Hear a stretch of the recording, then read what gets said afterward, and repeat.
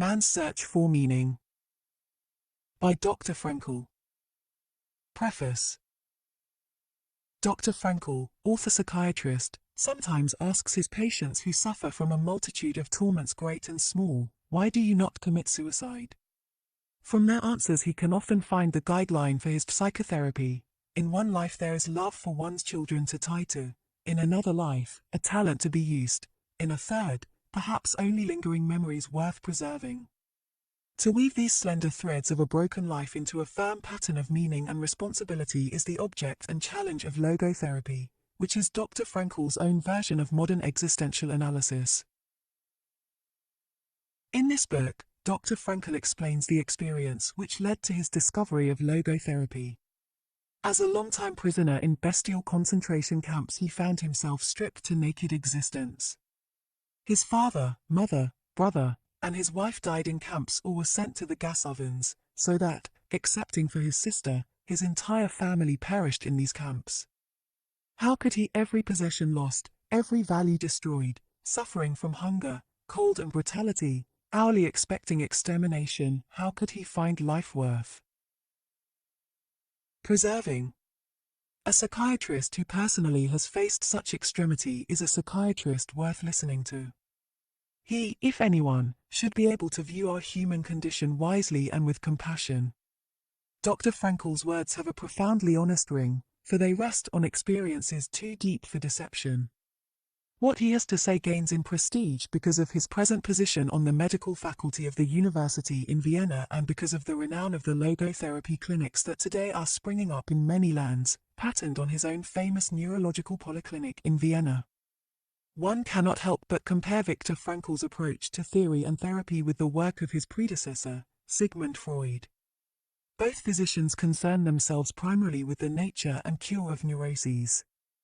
Freud finds the root of these distressing disorders in the anxiety caused by conflicting and unconscious motives.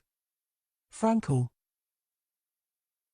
distinguishes several forms of neurosis and traces some of them, the neurogenic neuroses, to the failure of the sufferer to find meaning and a sense of responsibility in his existence. Freud stresses frustration in the sexual life, Frankl, frustration in the will to meaning. In Europe today there is a marked turning away from Freud and a widespread embracing of existential analysis, which takes several related forms, the school of logotherapy being one. It is characteristic of Frankl's tolerant outlook that he does not repudiate Freud, but builds gladly on his contributions, nor does he quarrel with other forms of existential therapy, but welcomes kinship with them. The present narrative, brief though it is artfully constructed and gripping. On 2 occasions I have read it through at a single sitting, unable to break away from its spell. Somewhere beyond the midpoint of the story, Dr. Frankl introduces his own philosophy of logotherapy. He introduces it so gently into the continuing narrative that only after finishing the book does the reader realize that here is an essay of profound depth, and not just one more brutal tale of concentration camps. From this autobiographical fragment the reader learns much. He learns what a human being does when he suddenly realizes he has nothing to lose except his so ridiculously naked life. Frankl's description of the mixed flow of emotion and apathy is arresting. First to the rescue comes a cold, detached curiosity concerning one's fate. Swiftly, too, come strategies to preserve the remnants of one's life, though the chances of surviving are slight. Hunger, humiliation, fear and deep anger at injustice are rendered tolerable by closely guarded images of beloved persons, by religion, by a grim sense of humor, and even by glimpses of the healing beauties of nature, a tree or a sunset. But these moments of comfort do not establish the will to live unless they help the prisoner make larger sense out of his apparently senseless suffering. It is here that we encounter the central theme of existentialism. To live is to suffer, to survive is to find meaning in the suffering. If there is a purpose in life at all, there must be a purpose in suffering and in dying. But no man can tell another what this purpose is. Each must find out for himself, and must accept the responsibility that his answer prescribes. If he succeeds, he will continue to grow in spite of all indignities. Frankl is fond of quoting Nietzsche, "He who has a why to live can bear with almost any how." In the concentration camp, every circumstance conspires to make the prisoner lose his hold. All the familiar goals in life are snatched away. What alone remains is the last of human freedoms, the ability to choose one's attitude in a given set of circumstances. This ultimate freedom, recognized by the ancient Stoics as well as by modern existentialists, takes on vivid significance in Frankl's story. The prisoners were only average men, but some, at least, by choosing to be worthy of their suffering, proved man's capacity to rise above his outward fate. As a psychotherapist, the author, of course, wants to know how men can be helped to achieve this distinctively human capacity. How can one awaken in a patient the feeling that he is responsible to life for something, however grim his circumstances may be?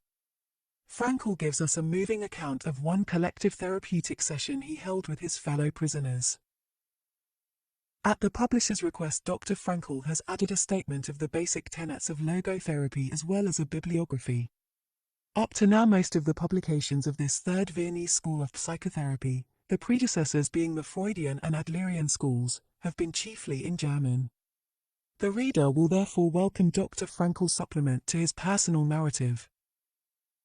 Unlike many European existentialists, Frankl is neither pessimistic nor anti-religious. On the contrary, for a writer who faces fully the ubiquity of suffering and the forces of evil, he takes a surprisingly hopeful view of man's capacity to transcend his predicament and discover an adequate guiding truth.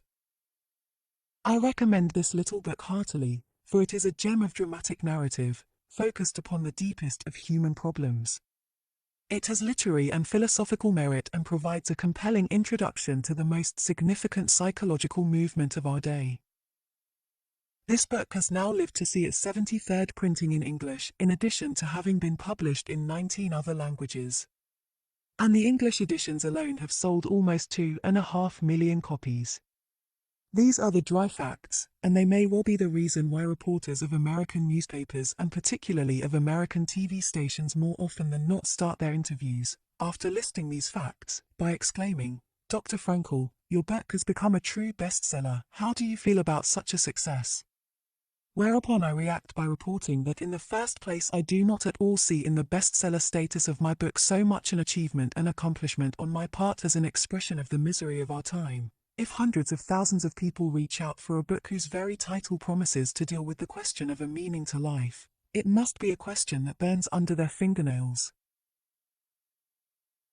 To be sure, something else may have contributed to the impact of the book. Its second, theoretical part, logotherapy in a nutshell, boils down, as it were, to the lesson one may distill from the first part, the autobiographical account, experiences in a concentration camp, whereas part 1 serves as the existential validation of my theories.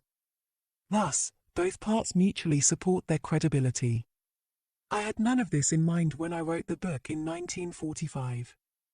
And I did so within 9 successive days and with the firm determination that the book would be published anonymously. In fact, the first printing of the original German version does not show my name on the cover, though at the last moment, just before the book's initial publication, I did finally give in to my friends who had urged me to let it be published with my name at least on the title page. At first, however, it had been written with the absolute conviction that, as an anonymous opus, it could never earn its author literary fame. I had wanted simply to convey to the reader, by way of a concrete example, that life holds a potential meaning under any conditions, even the most miserable ones.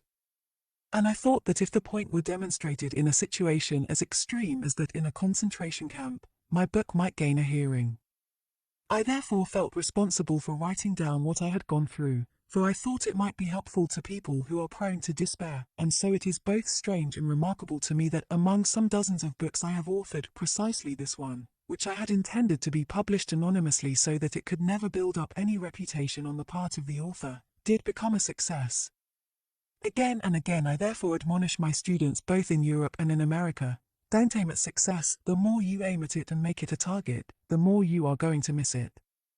For success, like happiness, cannot be pursued, it must ensue. And it only does so as the unintended side effect of one's personal dedication to a cause greater than oneself, or as the byproduct of one's surrender to a person other than oneself. Happiness must happen, and the same holds for success. You have to let it happen by not caring about it. I want you to listen to what your conscience commands you to do and go on to carry it out to the best of your knowledge. Then you will live to see that in the long run, I say, success will follow you precisely because you had forgotten to think of it. Should the following text of this book, dear reader, give you a lesson to learn from Auschwitz, the foregoing text of its preface can give you a lesson to learn from an unintentional bestseller. As to this new edition, a chapter has been added in order to update the theoretical conclusions of the book. Drawn from a lecture I gave as the honorary president of the Third World Congress of Logotherapy in the Auditorium Maximum of Regensburg University in West Germany, June 1983, it now forms the postscript 1984 to this book and is entitled The Case for a Tragic Optimism. The chapter addresses present-day concerns and how it is possible to say yes to life in spite of all the tragic aspects of human existence. To hark back to its title, it is hoped that an optimism for our future may flow from the lesson learned from our tragic past. Experiences in a concentration camp. This book does not claim to be an account of facts and events but of personal experiences which millions of prisoners have suffered time and again. It is the inside story of a concentration camp, told by one of its survivors. This tale is not concerned with the great horrors, which have already been described often enough, though less often believed, but with the multitude of small torments. In other words, it will try to answer this question: how was everyday life in a concentration camp reflected in the mind of the average prisoner? Most of the events described here did not take place in the large and famous camps, but in the small ones where most of the real extermination took place. This story is not about the suffering and death of great heroes and martyrs, nor is it about the prominent capos, prisoners who acted as trustees, having special privileges, or well-known prisoners. Thus it is not so much concerned with the sufferings of the mighty, but with the sacrifices, the crucifixion and the deaths of the great army of unknown and unrecorded victims. It was these common prisoners, who bore no distinguishing marks on their sleeves, whom the capos really despised. While these ordinary prisoners had little or nothing to eat, the capos were never hungry. In fact, many of the capos fared better in the camp than they had in their entire lives. Often they were harder on the prisoners than were the guards, and beat them more cruelly than the SS men did. These capos, of course, were chosen only from those prisoners whose characters promised to make them suitable for such procedures, and if they did not comply with what was expected of them, they were immediately demoted. They soon became much like the SS men and the camp wardens and may be judged on a similar psychological basis. It is easy for the outsider to get the wrong conception of camp life, a conception mingled with sentiment and pity. Little does he know of the hard fight for existence which raged among the prisoners.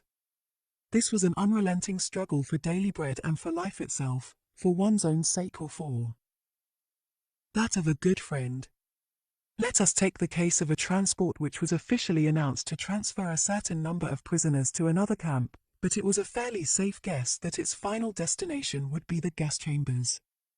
A selection of sick or feeble prisoners incapable of work would be sent to one of the big central camps which were fitted with gas chambers and crematoriums. The selection process was the signal for a free fight among all the prisoners, or of group against group.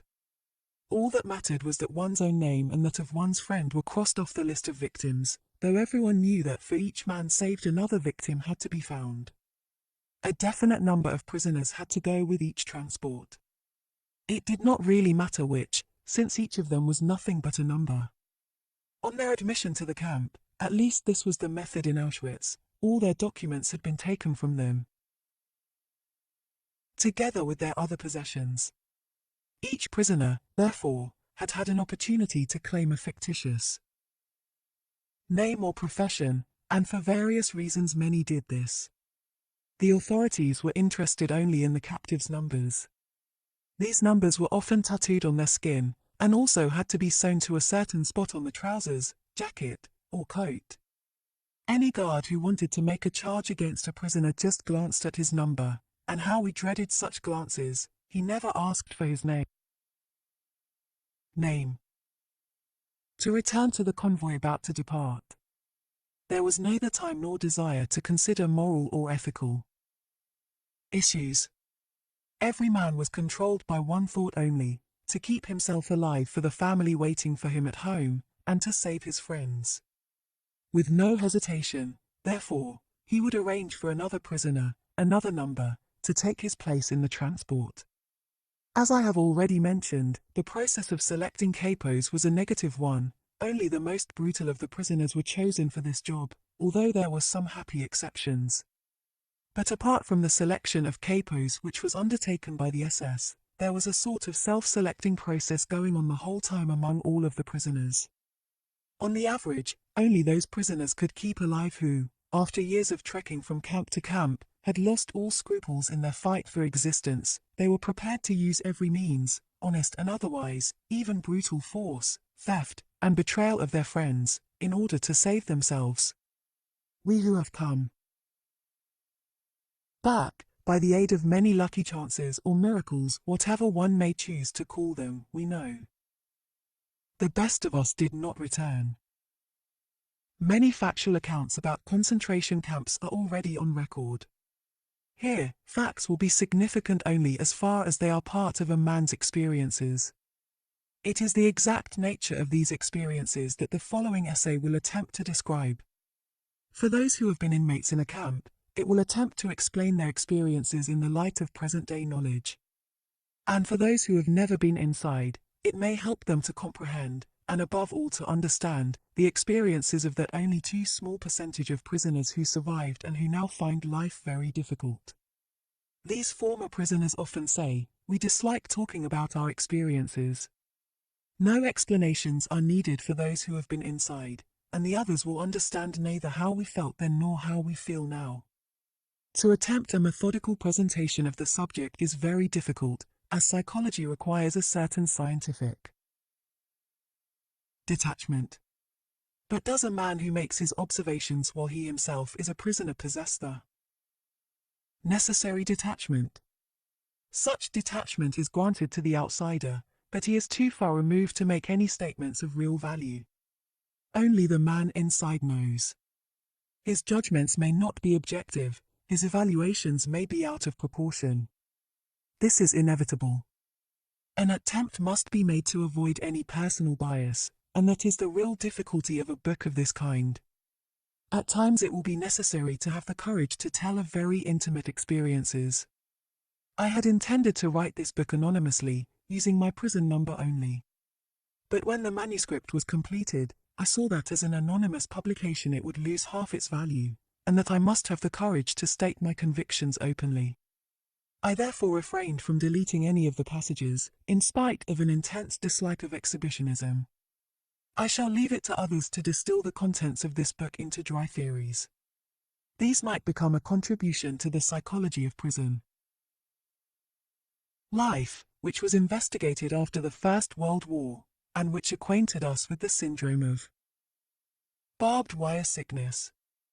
We are indebted to the Second World War for enriching our knowledge of the psychopathology of the masses, if one may quote a variation of the well-known phrase and title of a book by Le Bon, for the war gave us the war of nerves and it gave us the concentration camp. As this story is about my experiences as an ordinary prisoner, it is important that I mention, not without pride, that I was not employed as a psychiatrist in camp, or even as a doctor, except for the last few weeks. A few of my colleagues were lucky enough to be employed in poorly heated first aid posts supplying bandages made of scraps of waste paper.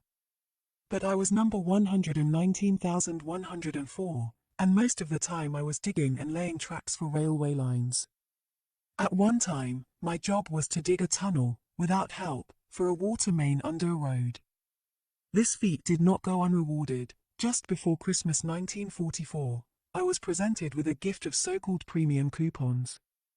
These were issued by the construction firm to which we were practically sold as slaves. The firm paid the camp authorities a fixed price per day, per prisoner. The coupons cost the firm 50 pfennigs each and could be exchanged for 6 cigarettes, often weeks later. Although they sometimes lost their validity, I became the proud owner of a token worth 12 cigarettes. But more important, the cigarettes could be exchanged for 12 soups, and 12 soups were often a very real respite from starvation. The privilege of actually smoking cigarettes was reserved for the capo, who had his assured quota of weekly coupons, or possibly for a prisoner who worked as a foreman in a warehouse or workshop and received a few cigarettes in exchange for doing dangerous jobs. The only exceptions to this were those who had lost the will to live and wanted to enjoy their last days. Thus, when we saw a comrade smoking his own cigarettes, we knew he had given up faith in his strength to carry on, and, once lost, the will to live seldom returned. When one examines the vast amount of material which has been amassed as the result of many prisoners' observations and experiences, 3 phases of the inmate's mental reactions to camp life become apparent: the period following his admission, the period when he is well entrenched in camp routine, and the period following his release and liberation. The symptom that characterizes the first phase is shock. Under certain conditions, shock may even precede the prisoner's formal admission to the camp. I shall give as an example the circumstances of my own admission. 1,500 persons had been traveling by train for several days and nights. There were 80 people in each coach. All had to lie on top of their luggage, the few remnants of their personal possessions. The carriages were so full that only the top parts of the windows were free to let in the grey of dawn. Everyone expected the train to head for some munitions factory, in which we would be employed as forced labour. We did not know whether we were still in Silesia or already in Poland. The engine's whistle had an uncanny sound, like a cry for help sent out in commiseration for the unhappy load which it was destined to lead into perdition. Then the train shunted, obviously nearing a main station. Suddenly a cry broke from the ranks of the anxious passengers: "There is a sign, Auschwitz!" Everyone's heart missed a beat at that moment. Auschwitz, the very name, stood for all that was horrible: gas chambers, crematoriums, massacres. Slowly, almost hesitatingly, the train moved on as if it wanted to spare its passengers the dreadful realization as long as possible: Auschwitz. With the progressive dawn, the outlines of an immense camp became visible: long stretches of several rows of barbed wire fences, watchtowers, searchlights, and long columns of ragged human figures, grey in the greyness of dawn, trekking along the straight desolate roads, to what destination we did not know. There were isolated shouts and whistles of command. We did not know their meaning. My imagination led me to see gallows with people dangling on them. I was horrified, but this was just as well, because step by step we had to become accustomed to a terrible and immense horror. Eventually we moved into the station. The initial silence was interrupted by shouted commands. We were to hear those rough, shrill tones from then on, over and over again in all the camps. Their sound was almost like the last cry of a victim, and yet there was a difference.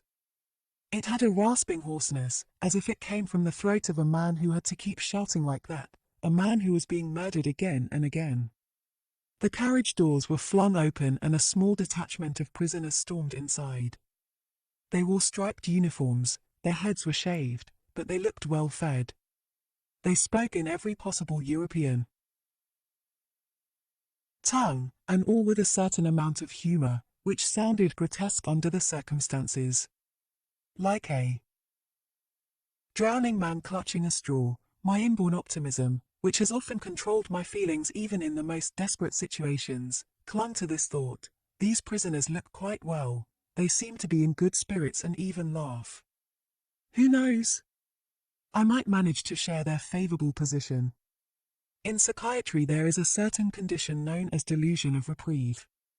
The condemned man, immediately before his execution, gets the illusion that he might be reprieved at the very last minute. We, too, clung to shreds of hope and believed to the last moment that it would not be so bad. Just the sight of the red cheeks and round faces of those prisoners was a great encouragement. Little did we know then that they formed a specially chosen elite, who for years had been the receiving squad for new transports as they rolled into the station day after day. They took charge of the new arrivals and their luggage, including scarce items, and smuggled jewelry. Auschwitz must have been a strange spot in this Europe of the last years of the war. There must have been unique treasures of gold and silver, platinum and diamonds, not only in the huge storehouses but also in the hands of the SS. 1,500 captives were cooped up in a shed built to accommodate probably 200 at the most.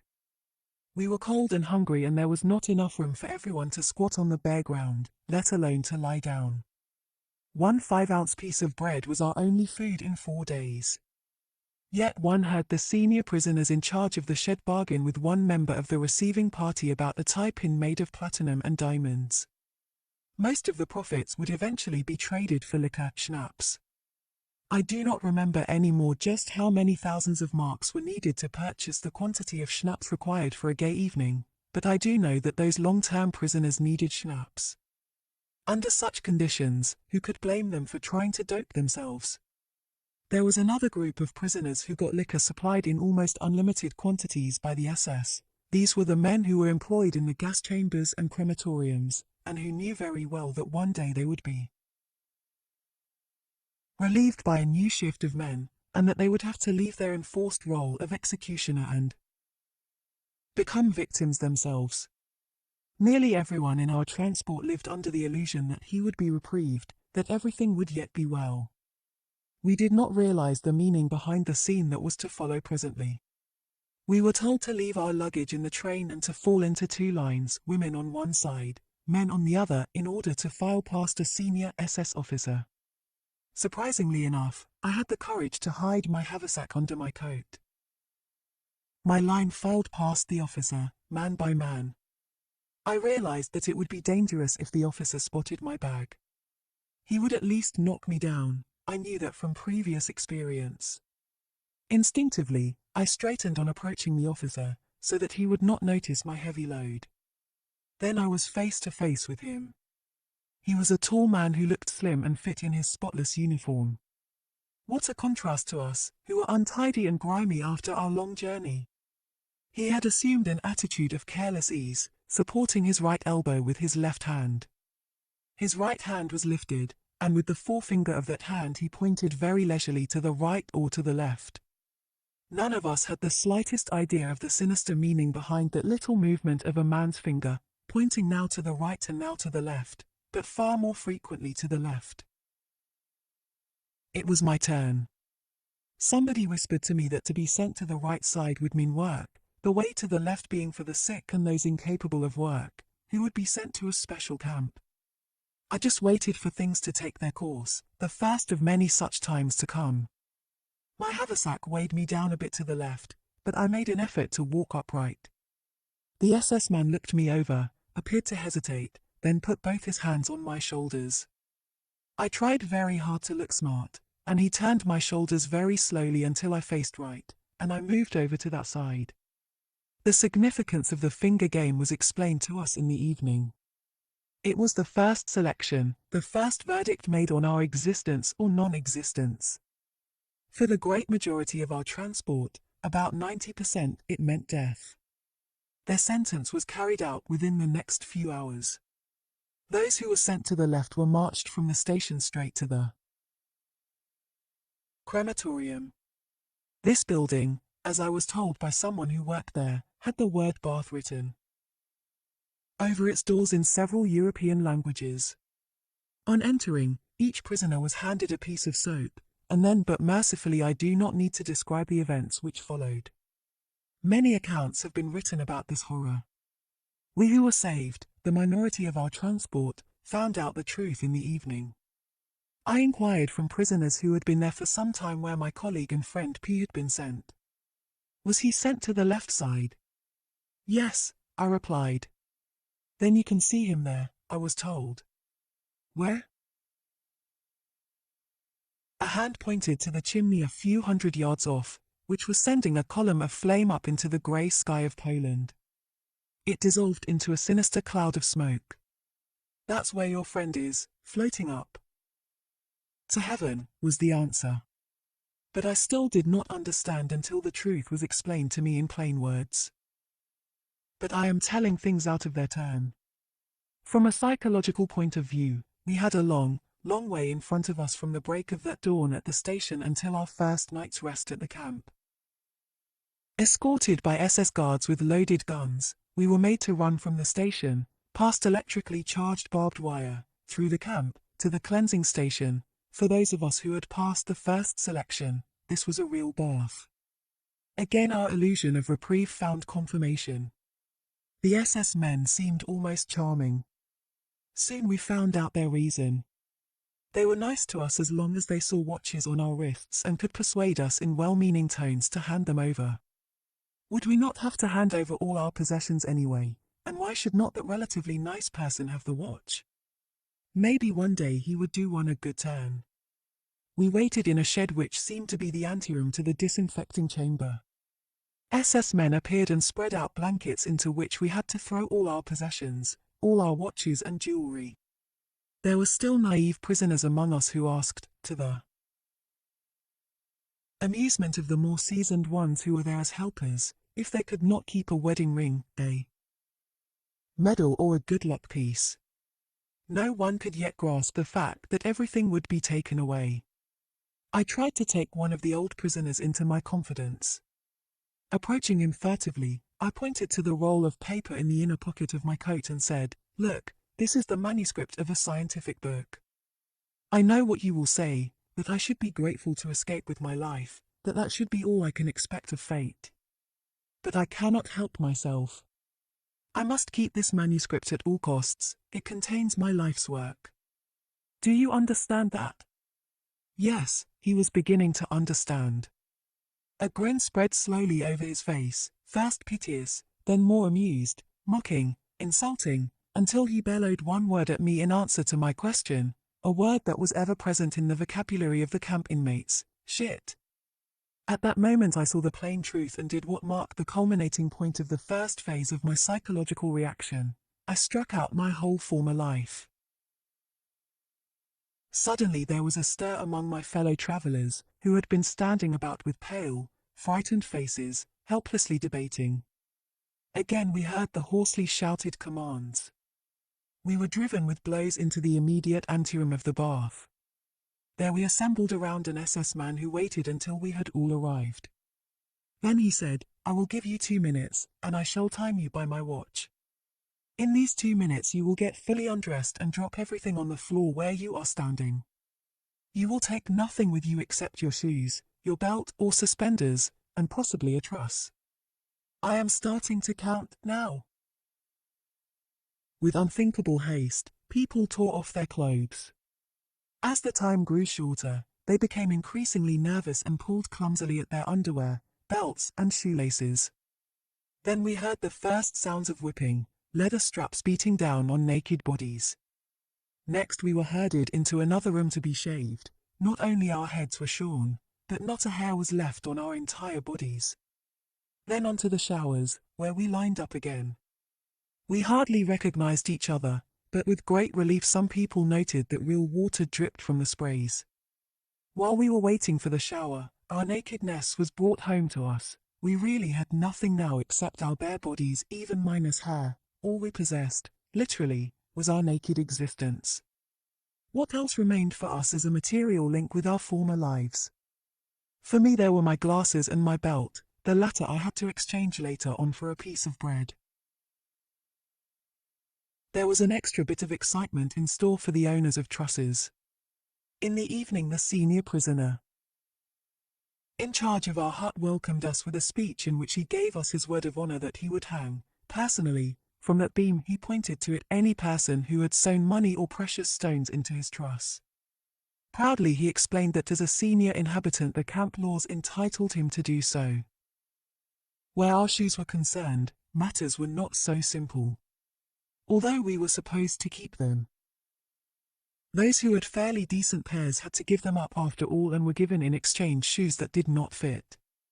In for real trouble were those prisoners who had followed the apparently well-meant advice, given in the anteroom, of the senior prisoners and had shortened their jackboots by cutting the tops off, then smearing soap on the cut edges to hide the sabotage. The SS men seemed to have waited for just that. All suspected of this crime had to go into a small adjoining room. After a time we again heard the lashings of the strap, and the screams of tortured men. This time it lasted for quite a while. Thus the illusions some of us still held were destroyed one by one, and then, quite unexpectedly, most of us were overcome by a grim sense of humor. We knew that we had nothing to lose except our so ridiculously naked lives. When the shower started to run, we all tried very hard to make fun, both about ourselves and about each other. After all, real water did flow from the sprays. Apart from that strange kind of humor, another sensation seized us: curiosity. I have experienced this kind of curiosity before, as a fundamental reaction towards certain strange circumstances. When my life was once endangered by a climbing accident, I felt only one sensation at the critical moment: curiosity as to whether I should come out of it alive or with a fractured skull or some other injuries. Cold curiosity predominated even in Auschwitz, somehow detaching the mind from its surroundings, which came to be regarded with a kind of objectivity. At that time one cultivated this state of mind as a means of protection. We were anxious to know what would happen next, and what would be the consequence, for example, of our standing in the open air, in the chill of late autumn, stark naked, and still wet from the showers. In the next few days our curiosity evolved into surprise that we did not catch cold. There were many similar surprises in store for new arrivals. The medical men among us learned first of all, textbooks tell lies. Somewhere it is said that man cannot exist without sleep for more than a stated number of hours. Quite wrong. I had been convinced that there were certain things I just could not do. I could not sleep without this, or I could not live with that or the other. The first night in Auschwitz we slept in beds which were constructed in tiers. On each tier, measuring about 6.5 to 8 feet, slept 9 men, directly on the boards. 2 blankets were shared by each 9 men. We could, of course, lie only on our sides, crowded and huddled against each other, which had some advantages because of the bitter cold. Though it was forbidden to take shoes up to the bunks, some people did use them secretly as pillows in spite of the fact that they were caked with mud. Otherwise one's head had to rest on the crook of an almost dislocated arm. And yet sleep came and brought oblivion and relief from pain for a few hours. I would like to mention a few similar surprises on how much we could endure. We were unable to clean our teeth, and yet, in spite of that and a severe vitamin deficiency, we had healthier gums than ever before. We had to wear the same shirts for half a year, until they had lost all appearance of being shirts. For days we were unable to wash, even partially, because of frozen water pipes, and yet the sores and abrasions on hands which were dirty from work in the soil did not suppurate, that is, unless there was frostbite. Or for instance, a light sleeper, who used to be disturbed by the slightest noise in the next room, now found himself lying pressed against a comrade who snored loudly a few inches from his ear and yet slept quite soundly through the noise. If someone now asked of us the truth of Dostoevsky's statement that flatly defines man as a being who can get used to anything, we would reply, yes, a man can get used to anything, but do not ask us how. But our psychological investigations have not taken us that far yet. Neither had we prisoners reached that point. We were still in the first phase of our psychological reactions. The thought of suicide was entertained by nearly everyone, if only for a brief time. It was born of the hopelessness of the situation, the constant danger of death looming over us daily and hourly, and the closeness of the deaths suffered by many of the others. From personal convictions which will be mentioned later, I made myself a firm promise, on my first evening in camp, that I would not run into the wire. This was a phrase used in camp to describe the most popular method of suicide, touching the electrically charged barbed wire fence. It was not entirely difficult for me to make this decision. There was little point in committing suicide, since, for the average inmate, life expectation, calculating objectively and counting all likely chances, was very poor. He could not with any assurance expect to be among the small percentage of men who survived all the selections.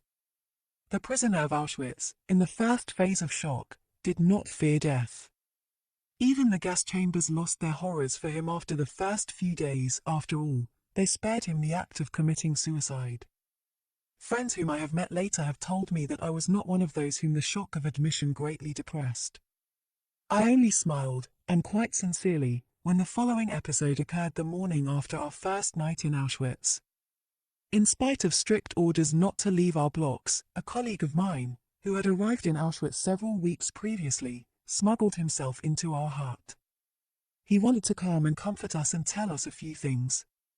He had become so thin that at first we did not recognize him. With a show of good humor and a devil-may-care attitude, he gave us a few hurried tips. Don't be afraid. Don't fear the selections. Dr. M, the SS medical chief, has a soft spot for doctors. This was wrong. My friend's kindly words were misleading. One prisoner, the doctor of a block of huts and a man of some 60 years, told me how he had entreated Dr. M to let off his son, who was destined for gas. Dr. M coldly refused. But one thing I beg of you, he continued, shave daily, if at all possible, even if you have to use a piece of glass to do it. Even if you have to give your last piece of bread for it. You will look younger and the scraping will make your cheeks look ruddier. If you want to stay alive, there is only one way, look fit for work. If you even limp, because, let us say, you have a small blister on your heel, and an SS man spots this, he will wave you aside and the next day you are sure to be gassed. Do you know what we mean by a Muslim? A man who looks miserable, down and out, sick and emaciated, and who cannot manage hard physical labor any longer, that is a Muslim. Sooner or later, usually sooner, every Muslim goes to the gas chambers. Therefore, remember, shave, stand, and walk smartly, then you need not be afraid of gas. All of you standing here, even if you have only been here 24 hours, you need not fear gas, except perhaps you. And then he pointed to me and said, I hope you don't mind my telling you frankly. To the others he repeated, of all of you he is the only one who must fear the next selection. So, don't worry. And I smiled. I am now convinced that anyone in my place on that day would have done the same. I think it was Lessing who once said, there are things which must cause you to lose your reason or you have none to lose. An abnormal reaction to an abnormal situation is normal behavior. Even we psychiatrists expect the reactions of a man to an abnormal situation, such as being committed to an asylum, to be abnormal in proportion to the degree of his normality. The reaction of a man to his admission to a concentration camp also represents an abnormal state of mind, but judged objectively it is a normal and, as will be shown later, typical reaction to the given circumstances. These reactions, as I have described them, began to change in a few days. The prisoner passed from the first to the second phase, the phase of relative apathy in which he achieved a kind of emotional death. Apart from the already described reactions, the newly arrived prisoner experienced the tortures of other most painful emotions, all of which he tried to deaden. First of all, there was his boundless longing for his home and his family. This often could become so acute that he felt himself consumed by longing. Then there was disgust with all the ugliness which surrounded him, even in its mere external forms. Most of the prisoners were given a uniform of rags which would have made a scarecrow elegant by comparison. Between the huts in the camp lay pure filth, and the more one worked to clear it away, the more one had to come in contact with it. It was a favorite practice to detail a new arrival to a work group whose job was to clean the latrines and remove the sewage. If, as usually happened, some of the excrement splashed into his face during its transport over bumpy fields, any sign of disgust by the prisoner or any attempt to wipe off the filth would only be punished with a blow from a capo. And thus the mortification of normal reactions was hastened. At first the prisoner looked away if he saw the punishment parades of another group. He could not bear to see fellow prisoners march up and down for hours in the mire, their movements directed by blows. Days or weeks later things changed. Early in the morning, when it was still dark, the prisoner stood in front of the gate with his detachment, ready to march. He heard a scream and saw how a comrade was knocked down, pulled to his feet again, and knocked down once more. And why? He was feverish but had reported to sickbay at an improper time. He was being punished for this irregular attempt to be relieved of his duties. But the prisoner who had passed into the second stage of his psychological reactions did not avert his eyes anymore. By then his feelings were blunted, and he watched unmoved. Another example, he found himself waiting at sickbay, hoping to be granted 2 days of light work inside the camp because of injuries or perhaps edema or fever. He stood unmoved while a 12-year-old boy was carried in who had been forced to stand at attention for hours in the snow or to work outside with bare feet because there were no shoes for him in the camp. His toes had become frostbitten, and the doctor on duty picked off the black gangrenous stumps with tweezers, one by one. Disgust, horror, and pity are emotions that our spectator could not really feel anymore. The sufferers, the dying and the dead, became such commonplace sights to him after a few weeks of camp life that they could not move him anymore. I spent some time in a hut for typhus patients who ran very high temperatures and were often delirious, many of them moribund. After one of them had just died, I watched without any emotional upset the scene that followed, which was repeated over and over again with each death. One by one the prisoners approached the still warm body. One grabbed the remains of a messy meal of potatoes, another decided that the corpse's wooden shoes were an improvement on his own, and exchanged them. A third man did the same with the dead man's coat, and another was glad to be able to secure some, just imagine, genuine string. All this I watched with unconcern. Eventually I asked the nurse to remove the body. When he decided to do so, he took the corpse by its legs, allowing it to drop into the small corridor between the 2 rows of boards which were the beds for the 50 typhus patients, and dragged it across the bumpy earthen floor toward the door. The 2 steps which led up into the open air always constituted a problem for us, since we were exhausted from a chronic lack of food. After a few months' stay in the camp we could not walk up those steps, which were each about 6 inches high, without putting our hands on the door jambs to pull ourselves up. The man with the corpse approached the steps. Wearily he dragged himself up. Then the body, first the feet, then the trunk, and finally, with an uncanny rattling noise, the head of the corpse bumped up the 2 steps. My place was on the opposite side of the hut, next to the small, sole window, which was built near the floor. While my cold hands clasped a bowl of hot soup from which I sipped greedily, I happened to look out the window. The corpse which had just been removed stared in at me with glazed eyes. 2 hours before I had spoken to that man. Now I continued sipping my soup. If my lack of emotion had not surprised me from the standpoint of professional interest, I would not remember this incident now, because there was so little feeling involved in it. Apathy, the blunting of the emotions and the feeling that one could not care anymore, were the symptoms arising during the second stage of the prisoner's psychological reactions, and which eventually made him insensitive to daily and hourly beatings. By means of this insensibility the prisoner soon surrounded himself with a very necessary protective shell. Beatings occurred on the slightest provocation, sometimes for no reason at all. For example, bread was rationed out at our work site and we had to line up for it. Once, the man behind me stood off a little to one side and that lack of symmetry displeased the SS guard. I did not know what was going on in the line behind me, nor in the mind of the SS guard, but suddenly I received 2 sharp blows on my head. Only then did I spot the guard at my side who was using his stick. At such a moment it is not the physical pain which hurts the most, and this applies to adults as much as to punished children. It is the mental agony caused by the injustice, the unreasonableness of it all. Strangely enough, a blow which does not even find its mark can, under certain circumstances, hurt more than one that finds its mark. Once I was standing on a railway track in a snowstorm. In spite of the weather, our party had to keep on working. I worked quite hard at mending the track with gravel, since that was the only way to keep warm. For only one moment I paused to get my breath and to lean on my shovel. Unfortunately, the guard turned around just then and thought I was loafing. The pain he caused me was not from any insults or any blows. That guard did not think it worth his while to say anything, not even a swear word, to the ragged, emaciated figure standing before him, which probably reminded him only vaguely of a human form. Instead, he playfully picked up a stone and threw it at me.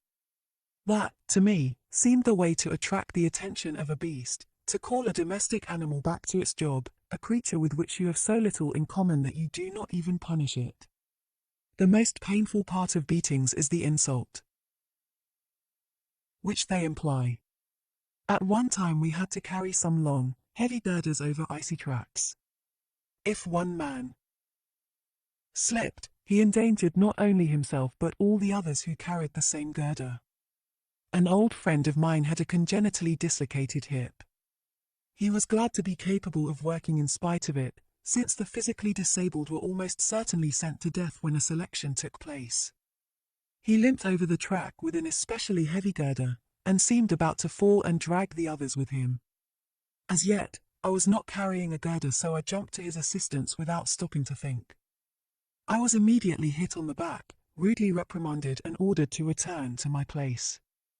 A few minutes previously, the same guard who struck me had told us deprecatingly that we pigs lacked the spirit of comradeship. Another time, in a forest, with the temperature at 2 degrees Fahrenheit, we began to dig up the topsoil, which was frozen hard, in order to lay water pipes. By then I had grown rather weak physically. Along came a foreman with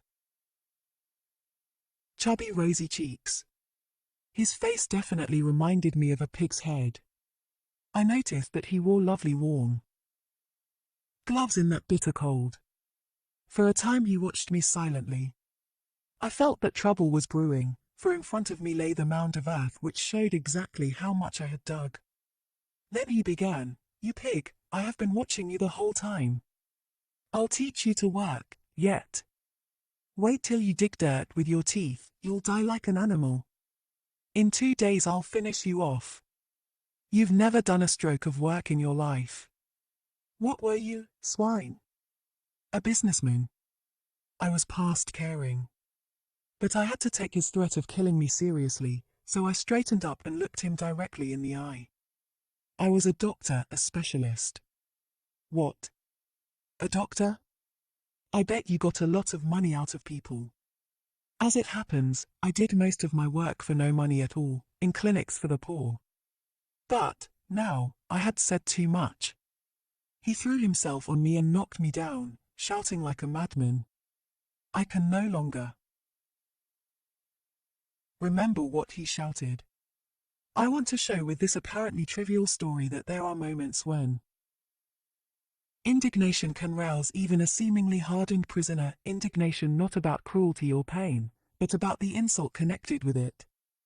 That time blood rushed to my head because I had to listen to a man judge my life who had so little idea of it. A man, I must confess, the following remark, which I made to my fellow prisoners after the scene, afforded me childish relief, who looked so vulgar and brutal that the nurse in the outpatient ward in my hospital would not even have admitted him to the waiting room. Fortunately, the capo in my working party was obligated to me. He had taken a liking to me because I listened to his love stories and matrimonial troubles, which he poured out during the long marches to our worksite.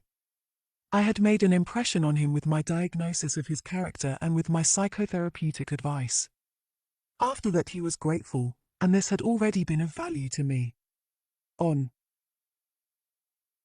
several previous occasions he had reserved a place for me next to him in one of the first 5 rows of our detachment, which usually consisted of 280 men. That favor was important. We had to line up early in the morning while it was still dark. Everybody was afraid of being late and of having to stand in the back rows. If men were required for an unpleasant and disliked job, the senior capo appeared and usually collected the men he needed from the back rows. These men had to march away to another, especially dreaded kind of work under the command of strange guards. Occasionally the senior capo chose men from the first 5 rows, just to catch those who tried to be clever. All protests and entreaties were silenced by a few well-aimed kicks, and the chosen victims were chased to the meeting place with shouts and blows. However, as long as my capo felt the need of pouring out his heart, this could not happen to me. I had a guaranteed place of honor next to him. But there was another advantage, too. Like nearly all the camp inmates, I was suffering from edema. My legs were so swollen and the skin on them so tightly stretched that I could scarcely bend my knees. I had to leave my shoes unlaced in order to make them fit my swollen feet. There would not have been space for socks even if I had had any. So my partly bare feet were always wet and my shoes always full of snow. This, of course, caused frostbite and chilblains. Every single step became real torture. Clumps of ice formed on our shoes during our marches over snow-covered fields. Over and again men slipped and those following behind stumbled on top of them. Then the column would stop for a moment, but not for long. One of the guards soon took action and worked over the men with the butt of his rifle to make them get up quickly. The more to the front of the column you were, the less often you were disturbed by having to stop and then to make up for lost time by running on your painful feet.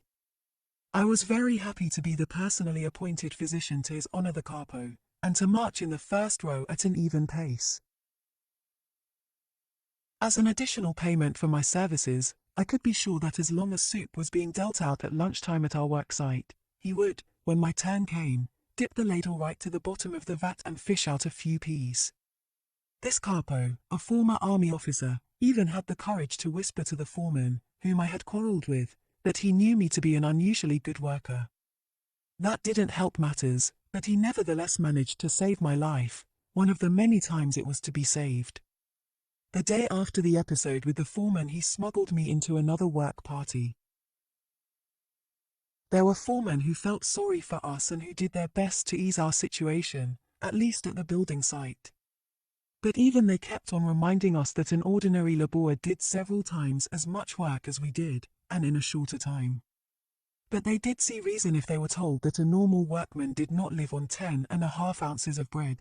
Theoretically, actually we often had less, and 1 3/4 pints of thin soup per day, that a normal laborer did not live under the mental stress we had to submit to, not having news of our families, who had either been sent to another camp or gassed right away, that a normal workman was not threatened by death continuously, daily and hourly. I even allowed myself to say once to a kindly foreman, "If you could learn from me how to do a brain operation in a shorter time as I am learning this road work from you, I would have great respect for you." And he grinned. Apathy, the main symptom of. The second phase was a necessary mechanism of self-defense. Reality dimmed, and all efforts and all emotions were centered on one task, preserving one's own life and that of the other fellow. It was typical to hear the prisoners, while they were being herded back to camp from their work sites in the evening, sigh with relief and say, "Well, another day is over."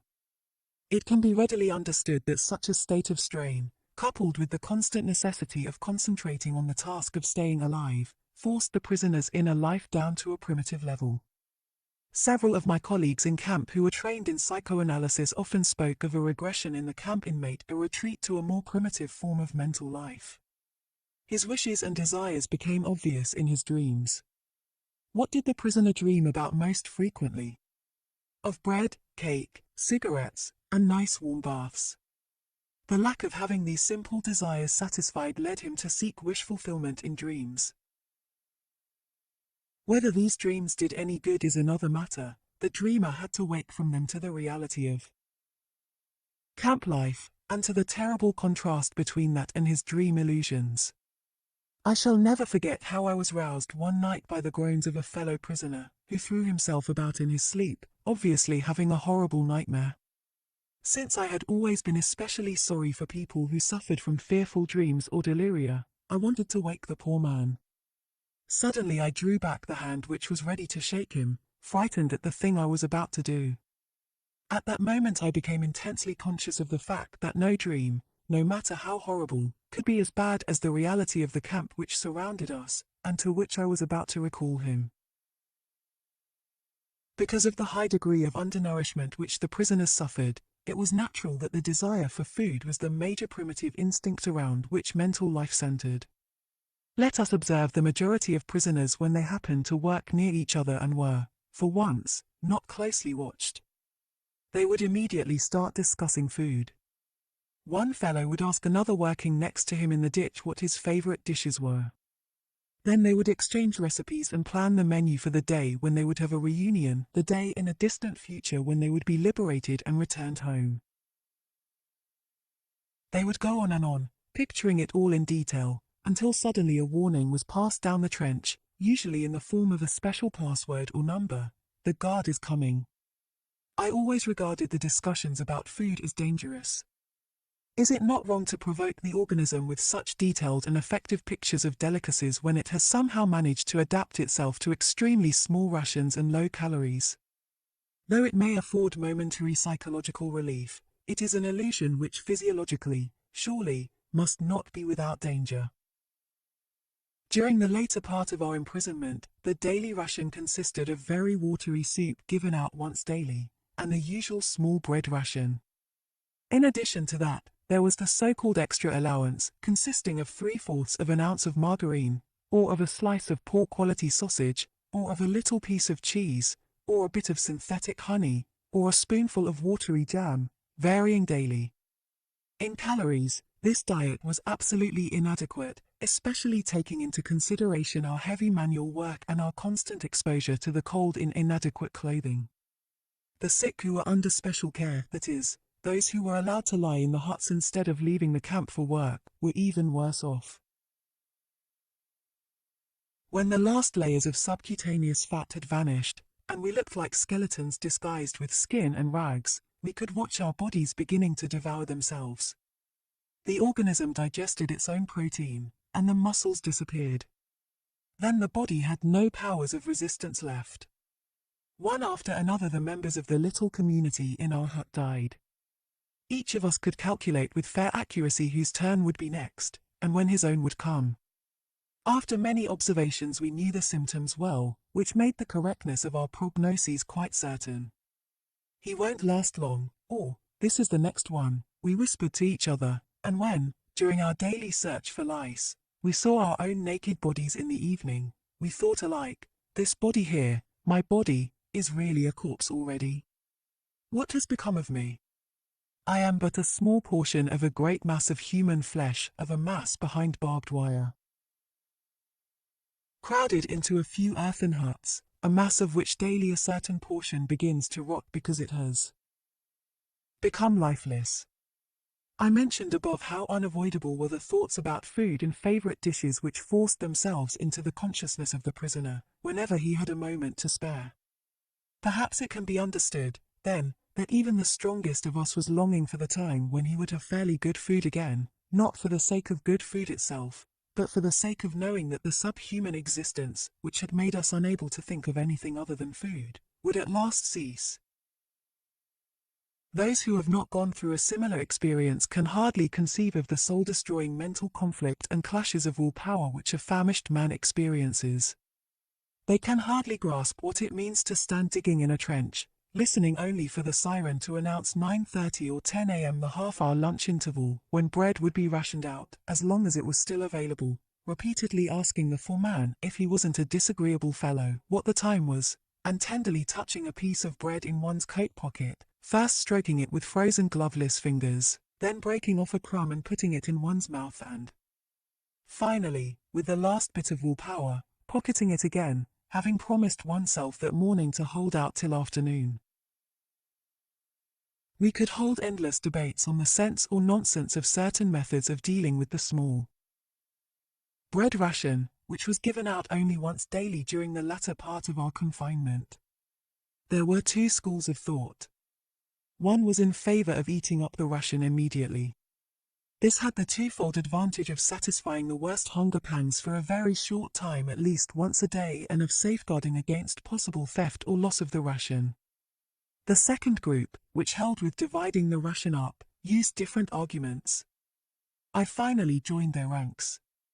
The most ghastly moment of the 24 hours of camp life was the awakening, when, at a still nocturnal hour, the 3 shrill blows of a whistle tore us pitilessly from our exhausted sleep and from the longings in our dreams. We then began the tussle with our wet shoes, into which we could scarcely force our feet, which were sore and swollen with edema. And there were the usual moans and groans about petty troubles, such as the snapping of wires which replaced shoelaces. One morning I heard someone, whom I knew to be brave and dignified, cry like a child because he finally had to go to the snowy marching grounds in his bare feet, as his shoes were too shrunken for him to wear. In those ghastly minutes, one found a little bit of comfort, a small piece of bread which I drew out of my pocket and munched with absorbed delight. Undernourishment, besides being the cause of the general preoccupation with food, probably also explains the fact that the sexual urge was generally absent. Apart from the initial effects of shock, this appears to be the only explanation of a phenomenon which a psychologist was bound to observe in those all-male camps, that, as opposed to all other strictly male establishments such as army barracks, there was little sexual perversion. Even in his dreams the prisoner did not seem to concern himself with sex, although his frustrated emotions and his finer, higher feelings did find definite expression in them. With the majority of the prisoners, the primitive life and the effort of having to concentrate on just saving one's skin led to a total disregard of anything not serving that purpose, and explained the prisoner's complete lack of sentiment. This was brought home to me on my transfer from Auschwitz to a camp affiliated with Dachau. The train which carried us, about 2,000 prisoners, passed through Vienna. At about midnight we passed one of the Viennese railway stations. The track was going to lead us past the street where I was born, past the house where I had lived many years of my life, in fact, until I was taken prisoner. There were 50 of us in the prison car, which had 2 small, barred peepholes. There was only enough room for one group to squat on the floor, while the others, who had to stand up for hours, crowded round the peepholes. Standing on tiptoe and looking past the others' heads through the bars of the window, I caught an eerie glimpse of my native town. We all felt more dead than alive, since we thought that our transport was heading for the camp at Mauthausen and that we had only 1 or 2 weeks to live. I had a distinct feeling that I saw the streets, the squares, and the houses of my childhood with the eyes of a dead man who had come back from another world and was looking down on a ghostly city. After hours of delay the train left the station. And there was the street, my street.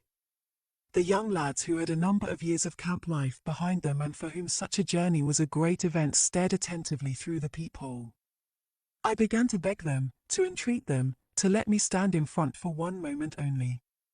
I tried to explain how much a look through that window meant to me just then. My request was refused with rudeness and cynicism. You lived here all those years. Well, then you have seen quite enough already. In general there was also a cultural hibernation in the camp. There were 2 exceptions to this: politics and religion. Politics were talked about everywhere in camp, almost continuously. The discussions were based chiefly on rumors, which were snapped up and passed around avidly. The rumors about the military situation were usually contradictory. They followed one another rapidly and succeeded only in making a contribution to the war of nerves that was waged in the minds of all the prisoners. Many times, hopes for a speedy end to the war, which had been fanned by optimistic rumors, were disappointed. Some men lost all hope, but it was the incorrigible optimists who were the most irritating companions. The religious interest of the prisoners, as far and as soon as it developed, was the most sincere imaginable. The depth and vigor of religious belief often surprised and moved a new arrival.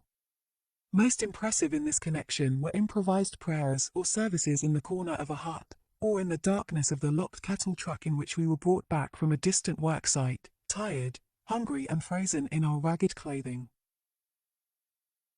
In the winter and spring of 1945 there was an outbreak of typhus which infected nearly all the prisoners. The mortality was great among the weak, who had to keep on with their hard work as long as they possibly could. The quarters for the sick were most inadequate, there were practically no medicines or attendants. Some of the symptoms of the disease were extremely disagreeable, an irrepressible aversion to even a scrap of food, which was an additional danger to life, and terrible attacks of delirium.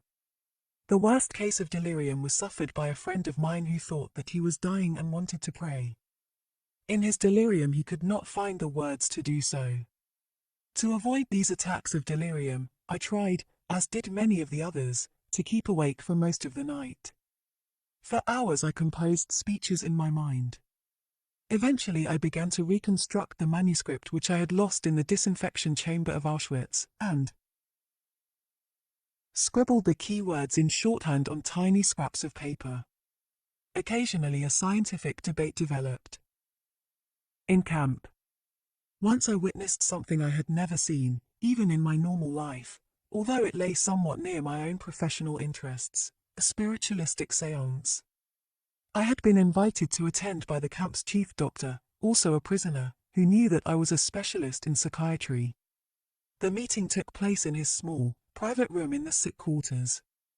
A small circle had gathered, among them, quite illegally, the warrant officer from the sanitation squad. One man began to invoke the spirits with a kind of prayer. The camp's clerk sat in front of a blank sheet of paper, without any conscious intention of writing. During the next 10 minutes, after which time the séance was terminated because of the medium's failure to conjure the spirits to appear, his pencil slowly drew lines across the paper, forming quite legibly WWII. It was asserted that the clerk had never learned Latin and that he had never before heard the words Vae Victis, woe to the vanquished. In my opinion he must have heard them once in his life, without recollecting them, and they must have been available to the spirit of his subconscious mind, at that time, a few months before our liberation and the end of the war. In spite of all the enforced physical and mental primitiveness of the life in a concentration camp, it was possible for spiritual life to deepen. Sensitive people who were used to a rich intellectual life may have suffered much pain. They were often of a delicate constitution, but the damage to their inner selves was less. They were able to retreat from their terrible surroundings to a life of inner riches and spiritual freedom. Only in this way can one explain the apparent paradox that some prisoners of a less hardy makeup often seem to survive camp life better than did those of a robust nature. In order to make myself clear, I am forced to fall back on personal experience.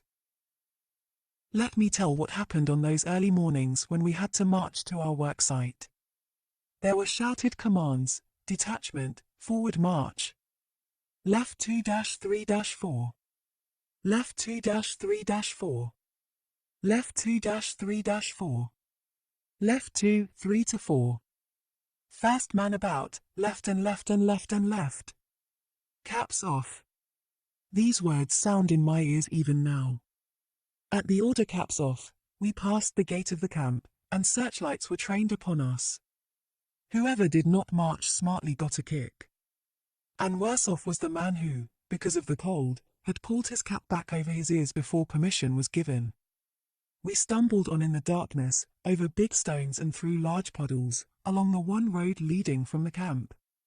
The accompanying guards kept shouting at us and driving us with the butts of their rifles. Anyone with very sore feet supported himself on his neighbor's arm. Hardly a word was spoken. The icy wind did not encourage talk. Hiding his mouth behind his upturned collar, the man marching next to me whispered suddenly, "If our wives could see us now! I do hope they are better off in their camps and don't know what is happening to us." That brought thoughts of my own wife to mind. And as we stumbled on for miles, slipping on icy spots, supporting each other time and again, dragging one another up and onward, nothing was said, but we both knew, each of us was thinking of his wife. Occasionally I looked at the sky, where the stars were fading and the pink light of the morning was beginning to spread behind a dark bank of clouds. But my mind clung to my wife's image, imagining it with an uncanny acuteness. I heard her answering me, saw her smile, her frank and encouraging look. Real or not, her look was then more luminous than the sun which was beginning to rise.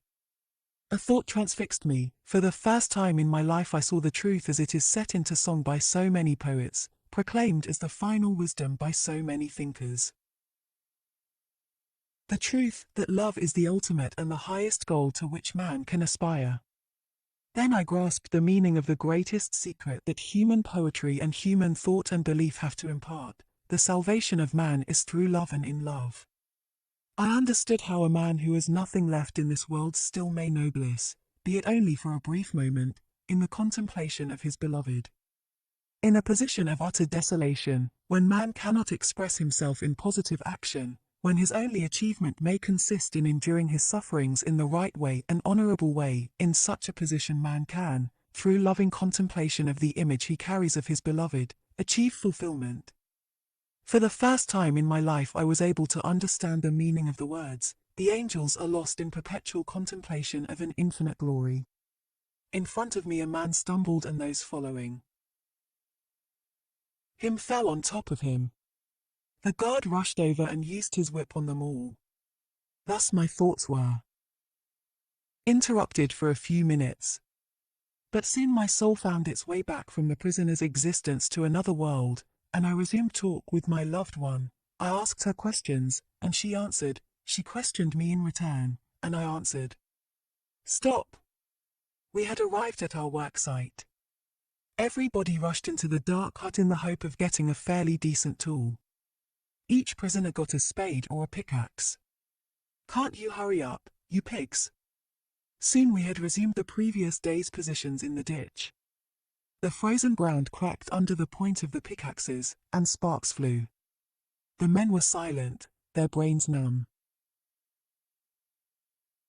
My mind still clung to the image of my wife. A thought crossed my mind. I didn't even know if she was still alive. I knew only one thing, which I have learned well by now. Love goes very far beyond the physical person of the beloved. It finds its deepest meaning in his spiritual being, his inner self.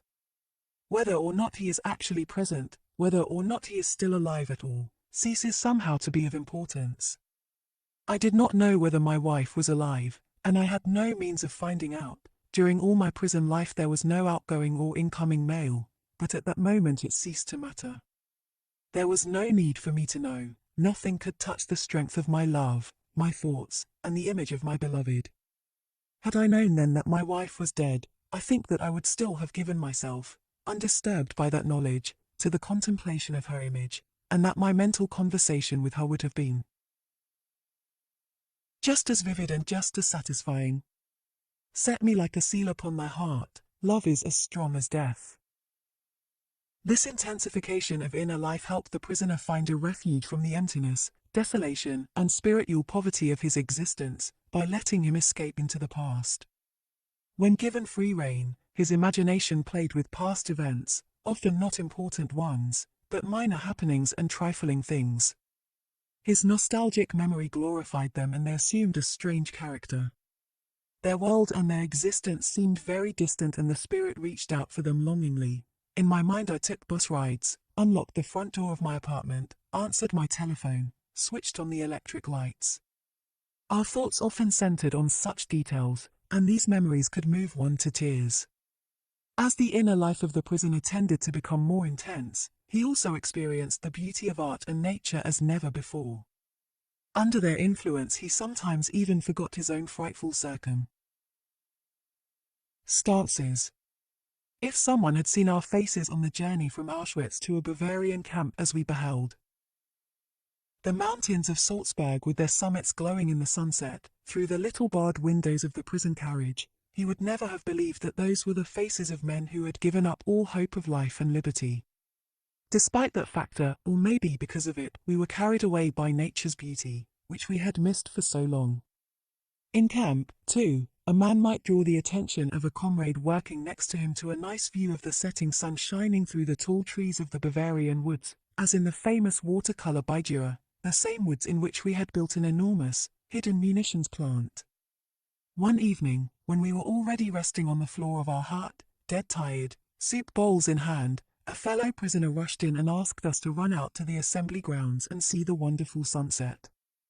Standing outside we saw sinister clouds glowing in the west and The whole sky alive with clouds of ever-changing shapes and colors, from steel blue to blood red.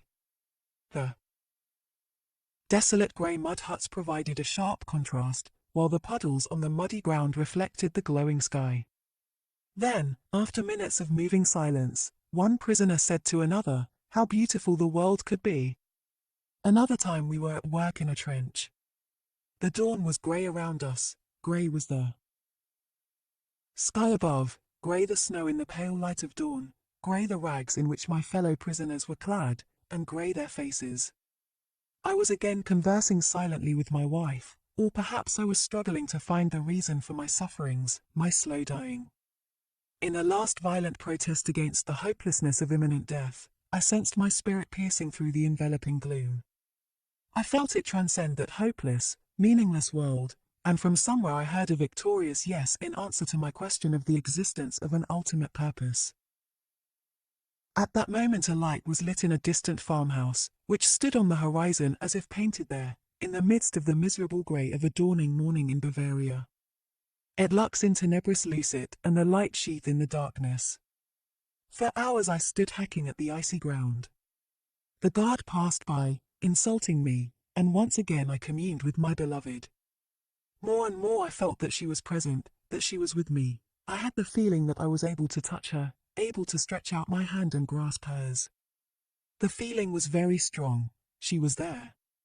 Then, at that very moment, a bird flew down silently and perched just in front of me, on the heap of soil which I had dug up from the ditch, and looked steadily at me. Earlier, I mentioned art. Is there such a thing in a concentration camp? It rather depends on what one chooses to call art. A kind of cabaret was improvised from time to time. A hut was cleared temporarily, a few wooden benches were pushed or nailed together and a program was drawn up. In the evening those who had fairly good positions in camp, the capos and the workers who did not have to leave camp on distant marches assembled there. They came to have a few laughs or perhaps to cry a little, anyway, to forget. There were songs, poems, jokes, some with underlying satire regarding the camp. All were meant to help us forget, and they did help. The gatherings were so effective that a few ordinary prisoners went to see the cabaret in spite of their fatigue even though they missed their daily portion of food by going. During the half-hour lunch interval when soup, which the contractors paid for and for which they did not spend much, was ladled out at our worksite, we were allowed to assemble in an unfinished engine room. On entering, everyone got a ladleful of the watery soup. While we sipped it greedily, a prisoner climbed onto a tub and sang Italian arias. We enjoyed the songs, and he was guaranteed a double helping of soup, straight from the bottom, that meant with peas. Rewards were given in camp not only for entertainment, but also for applause.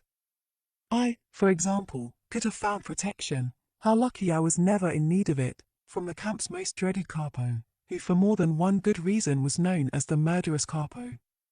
This is how it happened.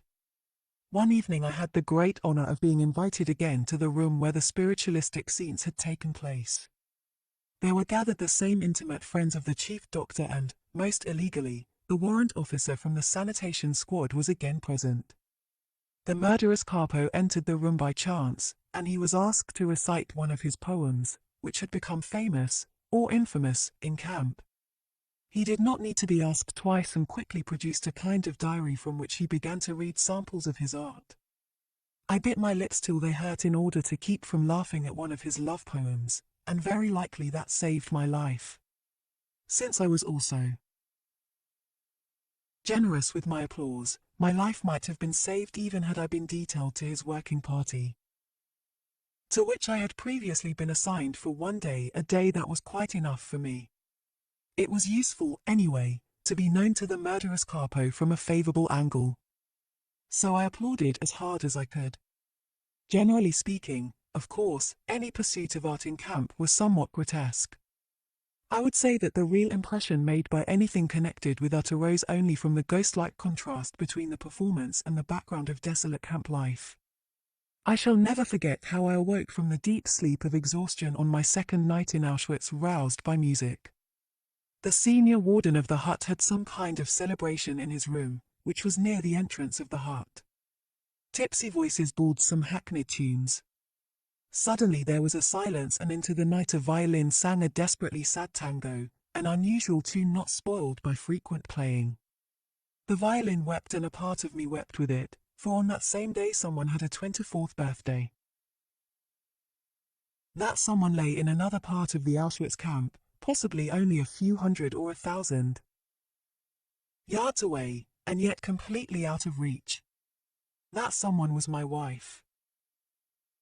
To discover that there was any semblance of art in a concentration camp must be surprise enough for an outsider, but he may be even more astonished to hear that one could find a sense of humor there as well, of course, only the faint trace of one, and then only for a few seconds or minutes.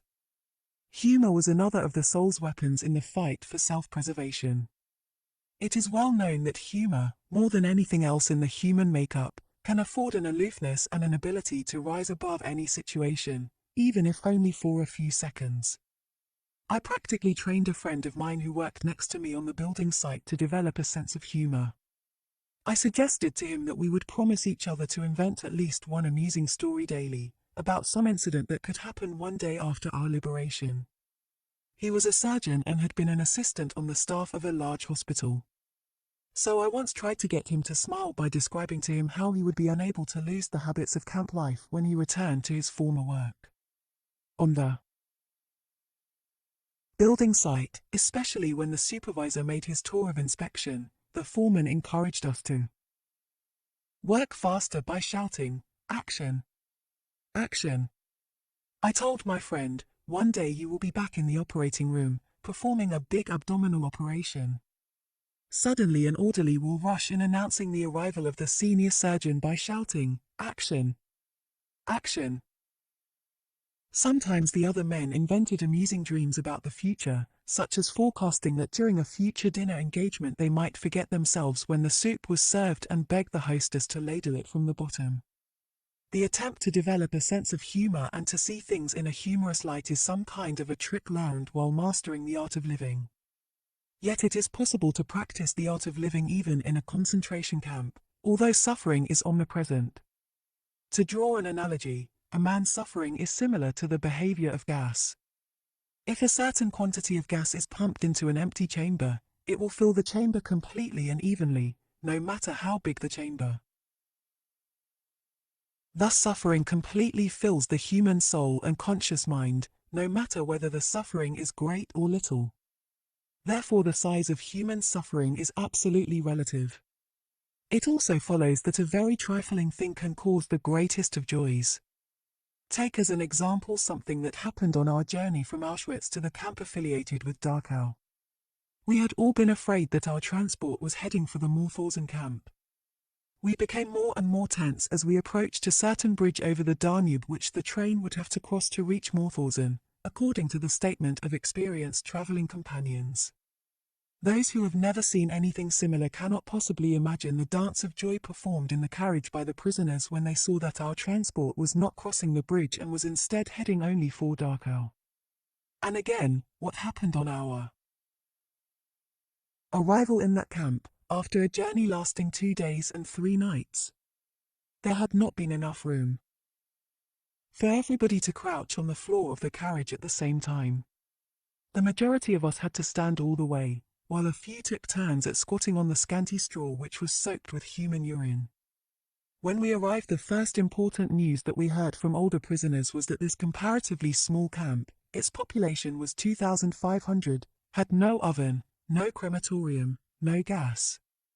That meant that a person who had become a Muslim could not be taken straight to the gas chamber, but would have to wait until a so-called sick convoy had been arranged to return to Auschwitz. This joyful surprise put us all in a good mood. The wish of the senior warden of our hut in Auschwitz had come true. We had come, as quickly as possible, to a camp which did not have a chimney, unlike Auschwitz. We laughed and cracked jokes in spite of, and during, all we had to go through in the next few hours. When we knew arrivals were counted, one of us was missing. So we had to wait outside in the rain and cold wind until the missing man was found. He was at last discovered in a hut, where he had fallen asleep from exhaustion. Then the roll call was turned into a punishment parade. All through the night and late into the next morning, we had to stand outside, frozen and soaked to the skin after the strain of our long journey. And yet we were all very pleased. There was no chimney in this camp, and Auschwitz was a long way off. Another time we saw a group of convicts pass our work site. How obvious the relativity of all suffering appeared to us then. We envied those prisoners their relatively well-regulated, secure and happy life. They surely had regular opportunities to take baths, we thought sadly. They surely had toothbrushes and clothes brushes, mattresses, a separate one for each of them, and monthly mail bringing them news of the whereabouts of their relatives, or at least of whether they were still alive or not. We had lost all that a long time ago. And how we envied those of us who had the opportunity to get into a factory and work in a sheltered room. It was everyone's wish to have such a life-saving piece of luck. The scale of relative luck extends even further. Even among those detachments outside the camp, in one of which I was a member, there were some units which were considered worse than others. One could envy a man who did not have to wade in deep, muddy clay on a steep slope emptying the tubs of a small field railway for 12 hours daily. Most of the daily accidents occurred on this job, and they were often fatal. In other work parties, the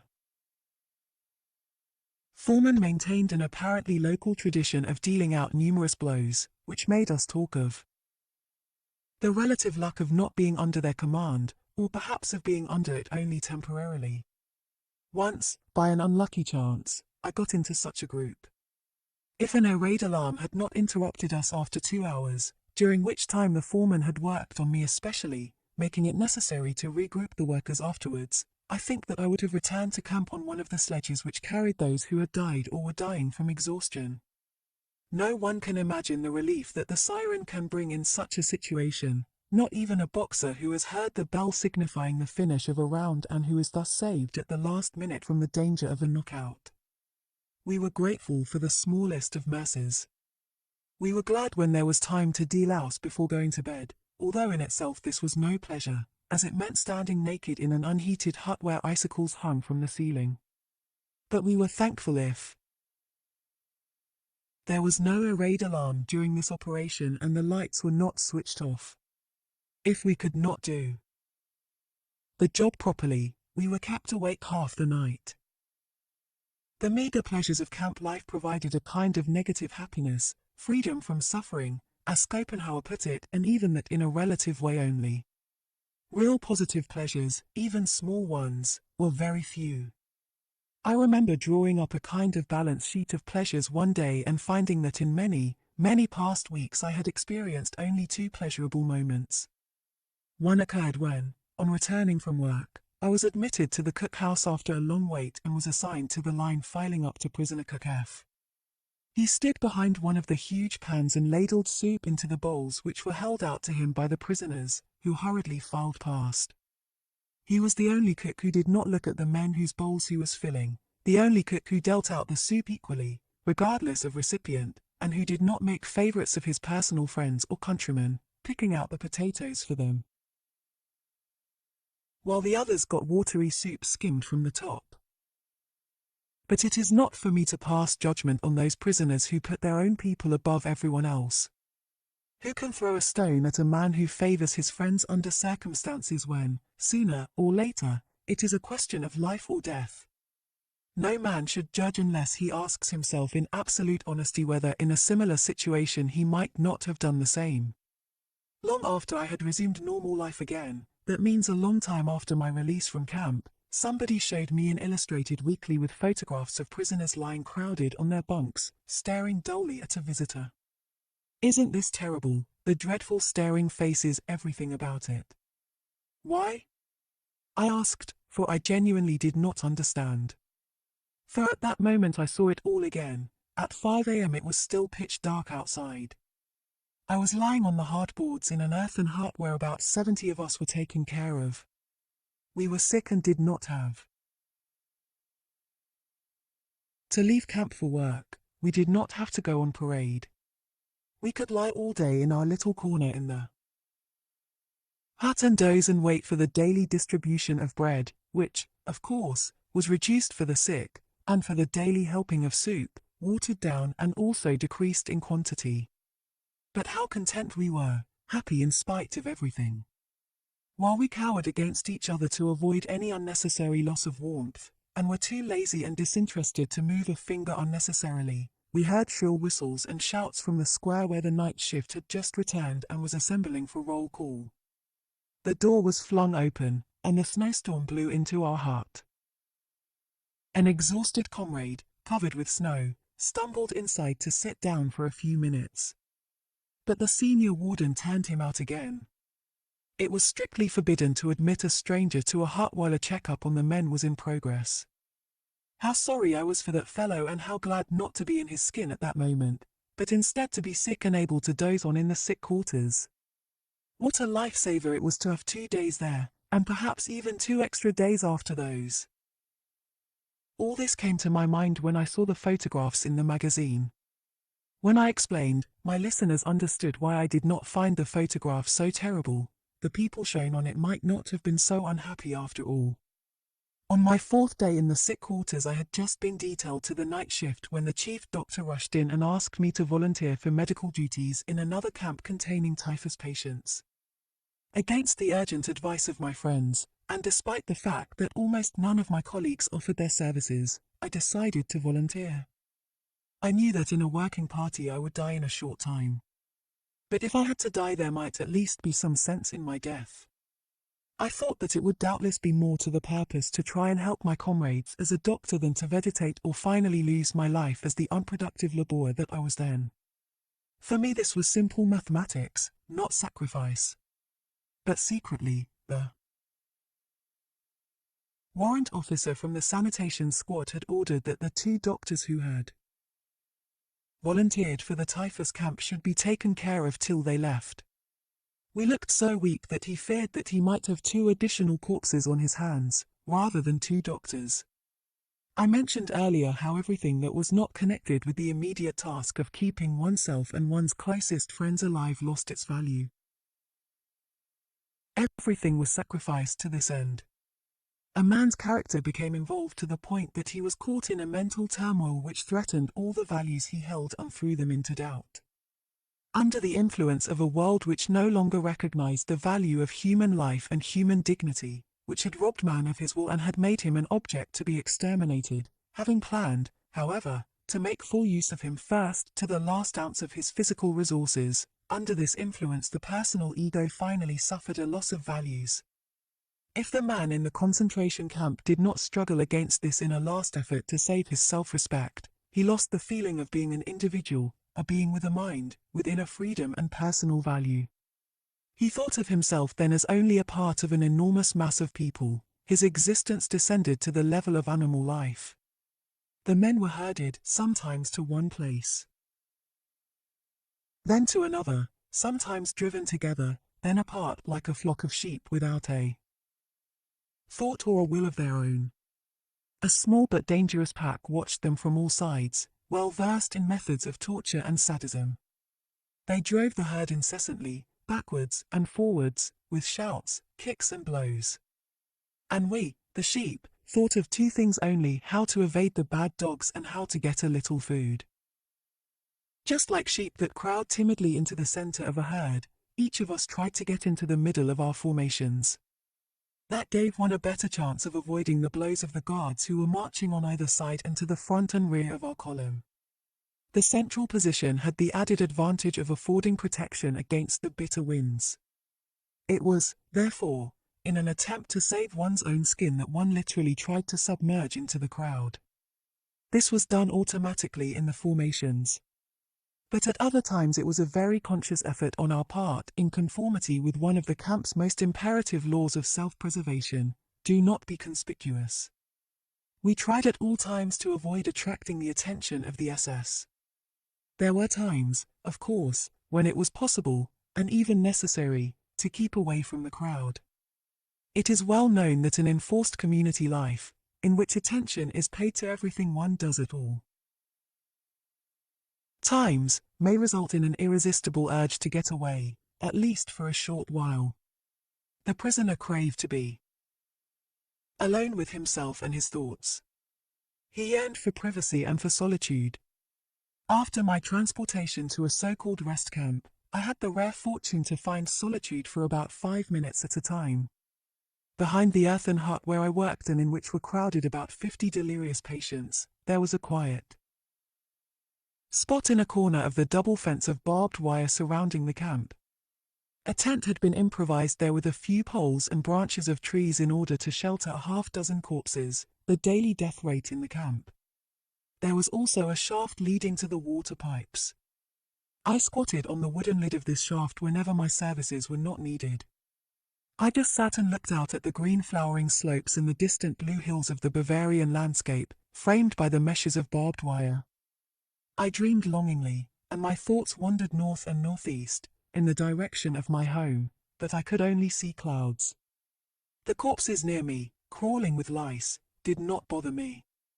Only the steps of passing guards could rouse me from my dreams, or perhaps it would be a call to the sickbay or to collect a newly arrived supply of medicine for my hut, consisting of perhaps 5 or 10 tablets of aspirin, to last for several days for 50 patients.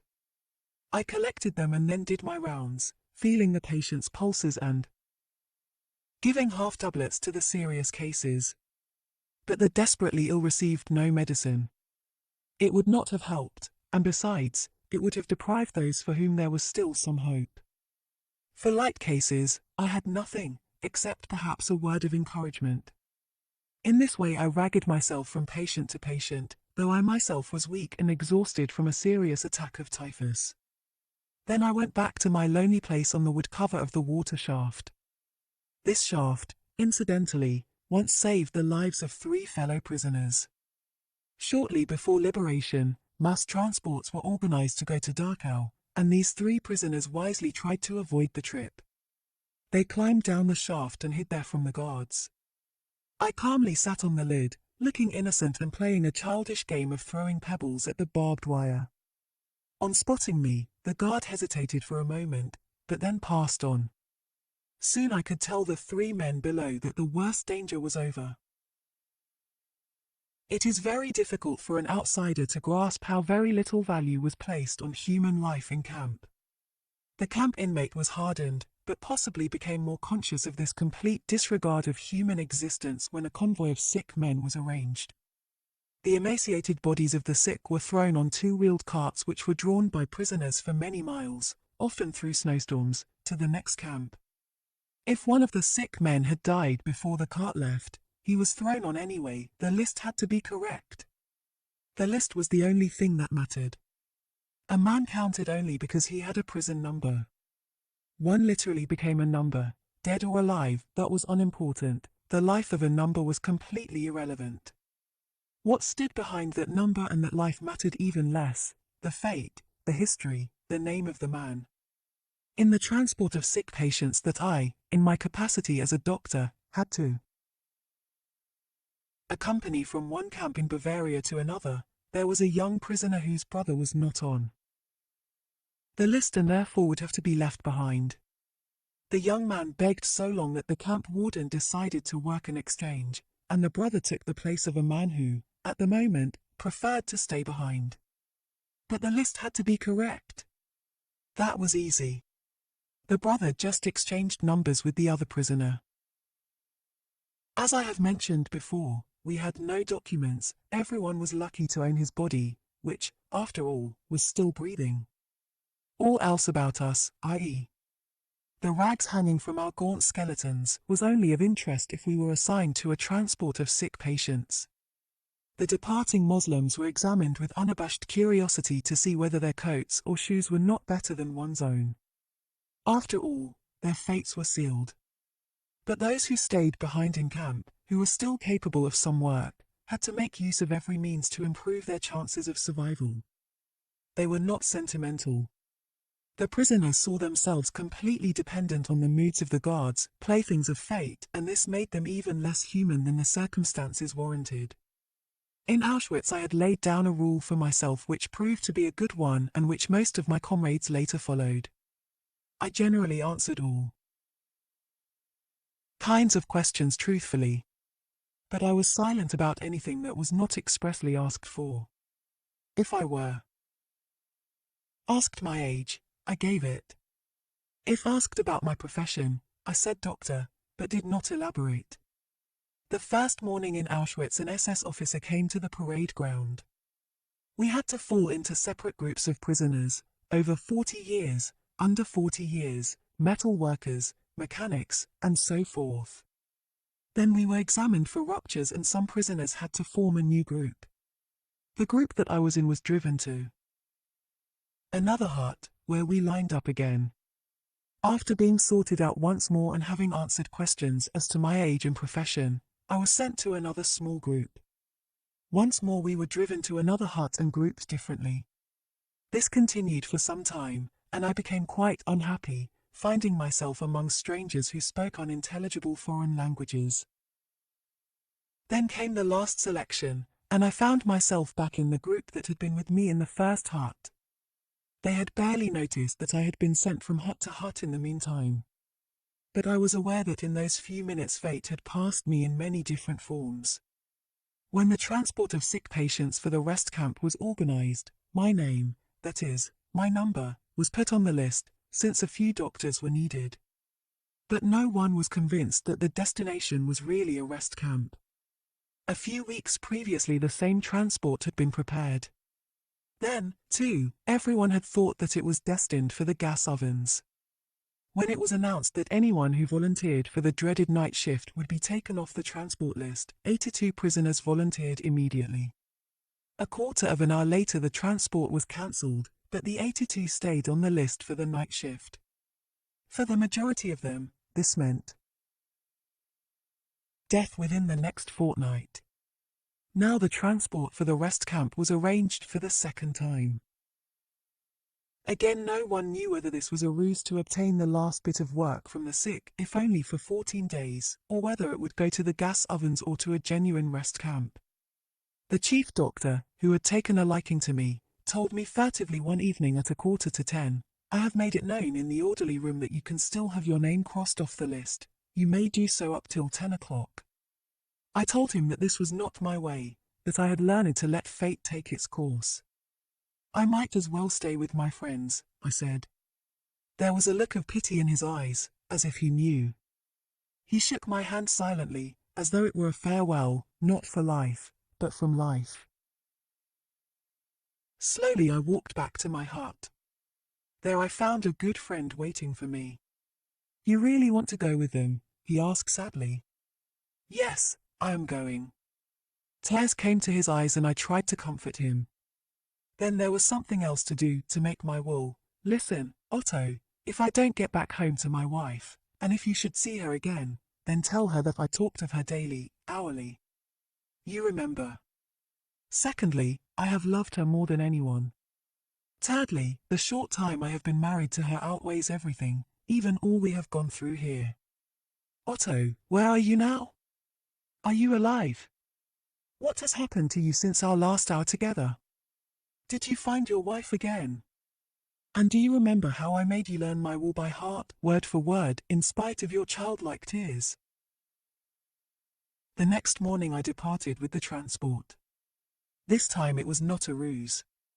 We were not heading for the gas chambers, and we actually did go to a rest camp. Those who had pitied me remained in a camp where famine was to rage even more fiercely than in our new camp. They tried to save themselves, but they only sealed their own fates. Months later, after liberation, I met a friend from the old camp. He related to me how he, as camp policeman, had searched for a piece of human flesh that was missing from a pile of corpses. He confiscated it from a pot in which he found it cooking. Cannibalism had broken out. I had left just in time. Does this not bring to mind the story of death in Tehran? A rich and mighty Persian once walked in his garden with one of his servants. The servant cried that he had just encountered death, who had threatened him. He begged his master to Give him his fastest horse so that he could make haste and flee to Tehran, which he could reach that same evening. The master consented and the servant galloped off on the horse. On returning to his house, the master himself met death, and questioned him, "Why did you terrify and threaten my servant?" "I did not threaten him, I only showed surprise in still finding him here when I planned to meet him tonight in Tehran," said Death. The camp inmate was frightened of making decisions and of taking any sort of initiative whatsoever. This was the result of a strong feeling that fate was one's master, and that one must not try to influence it in any way, but instead let it take its own course. In addition, there was a great apathy, which contributed in no small part to the feelings of the prisoner. At times, lightning decisions had to be made, decisions which spelled life or death. The prisoner would have preferred to let fate make the choice for him. This escape from commitment was most apparent when a prisoner had to make the decision for or against an escape attempt. In those minutes in which he had to make up his mind, and it was always a question of minutes, he suffered the tortures of hell. Should he make the attempt to flee? Should he take the risk? I, too, experienced this torment. As the battlefront drew nearer, I had the opportunity to escape. A colleague of mine who had to visit huts outside the camp in the course of his medical duties wanted to escape and take me with him. Under the pretense of holding a consultation about a patient whose illness required a specialist's advice, he smuggled me out. Outside the camp, a member of a foreign resistance movement was to supply us with uniforms and documents. At the last moment there were some technical difficulties and we had to return to camp once more.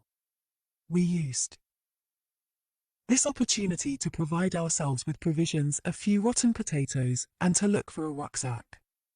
We broke into an empty hut of the women's camp, which was vacant, as the women had been sent to another camp. The hut was in great disorder. It was obvious that many women had acquired supplies and fled. There were rags, straw, rotting food, and broken crockery. Some bowls were still in good condition and would have been very valuable to us, but we decided not to take them. We knew that lately, as conditions had become desperate, they had been used not only for food, but also as wash basins and chamber pots. There was a strictly enforced rule against having any kind of utensil in the hut. However, some people were forced to break this rule, especially the typhus patients, who were much too weak to go outside even with help. While I acted as a screen, my friend broke into the hut and returned shortly with a rucksack which he hid under his coat. He had seen another one inside which I was to take. So we changed places and I went in. As I searched in the rubbish, finding the rucksack and even a toothbrush, I suddenly saw, among all the things that had been left behind, the body of a woman. I ran back to my hut to collect all my possessions, my food bowl, a pair of torn mittens inherited from a dead typhus patient, and a few scraps of paper covered with shorthand notes, on which, as I mentioned before, I had started to reconstruct the manuscript which I lost at Auschwitz. I made a quick last round of my patients, who were lying huddled on the rotten planks of wood on either side of the huts.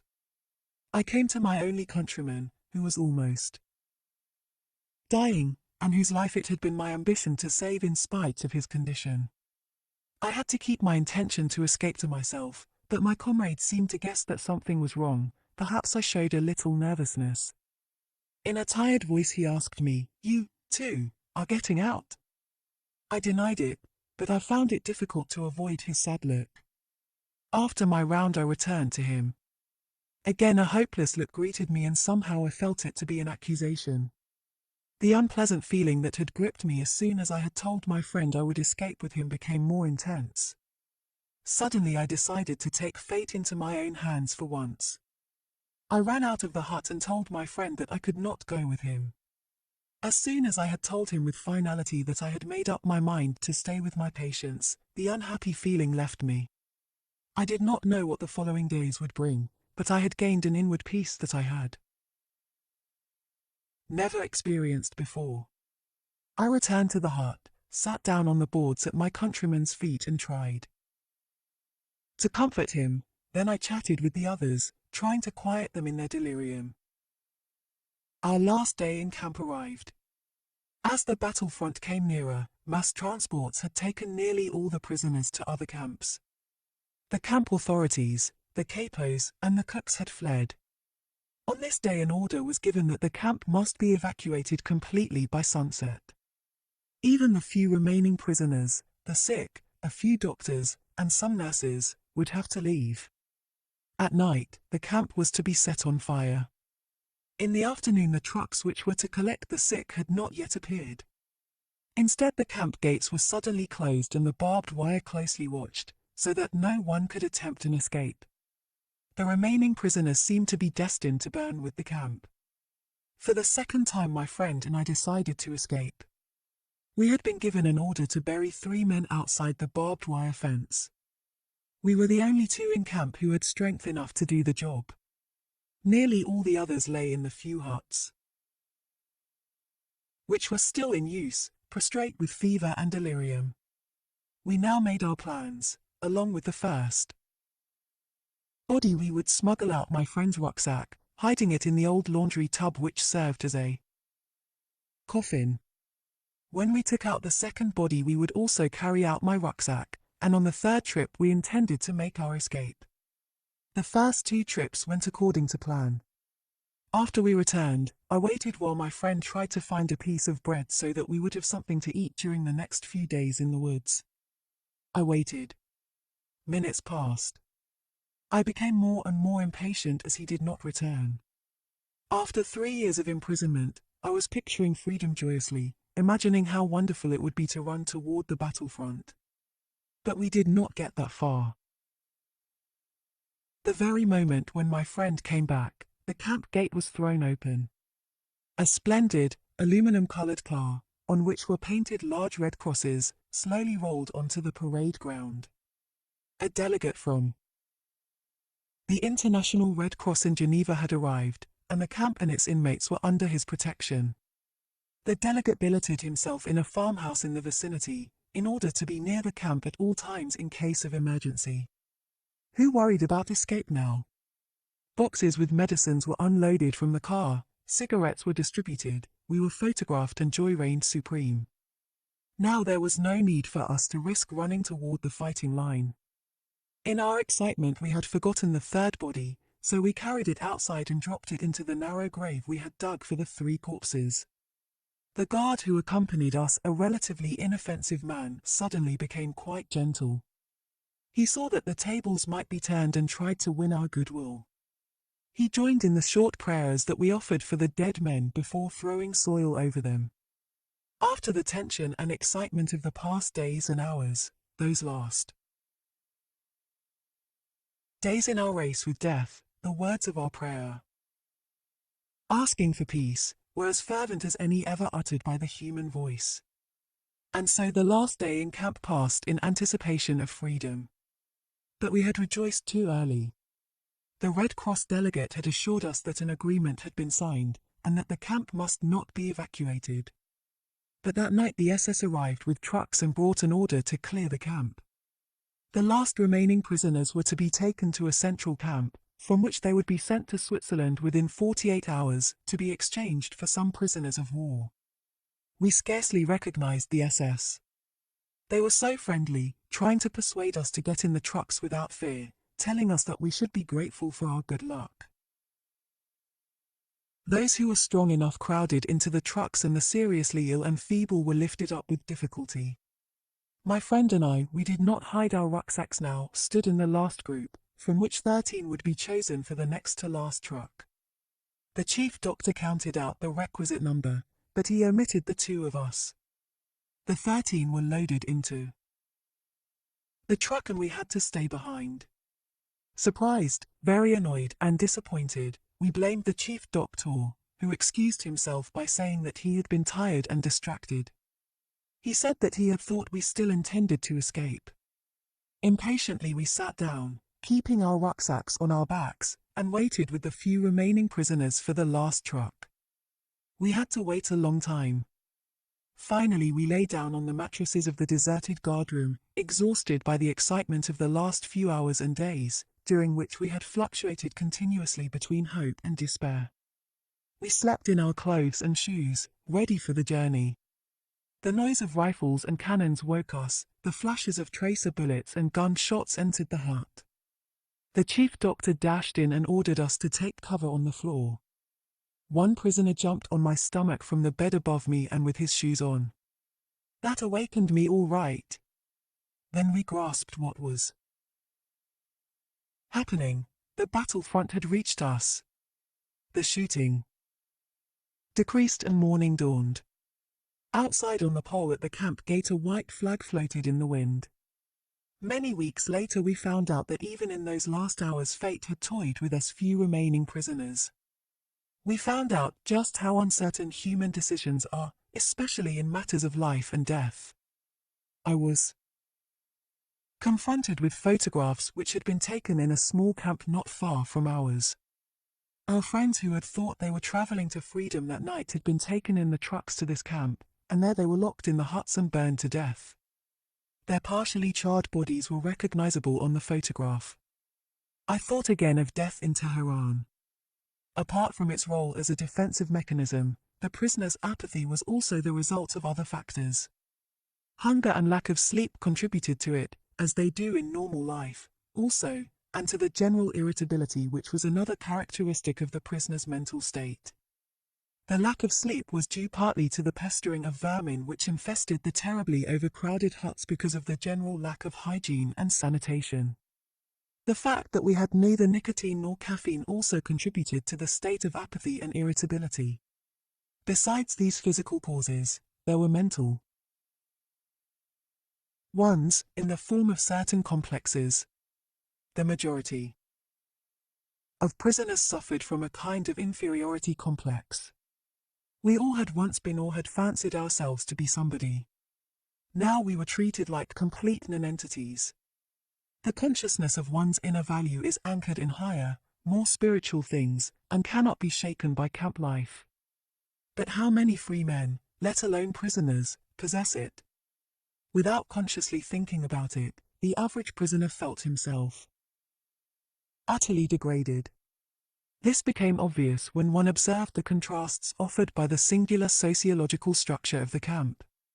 The more prominent prisoners, the capos, the cooks, the storekeepers and the camp policemen, did not, as a rule, feel degraded at all, like the majority of prisoners, but on the contrary promoted. Some even developed miniature delusions of grandeur. The mental reaction of the envious and grumbling majority toward this favored minority found expression in several ways, sometimes in jokes. For instance, I heard one prisoner talk to another about a capo, saying, "Imagine. I knew that man when he was only the president of a large bank. Isn't it fortunate that he has risen so far in the world?" Whenever the degraded majority and the promoted minority came into conflict, and there were plenty of opportunities for this, starting with the distribution of food, the results were explosive. Therefore, the general irritability, whose physical causes were discussed above, became most intense when these mental tensions were added. It is not surprising that this tension often ended in a general fight. Since the prisoner continually witnessed scenes of beatings, the impulse toward violence was increased. I myself felt my fists clench when anger came over me while I was famished and tired. I was usually very tired, since we had to stoke our stove, which we were allowed to keep in our hut for the typhus patients, throughout the nights. However, some of the most idyllic hours I have ever spent were in the middle of the night when all the others were delirious or sleeping. I could lie stretched out in front of the stove and roast a few pilfered potatoes in a fire made from stolen charcoal. But the following day I always felt even more tired, insensitive and irritable. While I was working as a doctor in the typhus block, I also had to take the place of the senior block warden, who was ill. Therefore, I was responsible to the camp authority for keeping the hut clean, if clean can be used to describe such a condition. The pretense at inspection to which the hut was frequently submitted was more for the purpose of torture than of hygiene. More food and a few drugs would have helped, but the only concern of the inspectors was whether a piece of straw was left in the center corridor, or whether the dirty, Ragged and verminous blankets of the patients were tucked in neatly at their feet. As to the fate of the inmates, they were quite unconcerned. If I reported smartly, whipping my prison cap from my shorn head and clicking my heels, hut number 69, 52 patients, 2 nursing orderlies, and 1 doctor, they were satisfied. And then they would leave.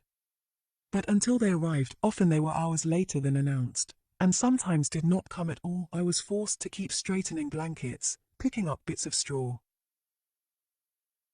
which fell from the bunks, and shouting at the poor devils who tossed in their beds and threatened to upset all my efforts at tidiness and cleanliness. Apathy was particularly increased among the feverish patients, so that they did not react at all unless they were shouted at. Even this failed at times, and then it took tremendous self-control not to strike them. For one's own irritability took on enormous proportions in the face of the other's apathy, and especially in the face of the danger, i.e., the approaching inspection, which was caused by it. In attempting this psychological presentation and a psychopathological explanation of the typical characteristics of a concentration camp inmate, I may give the impression that the human being is completely and unavoidably influenced by his surroundings. In this case, the surroundings being the unique structure of camp life, which forced the prisoner to conform his conduct to a certain set pattern. But what about human liberty? Is there no spiritual freedom in regard to behavior and reaction to any given surroundings? Is that theory true which would have us believe that man is no more than a product of many conditional and environmental factors, be they of a biological, psychological, or sociological nature? Is man but an accidental product of these? Most important, do the previous reactions to the singular world of the concentration camp prove that man cannot escape the influences of his surroundings? Does man have no choice of action in the face of such circumstances? We can answer these questions from experience as well as on principle. The experiences of camp life show that man does have a choice of action. There were enough examples, often of a heroic nature, which proved that apathy could be overcome, irritability suppressed. Man can preserve a vestige of spiritual freedom, of independence of mind, even in such terrible conditions of psychic and physical stress. We who lived in concentration camps can remember the men who walked through the huts comforting others, giving away their last piece of bread. They may have been few in number, but they offer sufficient proof that everything can be taken from a man but one thing, the last of the human freedoms, to choose one's attitude in any given set of circumstances, to choose one's own way. And there were always choices to make. Every day, every hour, offered the opportunity to make a decision which determined whether you would or would not submit to those powers which threatened to rob you of your very self, your inner freedom, which determined whether or not you would become the plaything of circumstance, renouncing freedom and dignity to become molded into the form of the typical inmate. Seen from this point of view, the mental reactions of the inmates of a concentration camp must seem more to us than the mere expression of certain physical and sociological conditions. Even though conditions such as lack of sleep, insufficient food, and various mental stresses may suggest that the inmates were bound to react in certain ways, in the final analysis it becomes clear that the sort of person the prisoner became was the result of an inner decision, and not the result of camp influences alone. Fundamentally, therefore, any man can, even under such circumstances, decide what shall become of him mentally and spiritually. He may retain his human dignity even in a concentration camp.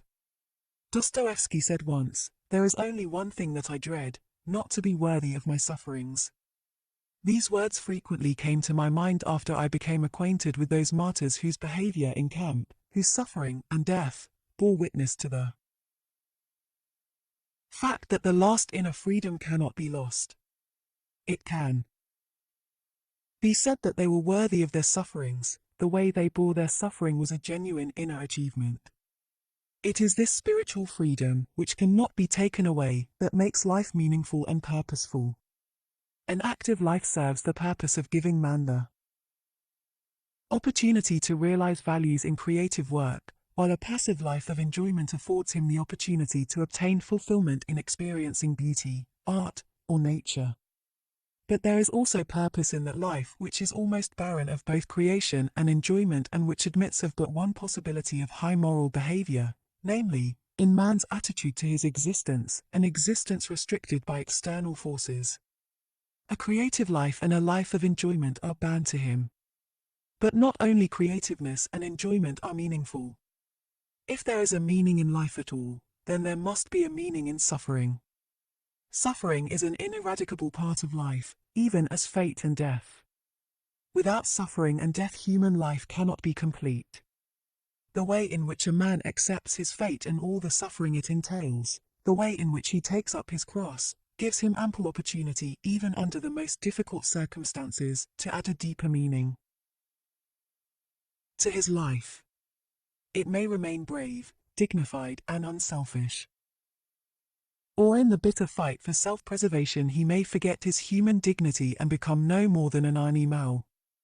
Here lies the chance for a man either to make use of or to forego the opportunities of attaining the moral values that a difficult situation may afford him. And this decides whether he is worthy of his sufferings or not. Do not think that these considerations are unworldly and too far removed from real life. It is true that only a few people are capable of reaching such high moral standards. Of the prisoners, only a few kept their full inner liberty and obtained those values which their suffering afforded, but even one such example is sufficient proof that man's inner strength may raise him above his outward fate. Such men are not only in concentration camps. Everywhere man is confronted with fate, with the chance of achieving something through his own suffering. Take the fate of the sick, especially those who are incurable. I once read a letter written by a young invalid, in which he told a friend that he had just found out he would not live for long, that even an operation would be of no help. He wrote further that he remembered a film he had seen in which a man was portrayed who waited for death in a courageous and dignified way. The boy had thought it a great accomplishment to meet death so well. Now, he wrote, fate was offering him a similar chance. Those of us who saw the film called Resurrection, taken from a book by Tolstoy years ago, may have had similar thoughts. Here were great destinies and great men. For us, at that time, there was no great fate, there was no chance to achieve such greatness. After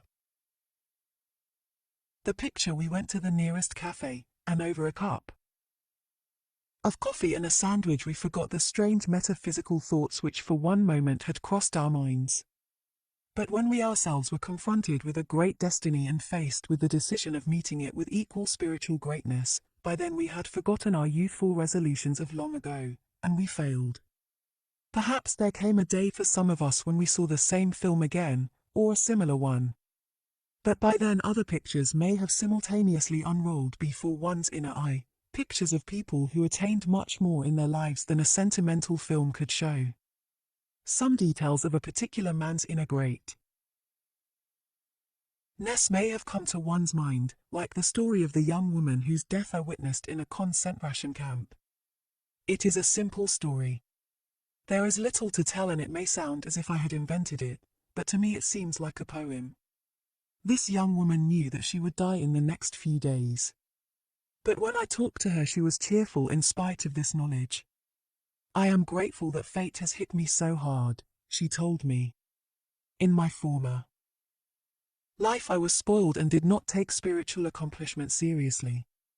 Pointing through the window of the hut, she said, this tree here is the only friend I have in my loneliness. Through that window she could see just one branch of a chestnut tree, and on the branch were 2 blossoms. I often talk to this tree, she said to me. I was startled and didn't quite know how to take her words. Was she delirious? Did she have occasional hallucinations? Anxiously I asked her if the tree replied, yes. What did it say to her? She answered, it said to me, I am here, I am here, I am life, eternal life. We have stated that that which was ultimately responsible for the state of the prisoner's inner self was not so much the enumerated psychophysical causes as it was the result of a free decision. Psychological observations of the prisoners have shown that only the men who allowed their inner hold on their moral and spiritual selves to subside eventually fell victim to the Camp's degenerating influences. The question now arises, what could, or should, have constituted this inner hold? Former prisoners, when writing or relating their experiences, agree that the most depressing influence of all was that a prisoner could not know how long his term of imprisonment would be. He had been given no date for his release. In our camp it was pointless even to talk about it. Actually, a prison term was not only uncertain but unlimited. A well-known research psychologist has pointed out that life in a concentration camp could be called a provisional existence. We can add to this by defining it as a provisional existence of unknown limit. New arrivals usually knew nothing about the conditions at a camp. Those who had come back from other camps were obliged to keep silent, and from some camps no one had returned. On entering camp, a change took place in the minds of the men. With the end of uncertainty there came the uncertainty of the end. It was impossible to foresee whether or when, if at all, this form of existence would end. The Latin word finis has two meanings, the end or the finish, and a goal to reach. A man who could not see the end of his provisional existence was not able to aim at an ultimate goal in life. He ceased living for the future, in contrast to a man in normal life. Therefore the whole structure of his inner life changed, signs of decay set in which we know from other areas of life. The unemployed worker, for example, is in a similar position. His existence has become provisional, and in a certain sense he cannot live for the future or aim at a goal. Research work done on unemployed miners has shown that they suffer from a peculiar sort of deformed inner time, which is a result of their unemployed state. Prisoners, too, suffered from this strange time experience. In camp, a small-time unit, 91 man's search for meaning a day, for example, filled with hourly tortures and fatigue, appeared endless. A larger time unit, perhaps a week, seemed to pass very quickly. My comrades agreed when I said that in camp a day lasted longer than a week. How paradoxical was our time experience!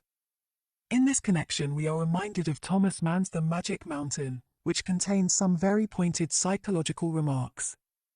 Mann studies the spiritual development of people who are in an analogous psychological position, i.e., tuberculosis patients in a sanatorium who also know no date for their release. They experience a similar existence, without a future and without a goal.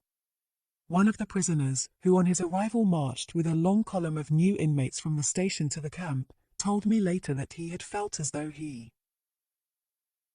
were marching at his own funeral.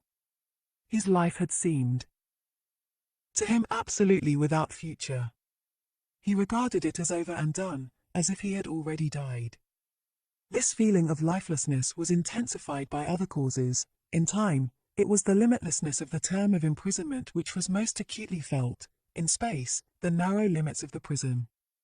Anything outside the barbed wire became remote, out of reach and, in a way, unreal. The events and the people outside, all the normal life there, had a ghostly aspect for the prisoner. The outside life, that is, as much as he could see of it, appeared to him almost as it might have to a dead man who looked at it from another world. A man who let himself decline because he could not see any future goal found himself occupied with retrospective thoughts. In a different connection, we have already spoken of the tendency there was to look into the past, to help make the present, with all its horrors, less real. But in robbing the present of its reality there lay a certain danger. It became easy to overlook the opportunities to make something positive of camp life, opportunities which really did exist. Regarding our provisional existence as unreal was in itself an important factor in causing the prisoners to lose their hold on life. Everything in a way became pointless. Such people forget that often it is just such an exceptionally difficult external situation which gives man the opportunity to grow spiritually beyond himself.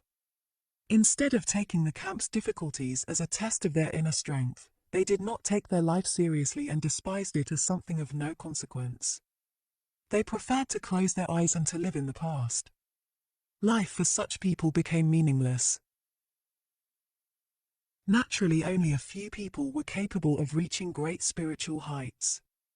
But a few were given the chance to attain human greatness even through their apparent worldly failure and death, an accomplishment which in ordinary circumstances they would never have achieved. To the others of us, the mediocre and the half-hearted, the words of Bismarck could be applied: life is like being at the dentist. You always think that the worst is still to come, and yet it is over already. Varying this, we could say that most men in a concentration camp believed that the real opportunities of life had passed. Yet, in reality, there was an opportunity and a challenge. One could make a victory of those experiences, turning life into an inner triumph, or one could ignore the challenge and simply vegetate, as did a majority of the prisoners. Any attempt at fighting the camp's psychopathological influence on the prisoner by psychotherapeutic or psychhygienic methods had to aim at giving him inner strength by pointing out to him a future goal to which he could look forward. Instinctively, some of the prisoners attempted to find one on their own. It is a peculiarity of man that he can only live by looking to the future, sub specie eternitatis. And this is his salvation in the most difficult moments of his existence, although he sometimes has to force his mind to the task.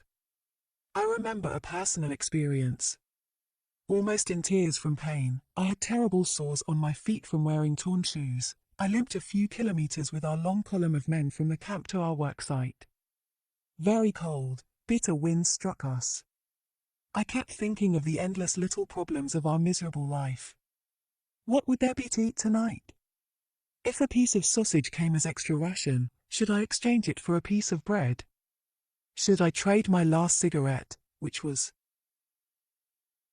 left from a bonus I received a fortnight ago, for a bowl of soup? How could I get a piece of wire to replace the fragment which served as one of my shoelaces? Would I get to our work site in time to join my usual working party, or would I have to join another, which might have a brutal foreman?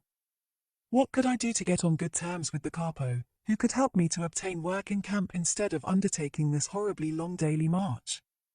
I became disgusted with the state of affairs which compelled me, daily and hourly, to think of only such trivial things. I forced my thoughts to turn to another subject.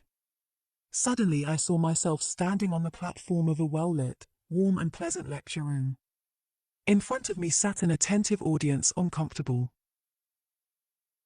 upholstered seats. I was giving a lecture on the psychology of the concentration camp. All that oppressed me at that moment became objective, seen and described from the remote viewpoint of science. By this method I succeeded somehow in rising above the situation, above the sufferings of the moment, and I observed them as if they were already of the past. Both I and my troubles became the object of an interesting scientific study undertaken by myself. What does Spinoza say in his Ethics? Affectus, qui patio est, desinit est patio simulacius clarum et distinctam formamus ideum. Emotion, which is suffering, ceases to be suffering as soon as we form a clear and precise picture of it. The prisoner who had lost faith in the future, his future was doomed. With his loss of belief in the future, he also lost his spiritual hold. He let himself decline and became subject to mental and physical decay. Usually this happened quite suddenly, in the form of a crisis, the symptoms of which were familiar to the experienced camp inmate. We all feared this moment, not for ourselves, which would have been pointless, but for our friends. Usually it began with the prisoner refusing one morning to get dressed and wash, or to go out on the parade grounds. No entreaties, no blows, no threats had any effect. He just lay there, hardly moving. If this crisis was brought about by an illness, he refused to be taken to the sickbay or to do anything to help himself. He simply gave up. There he remained, lying in his own excreta, and nothing bothered him any more. I once had a dramatic demonstration of the close link between the loss of faith in the future and this dangerous giving up. My senior block warden, a fairly well-known composer and librettist, confided in me one day, "I would like to tell you something, Doctor. I have had a strange dream. A voice told me that I could wish for something, that I should only say what I wanted to know, and all my questions would be answered." "What do you think?" I asked. that I would like to know when the war would be over for me. You know what I mean, doctor, for me. I wanted to know when our camp, would be liberated and our sufferings come to an end. And when did you have this dream? I asked. In February, 1945, he answered. It was then the beginning of March. What did your dream voice answer? Furtively he whispered to me, March 30th. When F told me about his dream, he was still full of hope and convinced that the voice of his dream would be right. But as the promised day drew nearer, the war news which reached our camp made it appear very unlikely that we would be free on the promised date. On March 29th, F suddenly became ill and ran a high temperature. On March 30th, the day his prophecy had told him that the war and suffering would be over for him, he became delirious and lost consciousness. On March 31st, he was dead. To all outward appearances, he had died of typhus. Those who know how close the connection is between the state of mind of a man, his courage and hope, or lack of them, and the state of immunity of his body will understand that the sudden loss of hope and courage can have a deadly effect. The ultimate cause of my friend's death was that the expected liberation did not come and he was severely disappointed. This suddenly lowered his body's resistance against the latent typhus infection. His faith in the future and his will to live had become paralyzed and his body fell victim to illness, and thus the voice of his dream was right after all. The observations of this one case and the conclusion drawn from them are in accordance with something that was drawn to my attention by the chief doctor of our concentration camp. The death rate in the week between Christmas, 1944, and New Year's, 1945, increased in camp beyond all previous experience. In his opinion, the explanation for this increase did not lie in the harder working conditions or the deterioration of our food supplies or a change of weather or new epidemics. It was simply that the majority of the prisoners had lived in the naive hope that they would be home again by Christmas. As the time drew near and there was no encouraging news, the prisoners lost courage and disappointment overcame them.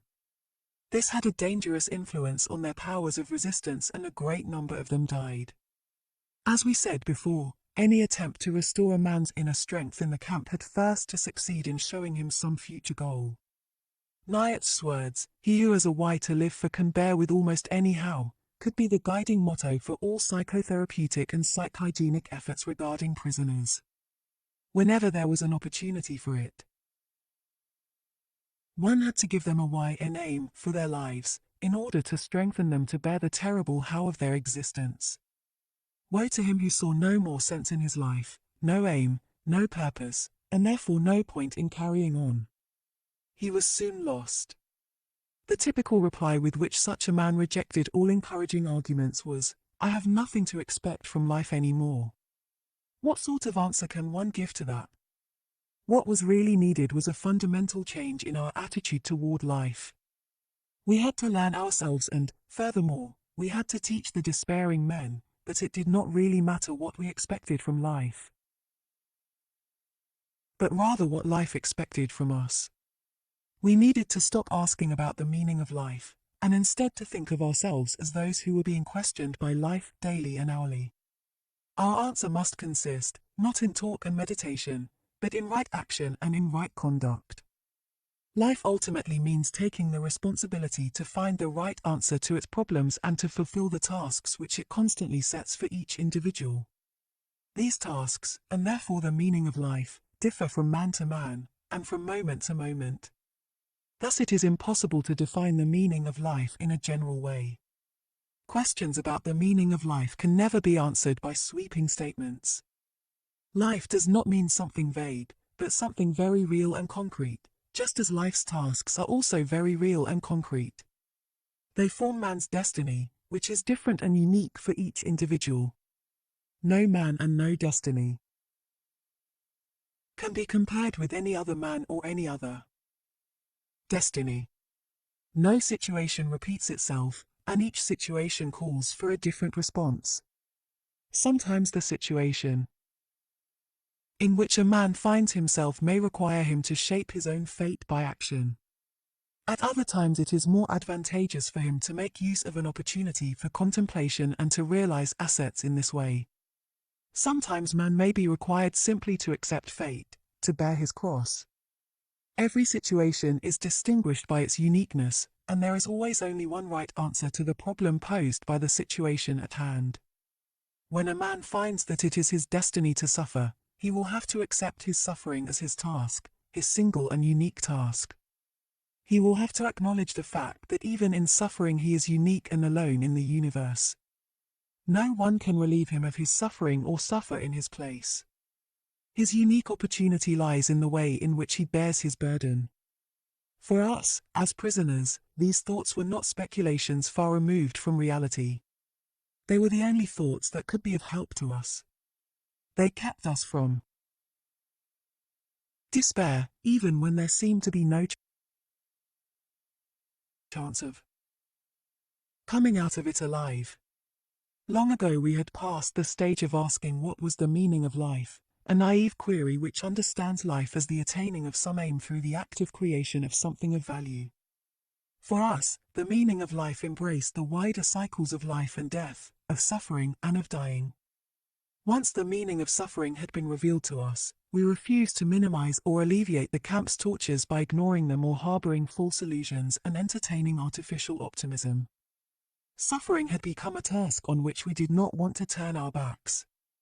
We had realized its hidden opportunities for achievement, the opportunities which caused the poet Rilke to write, "Wie viel ist aufzuleiden?" How much suffering there is to get through. Rilke spoke of getting through suffering as others would talk of getting through work. There was plenty of suffering for us to get through. Therefore, it was necessary to face up to the full amount of suffering, trying to keep moments of weakness and furtive tears to a minimum. But there was no need to be ashamed of tears, for tears bore witness that a man had the greatest of courage, the courage to suffer. Only very few realized that. Shamefacedly some confessed occasionally that they had wept, like the comrade who answered my question of how he had gotten over his edema, by confessing, "I have wept it out of my system."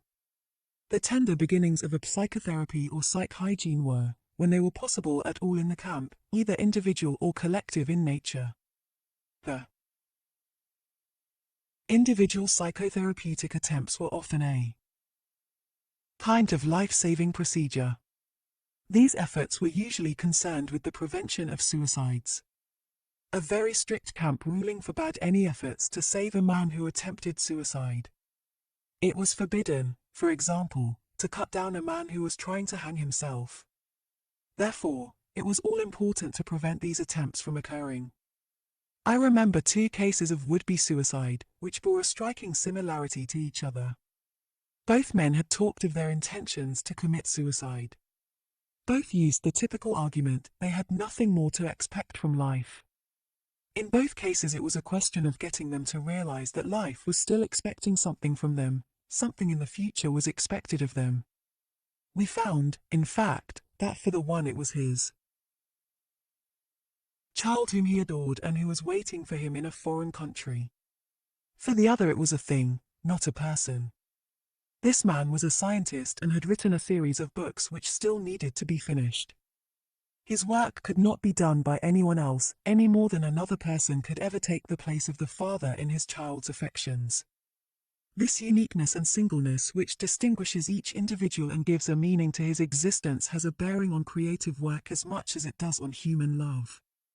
When the impossibility of replacing a person is realized, it allows the responsibility which a man has for his existence and its continuance to appear in all its magnitude. A man who becomes conscious of the responsibility he bears toward a human being who affectionately waits for him, or to an unfinished work, will never be able to throw away his life. He knows the why for his existence, and will be able to bear almost anyhow. The opportunities for collective psychotherapy were naturally limited in camp. The right example was more effective than words could ever be.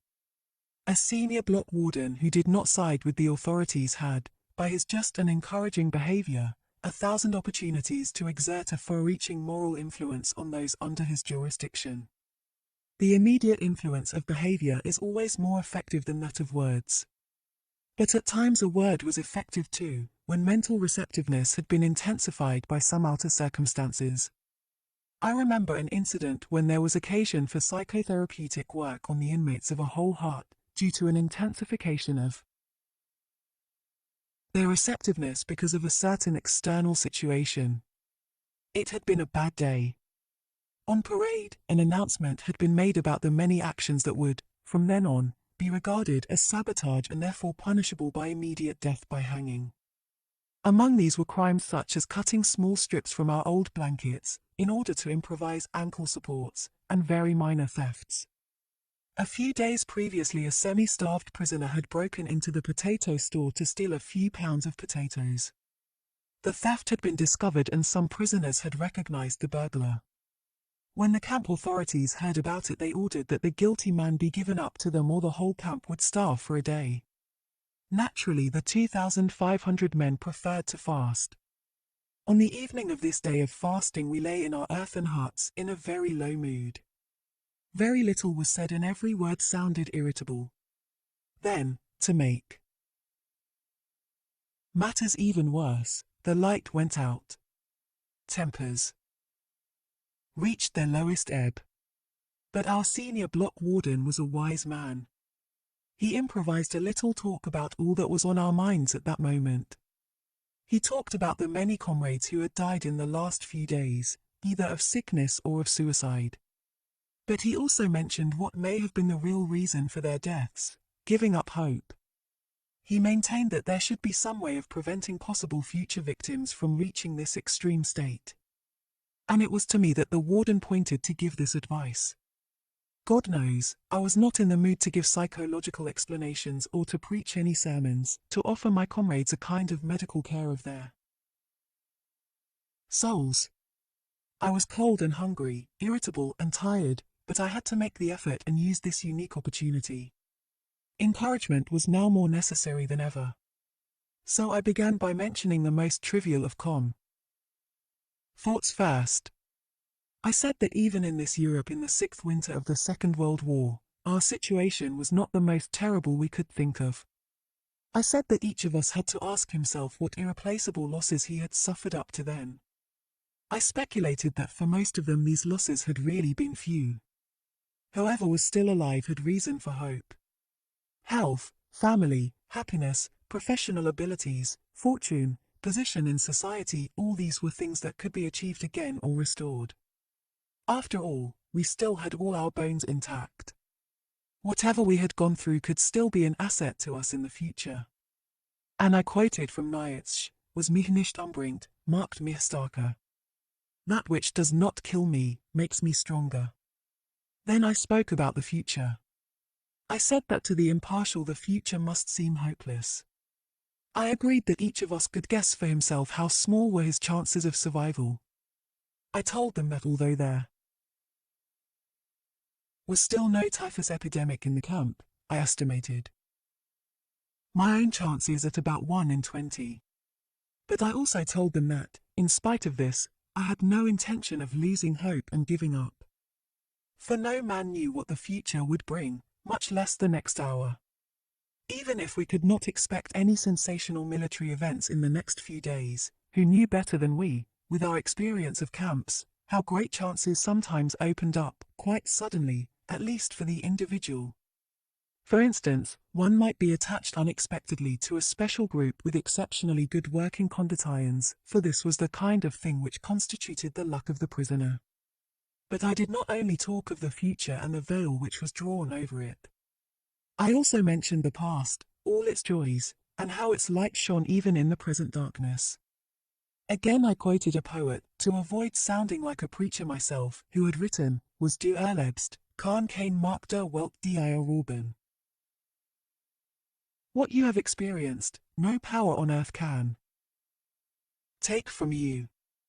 Not only our experiences, but all we have done, whatever great thoughts we may have had, and all we have suffered, all this is not lost, though it is past, we have brought it into being. Having been is also a kind of being, and perhaps the surest kind. Then I spoke of the many opportunities of giving life a meaning. I told my comrades, who lay motionless, although occasionally a sigh could be heard, that human life, under any circumstances, never ceases to have a meaning, and that this infinite meaning of life includes suffering and dying, privation and death. I asked the poor creatures who listened to me attentively in the darkness of the hut to face up to the seriousness of our position. They must not lose hope but should keep their courage in the certainty that the hopelessness of our struggle did not detract from its dignity and its meaning. I said that someone looks down on each of us in difficult hours, a friend, a wife, somebody alive or dead, or a God, and he would not expect us to disappoint him. He would hope to find us suffering proudly, not miserably, knowing how to die. And finally I spoke of our sacrifice, which had meaning in every case. It was in the nature of this sacrifice that it should appear to be pointless in the normal world, the world of material success. But in reality our sacrifice did have a meaning. Those of us who had any religious faith, I said frankly, could understand without difficulty. I told them of a comrade who on his arrival in camp had tried to make a pact with heaven that his suffering and death should save the human being he loved from a painful end. For this man, suffering and death were meaningful, his was a sacrifice of the deepest significance. He did not want to die for nothing. None of us wanted that. The purpose of my words was to find a full meaning in our life, then and there, in that hut and in that practically hopeless situation. I saw that my efforts had been successful. When the electric bulb flared up again, I saw the miserable figures of my friends limping toward me to thank me with tears in their eyes. But I have to confess here that only too rarely had I the inner strength to make contact with my companions in suffering, and that I must have missed many opportunities for doing so. We now come to the third stage of a prisoner's mental reactions, the psychology of the prisoner after his liberation. But prior to that we shall consider a question which the psychologist is asked frequently, especially when he has personal knowledge of these matters. What can you tell us about the psychological makeup of the camp guards? How is it possible that men of flesh and blood could treat others as so many prisoners say they have been treated? Having once heard these accounts and having come to believe that these things did happen, one is bound to ask how, psychologically, they could happen. To answer this question without going into great detail, a few things must be pointed out. First, among the guards there were some sadists in the purest clinical sense. Second, these sadists were always selected when a really severe detachment of guards was needed. There was great joy at our work site when we had permission to warm ourselves for a few minutes, after 2 hours of work in the bitter frost, in front of a little stove which was fed with twigs and scraps of wood. But there were always some foremen who found a great pleasure in taking this comfort from us. How clearly their faces reflected this pleasure when they not only forbade us to stand there but turned over the stove and dumped its lovely fire into the snow. When the SS took a dislike to a person, there was always some special man in their ranks known to have a passion for, and to be highly specialized in, sadistic torture, to whom the unfortunate prisoner was sent. Third, the feelings of the majority of the guards had been dulled by the number of years in which, in ever-increasing doses, they had witnessed the brutal methods of the camp. These morally and mentally hardened men at least refused to take active part in sadistic measures. But they did not prevent others from carrying them out. Fourth, it must be stated that even among the guards there were some who took pity on us. I shall only mention the commander of the camp from which I was liberated. It was found after the liberation only the camp doctor, a prisoner himself, had known of it previously, that this man had paid no small sum of money from his own pocket in order to purchase medicines for his prisoners from the nearest market town. 1. But the senior camp warden, a prisoner himself, was harder than any of the SS guards. He beat the other prisoners at every slightest opportunity, while the camp commander, to my knowledge, never once lifted his hand against any of us. It is apparent that the mere knowledge that a man was either a camp guard or a prisoner tells us almost nothing. Human kindness can be found in all groups, even those which as a whole it would be easy to condemn. The boundaries between groups overlapped, and we must not try to simplify matters by saying that these men were angels and those were devils. Certainly, it was a considerable achievement for a guard or foreman to be kind to the prisoners in spite of all the one. An interesting incident with reference to this SS commander is in regard to the attitude toward him of some of his Jewish prisoners.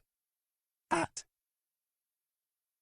the end of the war, when the American troops liberated the prisoners from our camp, 3 young Hungarian Jews hid this commander in the Bavarian woods.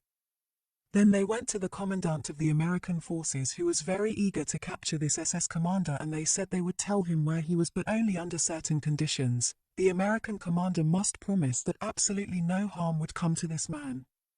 After a while, the American officer finally promised these young Jews that the SS commander, when taken into captivity, would be kept safe from harm. Not only did the American officer keep his promise, but, as a matter of fact, the former SS commander of this concentration camp was in a sense restored to his command, for he supervised the collection of clothing among the nearby Bavarian villages, and its distribution to all of us who at that time still wore the clothes we had inherited from other inmates of Camp Auschwitz who were not as fortunate as we, having been sent to the gas chamber immediately upon their arrival at the railway station. Camp's influences, and, on the other hand, the baseness of a prisoner who treated his own companions badly was exceptionally contemptible. Obviously, the prisoners found the lack of character in such men especially upsetting, while they were profoundly moved by the smallest kindness received from any of the guards. I remember how one day a foreman secretly gave me a piece of bread which I knew he must have saved from his breakfast ration. It was far more than the small piece of bread which moved me to tears at that time. It was the human something which this man also gave to me, the word and look which accompanied the gift. From all this we may learn that there are 2 races of men in this world, but only these 2, the race of the decent man and the race of the indecent man. Both are found everywhere. They penetrate into all groups of society. No group consists entirely of decent or indecent people. In this sense, no group is of pure race, and therefore one occasionally found a decent fellow among the camp guards. Life in a concentration camp tore open the human soul and exposed its depths. Is it surprising that in those depths we again found only human qualities which in their very nature were a mixture of good and evil? The rift dividing good from evil, which goes through all human beings, reaches into the lowest depths and becomes apparent even on the bottom of the abyss which is laid open by the concentration camp. And now to the last chapter in the psychology of a concentration camp, the psychology of the prisoner who has been released. In describing the experiences of liberation, which naturally must be personal, we shall pick up the threads of that part of our narrative which told of the morning when the white flag was hoisted above the camp gates after days of high tension. This state of inner suspense was followed by total relaxation. But it would be quite wrong to think that we went mad with joy. What, then, did happen? With tired steps we prisoners dragged ourselves to the camp gates. Timidly we looked around and glanced at each other questioningly. Then we ventured a few steps out of camp. This time no orders were shouted at us, nor was there any need to duck quickly to avoid a blow or kick. Oh no. This time the guards offered us cigarettes. We hardly recognized them at first. They had hurriedly changed into civilian clothes. We walked slowly along the road leading from the camp. Soon our legs hurt and threatened to buckle. But we limped on. We wanted to see the camp surroundings for the first time with the eyes of free men. Freedom, we repeated to ourselves, and yet we could not grasp it.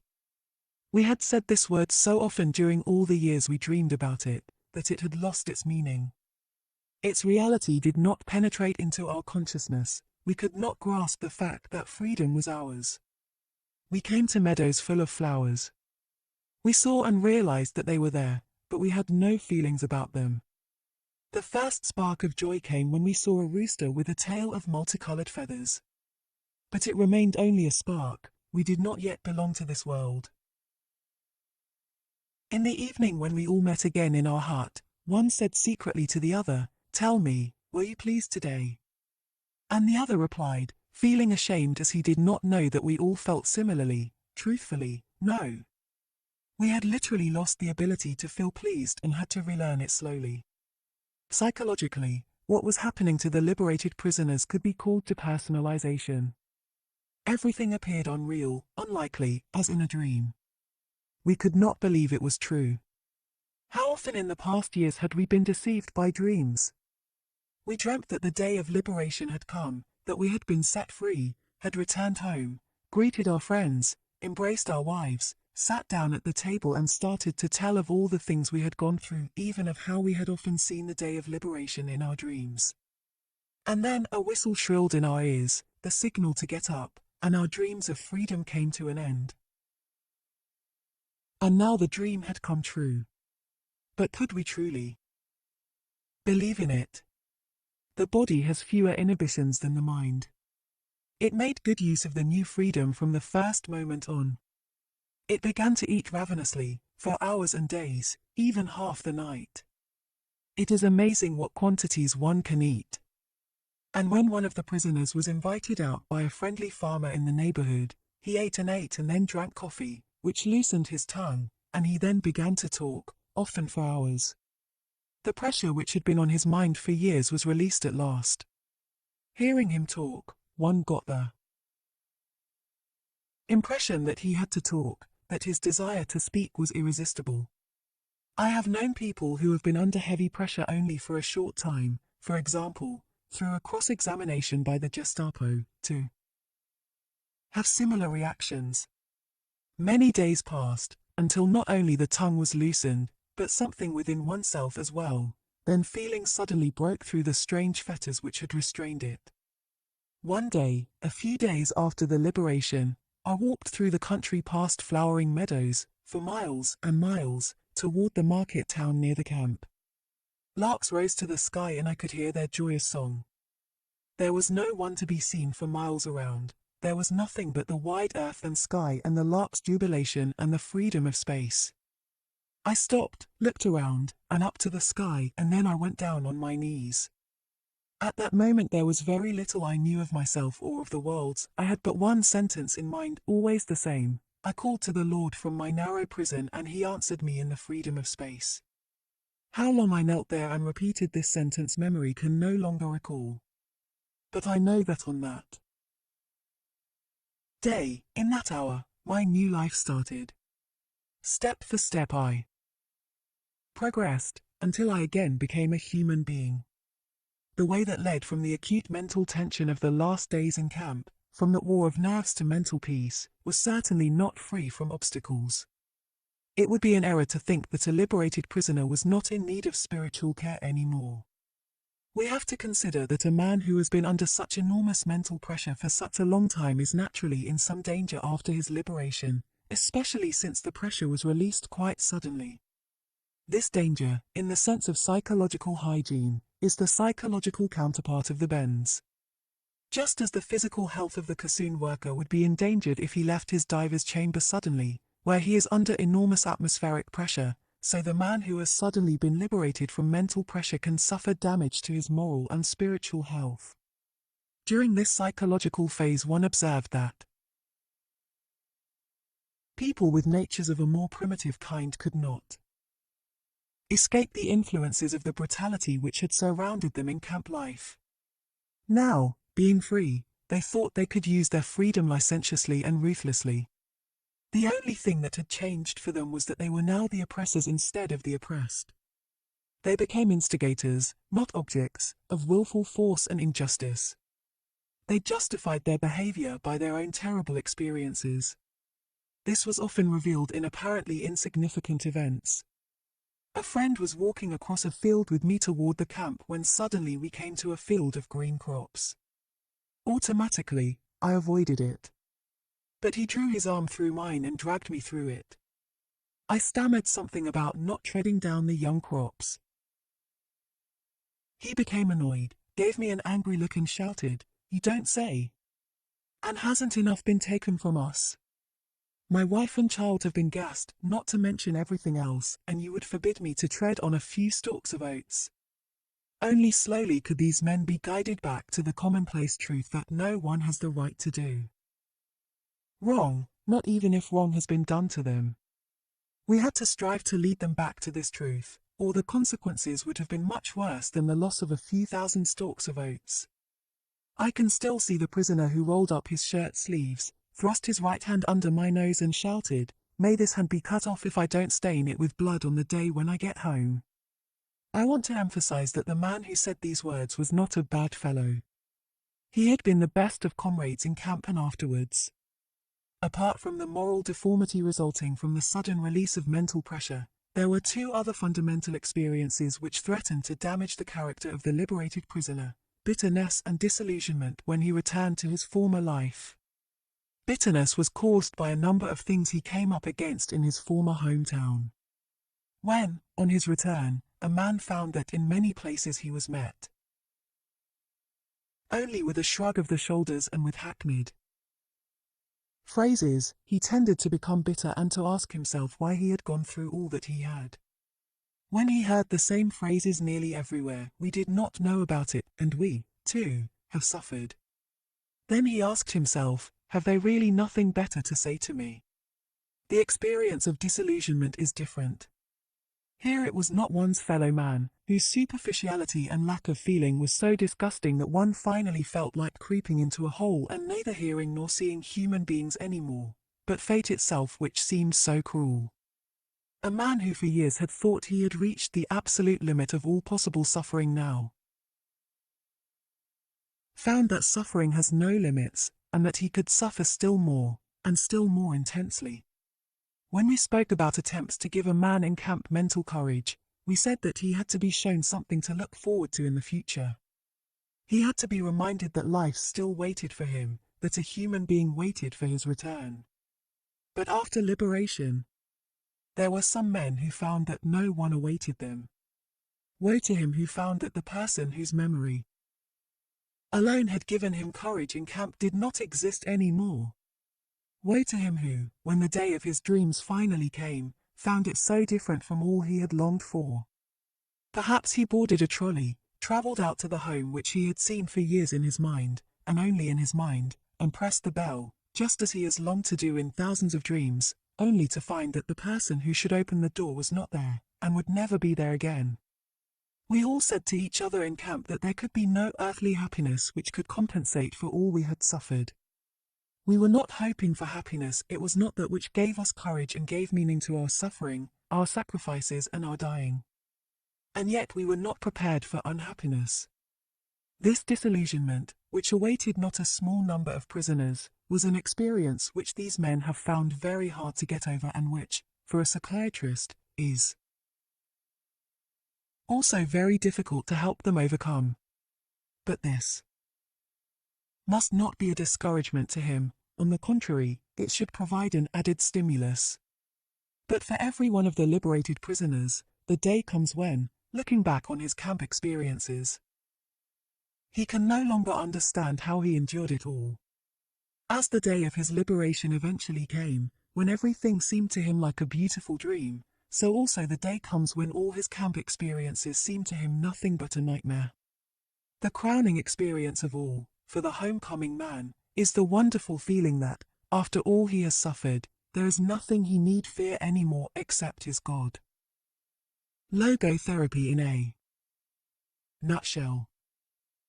Readers of my short autobiographical story usually ask for a fuller and more direct explanation of my therapeutic doctrine. Accordingly, I added a brief section on logotherapy to the original edition of From Death Camp to Existentialism. But that was not enough, and I have been besieged by requests for a more extended treatment. Therefore, in the present edition I have completely rewritten and considerably expanded my account. The assignment was not easy. To convey to the reader within a short space all the material which required 20 volumes in German is an almost hopeless task. I am reminded of the American doctor who once turned up in my office in Vienna and asked me, "Now, doctor, are you a psychoanalyst?"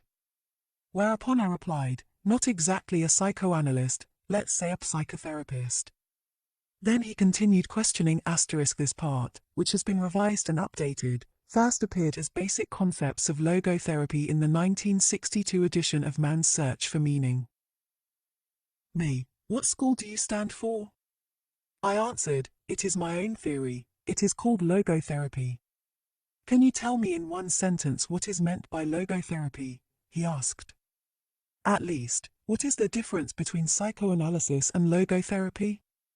Yes, I said, but in the first place, can you tell me in one sentence what you think the essence of psychoanalysis is? This was his answer. During psychoanalysis, the patient must lie down on a couch and tell you things which sometimes are very disagreeable to tell. Whereupon I immediately retorted with the following improvisation. Now, in logotherapy the patient may remain sitting erect but he must hear things which sometimes are very disagreeable to hear. Of course, this was meant facetiously and not as a capsule version of logotherapy. However, there is something in it, inasmuch as logotherapy, in comparison with psychoanalysis, is a method less retrospective and less introspective. Logotherapy focuses rather on the future, that is to say, on the meanings to be fulfilled by the patient in his future. Logotherapy, indeed, is a meaning-centered psychotherapy. At the same time, logotherapy defocuses all the vicious circle formations and feedback mechanisms which play such a great role in the development of neuroses. Thus, the typical self-centeredness of the neurotic is broken up instead of being continually fostered and reinforced. To be sure, this kind of statement is an oversimplification, yet in logotherapy the patient is actually confronted with and reoriented toward the meaning of his life. And to make him aware of this meaning can contribute much to his ability to overcome his neurosis. Let me explain why I have employed the term logotherapy as the name for my theory. Logos is a Greek word which denotes meaning. Logotherapy, or, as it has been called by some authors, the third Viennese school of psychotherapy, focuses on the meaning of human existence as well as on man's search for such a meaning. According to logotherapy, this striving to find a meaning in one's life is the primary motivational force in man. That is why I speak of a will to meaning in contrast to the pleasure principle, or, as we could also term it, the will to pleasure, on which Freudian psychoanalysis is centered, as well as in contrast to the will to power on which Adlerian psychology, using the term striving for superiority, is focused. The will to meaning man's search for meaning is the primary motivation in his life and not a secondary rationalization of instinctual drives. This meaning is unique and specific in that it must and can be fulfilled by him alone. Only then does it achieve a significance which will satisfy his own will to meaning. There are some authors who contend that meanings and values are nothing but defense mechanisms, reaction formations, and sublimations. But as for myself, I would not be willing to live merely for the sake of my defense mechanisms, nor would I be ready to die merely for the sake of my reaction formations. Man, however, is able to live and even to die for the sake of his ideals and values. A public opinion poll was conducted a few years ago in France. The results showed that 89% of the people polled admitted that man needs something for the sake of which to live. Moreover, 61% conceded that there was something, or someone, in their own lives for whose sake they were even ready to die. I repeated this poll at my hospital department in Vienna among both the patients and the personnel, and the outcome was practically the same as among the thousands of people screened in France. The difference was only 2%. Another statistical survey, of 7,948 students at 48 colleges, was conducted by social scientists from Johns Hopkins University. Their preliminary report is part of a 2-year study sponsored by the National Institute of Mental Health. Asked what they considered very important to them now, 16% of the students checked making a lot of money, 78% said their first goal was finding a purpose and meaning to my life. Of course, there may be some cases in which an individual's concern with values is really a camouflage of hidden inner conflicts, but, if so, they represent the exceptions from the rule rather than the rule itself. In these cases we have actually to deal with pseudo-values, and as such they have to be unmasked. Unmasking, however, should stop as soon as one is confronted with what is authentic and genuine in man. Example, man's desire for a life that is as meaningful as possible. If it does not stop then, the only thing that the unmasking psychologist really unmasks is his own hidden motive, namely, his unconscious need to debase and depreciate what is genuine, what is genuinely human, in man. Existential frustration. Man's will to meaning can also be frustrated, in which case logotherapy speaks of existential frustration. The term existential may be used in three ways, to refer to 1. Existence itself, i.e., the specifically human mode of being, 2. The meaning of existence, and 3. The striving to find a concrete meaning in personal existence, that is to say, the will to meaning. Existential frustration can also result in neuroses. For this type of neuroses, logotherapy has coined the term neurogenic neuroses in contrast to neuroses in the traditional sense of the word, i.e., psychogenic neuroses. Neurogenic neuroses have their origin not in the psychological but rather in the neurological, from the Greek nous meaning mind, dimension of human existence. This is another logotherapeutic term which denotes anything pertaining to the specifically human dimension. Neurogenic neuroses do not emerge from conflicts between drives and instincts but rather from existential problems. Among such problems, the frustration of the will to meaning plays a large role. It is obvious that in neurogenic cases the appropriate and adequate therapy is not psychotherapy in general but rather logotherapy, a therapy, that is, which dares to enter the specifically human dimension. Let me quote the following instance. A high-ranking American diplomat came to my office in Vienna in order to continue psychoanalytic treatment which he had begun 5 years previously with an analyst in New York. At the outset I asked him why he thought he should be analyzed, why his analysis had been started in the first place. It turned out that the patient was discontented with his career and found it most difficult to comply with American foreign policy. His analyst, however, had told him again and again that he should try to reconcile himself with his father, because the government of the US as well as his superiors were nothing but father images and, consequently, his dissatisfaction with his job was due to the hatred he unconsciously harbored toward his father. Through an analysis lasting 5 years, the patient had been prompted more and more to accept his analyst's interpretations until he finally was unable to see the forest of reality for the trees of symbols and images. After a few interviews, it was clear that his will to meaning was frustrated by his vocation, and he actually longed to be engaged in some other kind of work. As there was no reason for not giving up his profession and embarking on a different one, he did so, with most gratifying results. He has remained contented in this new occupation for over 5 years, as he recently reported.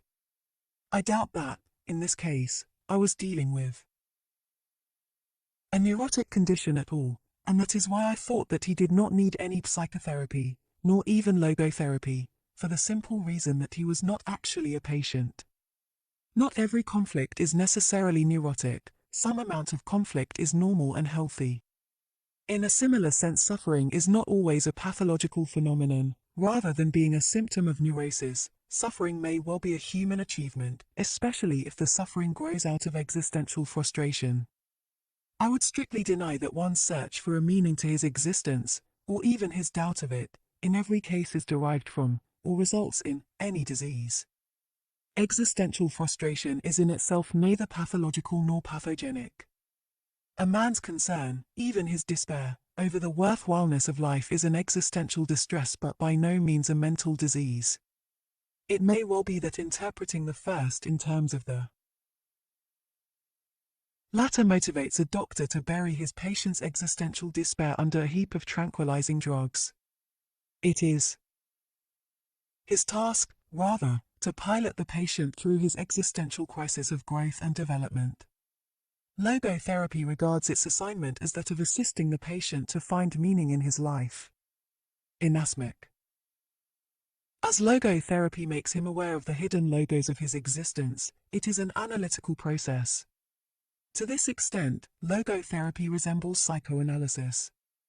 However, in logotherapy's attempt to make something conscious again, it does not restrict its activity to instinctual facts within the individual's unconscious but also cares for existential realities, such as the potential meaning of his existence to be fulfilled as well as his will to meaning.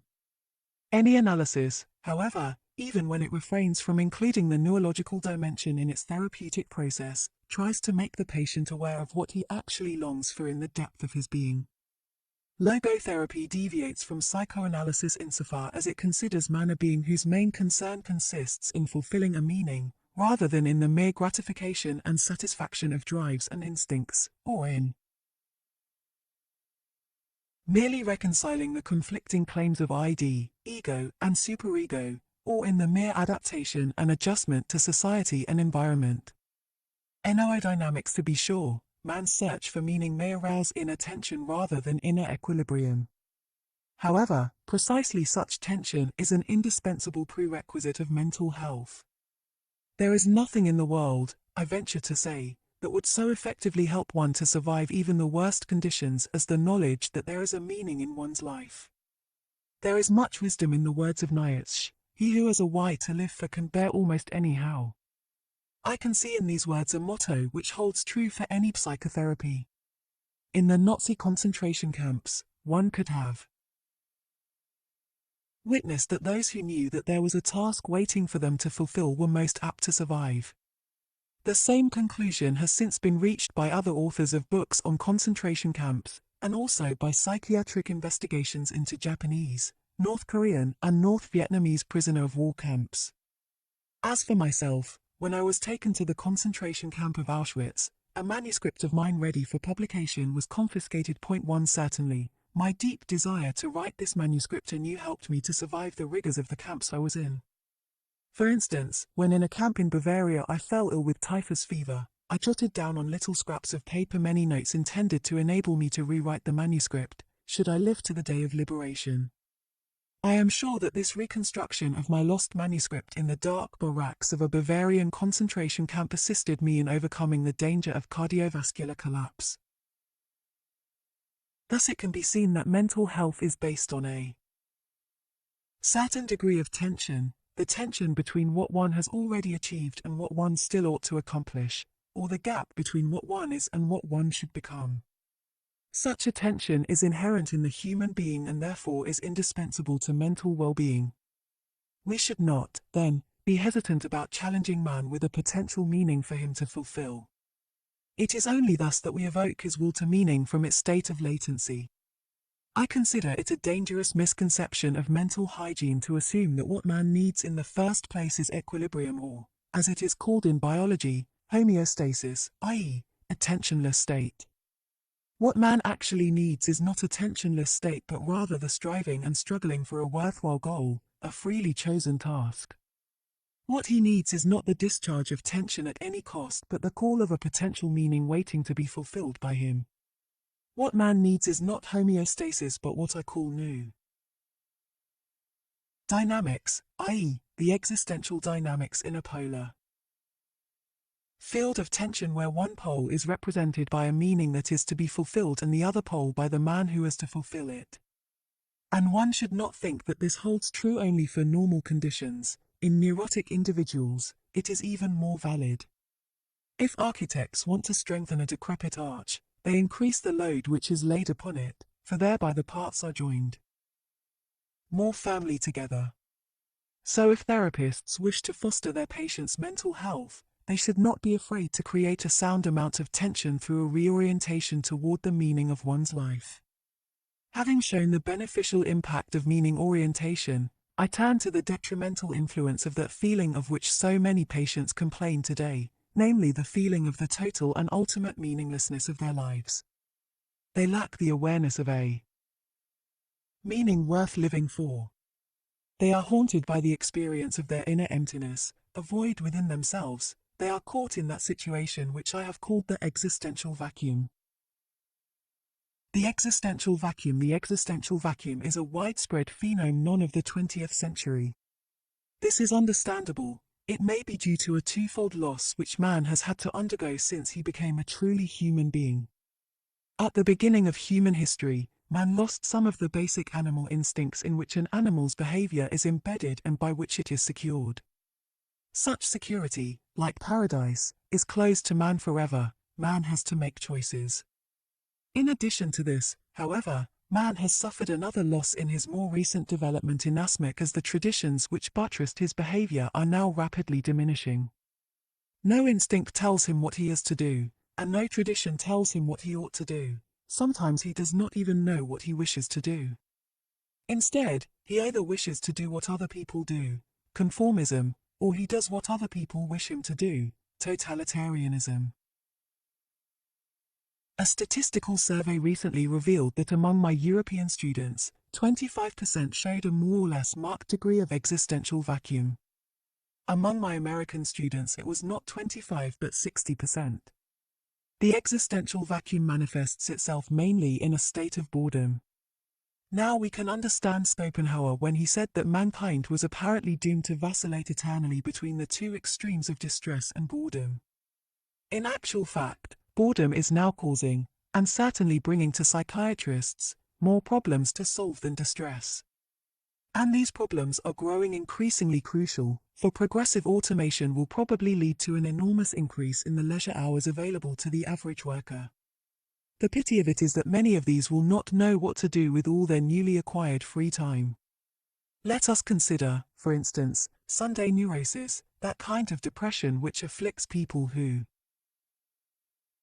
become aware of the lack of content in their lives when the rush of the busy week is over and the void within themselves becomes manifest.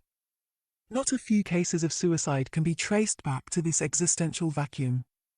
Such widespread phenomena as depression, aggression, and addiction are not understandable unless we recognize the existential vacuum underlying them.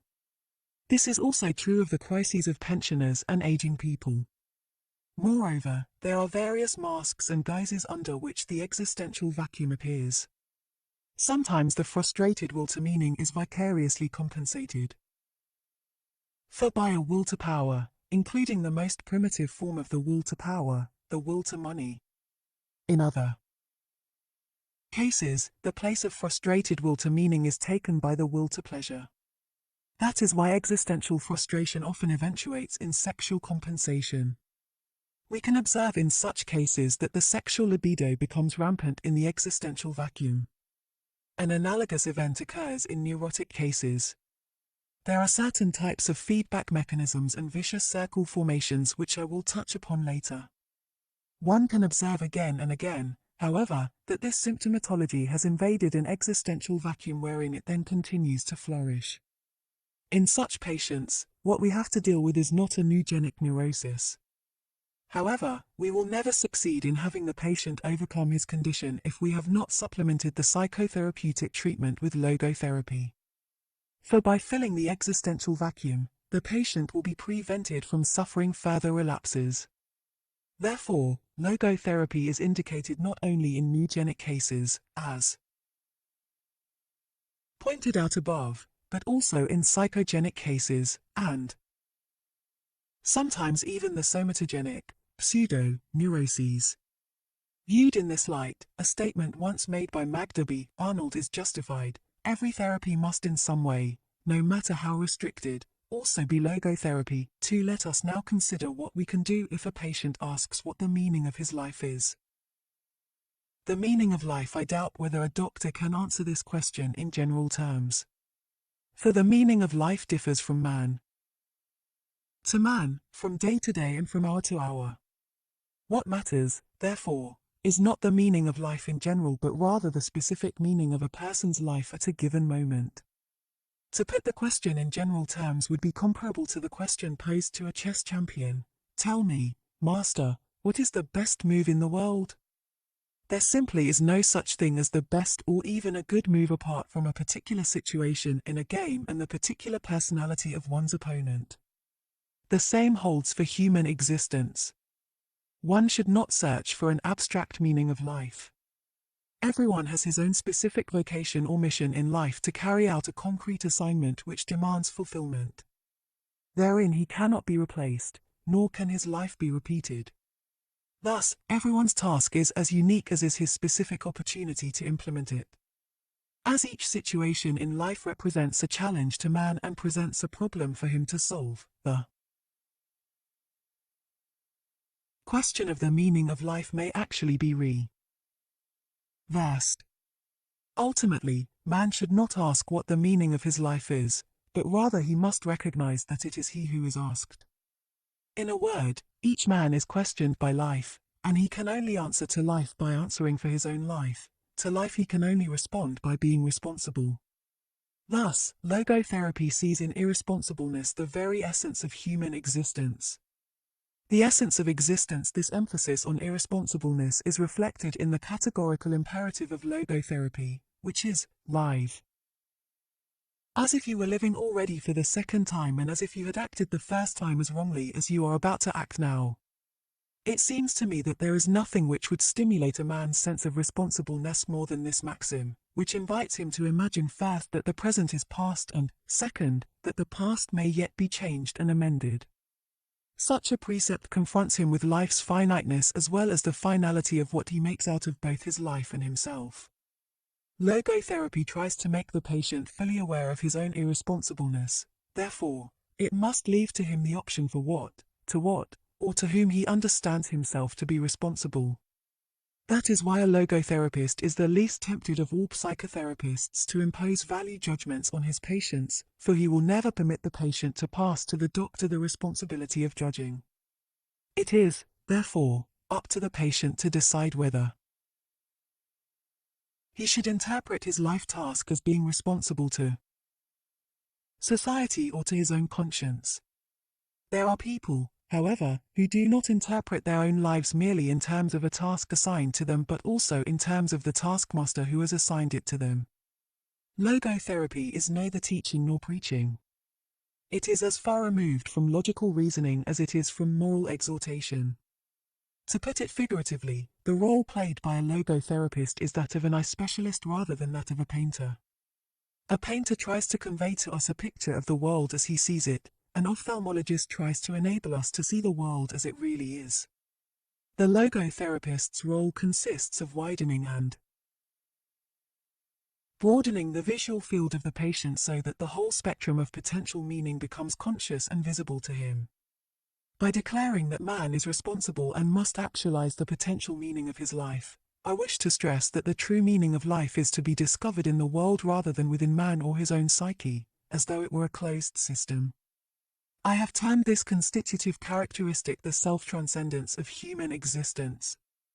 It denotes the fact that being human always points, and is directed, to something, or someone, other than oneself, be it a meaning to fulfill or another human being to encounter.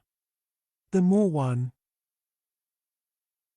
forgets himself by giving himself to a cause to serve or another person to love, the more human he is and the more he actualizes himself. What is called self-actualization is not an attainable aim at all, for the simple reason that the more one would strive for it, the more he would miss it. In other words, self-actualization is possible only as a side effect of self-transcendence. Thus far we have shown that the meaning of life always changes, but that it never ceases to be. According to logotherapy, we can discover this meaning in life in three different ways. 1. By creating a work or doing a deed. 2. By experiencing something or encountering someone. And 3. By the attitude we take toward unavoidable suffering. The first, the way of achievement or accomplishment, is quite obvious. The second and third need further elaboration. The second way of finding a meaning in life is by experiencing something, such as goodness, truth and beauty, by experiencing nature and culture or, last but not least, by experiencing another human being in his very uniqueness, by loving him. The meaning of love is the only way to grasp another human being in the innermost core of his personality. No one can become fully aware of the very essence of another human being unless he loves him. By his love he is enabled to see the essential traits and features in the beloved person, and even more, he sees that which is potential in him, which is not yet actualized but yet ought to be actualized. Furthermore, by his love, the loving person enables the beloved person to actualize these potentialities. By making him aware of what he can be and of what he should become, he makes these potentialities come true. In logotherapy, love is not interpreted as a mere epiphenomenon 3 of sexual drives and instincts in the sense of a so-called sublimation. Love is as primary a phenomenon as sex. Normally, sex is a mode of expression for love. Sex is justified, even sanctified, as soon as, but only as long as, it is a vehicle of love. Thus love is not understood as a mere side effect of sex. Rather, sex is a way of expressing the experience of the ultimate togetherness which is called love. The third way of finding a meaning in life is by suffering. The meaning of suffering. We must never forget that we may also find meaning in life even when confronted with a hopeless situation.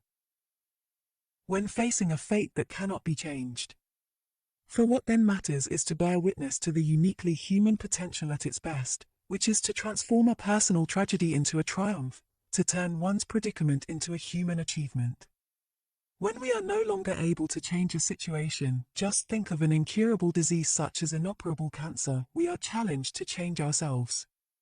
Let me cite a clear-cut example. Once, an elderly general practitioner consulted me because of his severe depression. He could not overcome the loss of his wife who had died 2 years before and whom he had loved above all else. Now, how could I help him? What should I tell him? Well, I refrained from telling him anything but instead confronted him with the question, what would have happened, doctor, if you had died first, and your wife would have had to survive you? Oh, he said, for her this would have been terrible, how she would have suffered. Whereupon I replied, you see, doctor, such as suffering has been spared her, and it was you who have spared her this suffering, to be sure, at the price that now you have to survive and mourn her. He said no word but shook my hand and calmly left my office. In some way, suffering ceases to be suffering at the moment it finds a meaning, such as the meaning of a sacrifice. Of course, this was no therapy in the proper sense since, first, his despair was no disease, and second, I could not change his fate, one could not revive his wife. But in that moment I did succeed in changing his attitude toward his unalterable fate inasmuch as from that time on he could at least see a meaning in his suffering. It is one of the basic tenets of logotherapy that man's main concern is not to gain pleasure or to avoid pain but rather to see a meaning in his life. That is why man is even ready to suffer, on the condition, to be sure, that his suffering has a meaning. But let me make it perfectly clear that in no way is suffering necessary to find meaning. I only insist that meaning is possible even in spite of suffering, provided, certainly, that the suffering is unavoidable. If it were avoidable, however, the meaningful thing to do would be to remove its cause, be it psychological, biological, or political.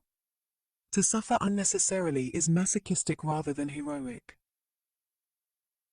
Edith Weisskopf-Johnson, before her death professor of psychology at the University of Georgia, Con. Tended, in her article on logotherapy, that our current mental hygiene philosophy stresses the idea that people ought to be happy, that unhappiness is a symptom of maladjustment.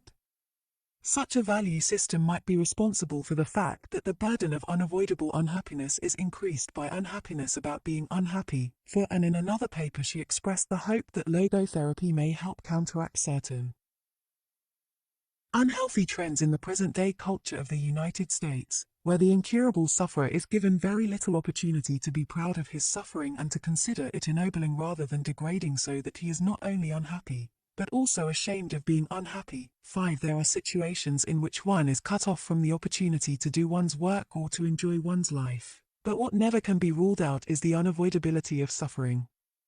In accepting this challenge to suffer bravely, life has a meaning up to the last moment, and it retains this meaning literally to the end. In other words, life's meaning is an unconditional one, for it even includes the potential meaning of unavoidable suffering. Let me recall that which was perhaps the deepest experience I had in the concentration camp. The odds of surviving the camp were no more than 1 in 28, as can easily be verified by exact statistics. It did not even seem possible, let alone probable, that the manuscript of my first book, which I had hidden in my coat when I arrived at Auschwitz, would ever be rescued. Thus, I had to undergo and to overcome the loss of my mental child. And now it seemed as if nothing and no one would survive me, neither a physical nor a mental child of my own. So I found myself confronted with the question whether under such circumstances my life was ultimately void of any meaning. Not yet did I notice that an answer to this question with which I was wrestling so passionately was already in store for me, and that soon thereafter this answer would be given to me. This was the case when I had to surrender my clothes and in turn inherited the worn out rags of an inmate who had already been sent to the gas chamber immediately after his arrival at the Auschwitz railway station. Instead of the many pages of my manuscript, I found in a pocket of the newly acquired coat one single page torn out of a Hebrew prayer book, containing the most important Jewish prayer, Shema Yisrael. How should I have interpreted such a coincidence other than as a challenge to live my thoughts instead of merely putting them on paper? A bit later, I remember, it seemed to me that I would die in the near future. In this critical situation, however, my concern was different from that of most of my comrades. Their question was, will we survive the camp? For, if not, all this suffering has no meaning. The question which beset me was, has all this suffering, this dying around us, a meaning? For, if not, then ultimately there is no meaning to survival, for a life whose meaning depends upon such a happen. Stance as whether one escapes or not ultimately would not be worth living at all. Metaclinical problems more and more. A psychiatrist is approached today by patients who confront him with human problems rather than neurotic symptoms. Some of the people who nowadays call on a psychiatrist would have seen a pastor, priest or rabbi in former days. Now they often refuse to be handed over to a clergyman and instead confront the doctor with questions such as, what is the meaning of my life? A logodrama. I should like to cite the following instance. Once, the mother of a boy who had died at the age of 11 years was admitted to my hospital department after a suicide attempt. Dr. Kurt Kokorek invited her to join a therapeutic group, and it happened that I stepped into the room where he was conducting a psychodrama. She was telling her story. At the death of her boy she was left alone with another, older son, who was crippled, suffering from the effects of infantile paralysis. The poor boy had to be moved around in a wheelchair. His mother, however, rebelled against her fate. But when she tried to commit suicide together with him, it was the crippled son who prevented her from doing so. He liked living. For him, life had remained meaningful. Why was it not so for his mother? How could her life still have a meaning? And how could we help her to become aware of it? Improvising, I participated in the discussion, and questioned another woman in the group. I asked her how old she was and she answered, 30. I replied, no, you are not 30 but instead 80 and lying on your deathbed. And now you are looking back on your life, a life which was childless but full of financial success and social prestige. And then I invited her to imagine what she would feel in this situation. What will you think of it? What will you say to yourself? Let me quote what she actually said from a tape which was recorded during that session. Oh, I married a millionaire, I had an easy life full of wealth, and I lived it up. One flirted with men, one teased them. But now I am 80, I have no children of my own. Looking back as an old woman, I cannot see what all that was for. Actually, I must say, my life was a failure. I then invited the mother of the handicapped son to imagine herself similarly looking back over her life. Let us listen to what she had to say as recorded on the tape. I wish to have children and this wish has been granted to me. One boy died. The other, however, the crippled one, would have been sent to an institution if I had not taken over his care. Though he is crippled and helpless, he is after all my boy. And so I have made a fuller life possible for him. I have made a better human being out of my son. At this moment, there was an outburst of tears and, crying, she continued, as for myself, I can look back peacefully on my life, for I can say my life was full of meaning, and I have tried hard to fulfill it. I have done my best, I have done the best for my son. My life was no failure. Viewing her life as if from her deathbed, she had suddenly been able to see a meaning in it, a meaning which even included all of her sufferings.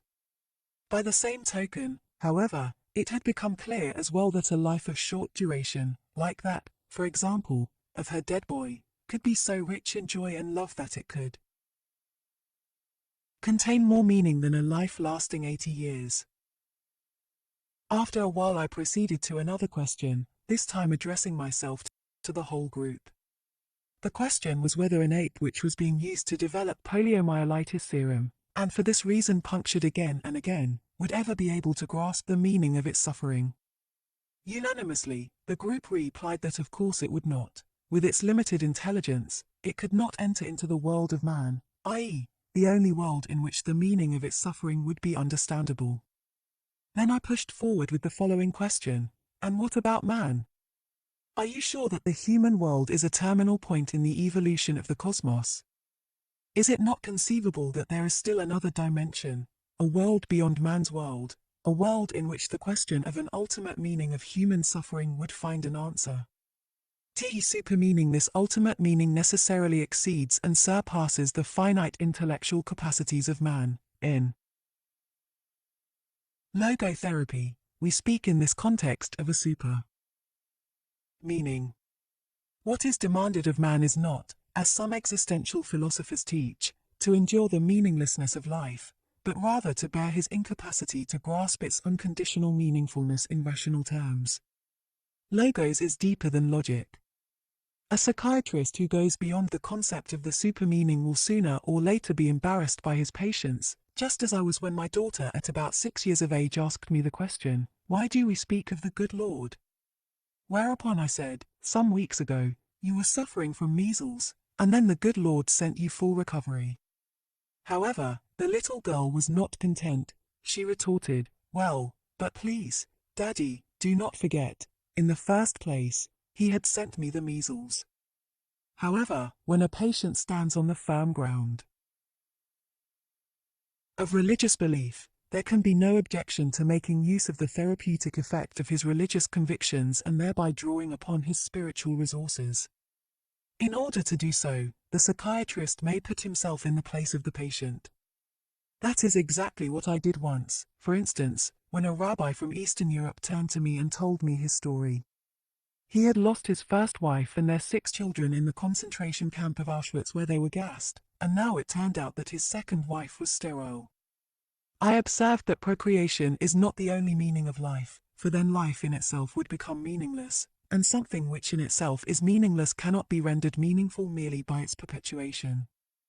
However, the rabbi evaluated his plight as an Orthodox Jew in terms of despair that there was no son of his own who would ever say Kaddish 6 for him after his death. But I would not give up. I made a last attempt to help him by inquiring whether he did not hope to see his children again in heaven.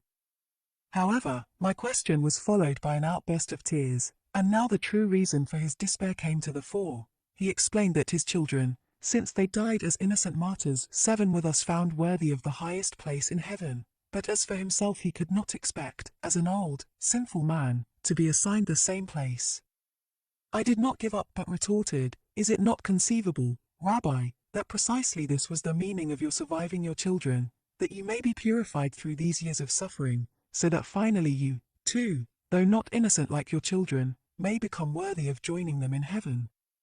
Is it not written in the Psalms that God preserves all your tears, 8 so perhaps none of your sufferings were in vain?" For the first time in many years he found relief from his suffering through the new point of view which I was able to open up to him. Life's transitoriness, those things which seem to take meaning away from human life, include not only suffering but dying as well.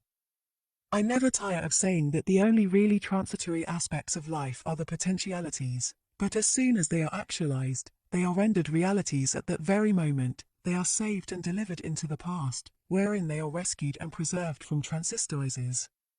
For, in the past, nothing is irretrievably lost but everything irrevocably stored. Thus, the transistorizes of our existence in no way makes it meaningless. But it does constitute our irresponsibleness, for everything hinges upon our realizing the essentially transitory possibilities. Man constantly makes his choice concerning the mass of present potentialities. Which of these will be condemned to non-being and which will be actualized? Which choice will be made an actuality once and forever, an immortal footprint in the sands of time? At any moment, man must decide, for better or for worse, what will be the monument of his existence. Usually, to be sure, man considers only the stubble field of transistorizes and overlooks the full granaries of the past, wherein he had salvaged once and for all his deeds, his joys and also his sufferings. Nothing can be undone, and nothing can be done away with. I should say having been is the surest kind of being. Logotherapy, keeping in mind the essential transistorizes of human existence, is not pessimistic but rather atavistic. To express this point figuratively we might say, the pessimist resembles a man who observes with fear and sadness that his wall calendar, from which he daily tears a sheet, grows thinner with each passing day. On the other hand, the person who attacks the problems of life actively is like a man who removes each successive leaf from his calendar and files it neatly and carefully away with its predecessors, after first having jotted down a few diary notes on the back. He can reflect with pride and joy on all the richness set down in these notes, on all the life he has already lived to the fullest. What will it matter to him if he notices that he is growing old? Has he any reason to envy the young people whom he sees, or wax nostalgic over his own lost youth? What reasons has he to envy a young person? For the possibilities that a young person has, the future which is in store for him? No, thank you, he will think. Instead of possibilities, I have realities in my past, not only the reality of work done and of love loved, but of sufferings bravely suffered. These sufferings are even the things of which I am most proud, though these are things which cannot inspire envy. Logotherapy as a technique of realistic fear, like the fear of death, cannot be tranquilized away by a psychodynamic interpretation. On the other hand, a neurotic fear, such as agoraphobia, cannot be cured by philosophical understanding. However, logotherapy has developed a special technique to handle such cases, too. To understand what is going on whenever this technique is used, we take as a starting point a condition which is frequently observed in neurotic individuals, namely, anticipatory anxiety. It is characteristic of this fear that it produces precisely that of which the patient is afraid. An individual, for example, who is afraid of blushing when he enters a large room and faces many people will actually be more prone to blush under these circumstances. In this context, one might amend the saying the wish is father to the thought to the fear is mother of the event. Ironically enough, in the same way that fear brings to pass what one is afraid of, likewise a forced intention makes impossible what one forcibly wishes. This excessive intention, or hyperintention, as I call it, can be observed particularly in cases of sexual neurosis. The more a man tries to demonstrate his sexual potency or a woman her ability to experience orgasm, the less they are able to succeed. Pleasure is, and must remain, a side effect or byproduct, and is destroyed and spoiled to the degree to which it is made a goal in itself. In addition to excessive intention as described above, excessive attention, or hyperreflection, as it is called in logotherapy, may also be pathogenic, that is, lead to sickness.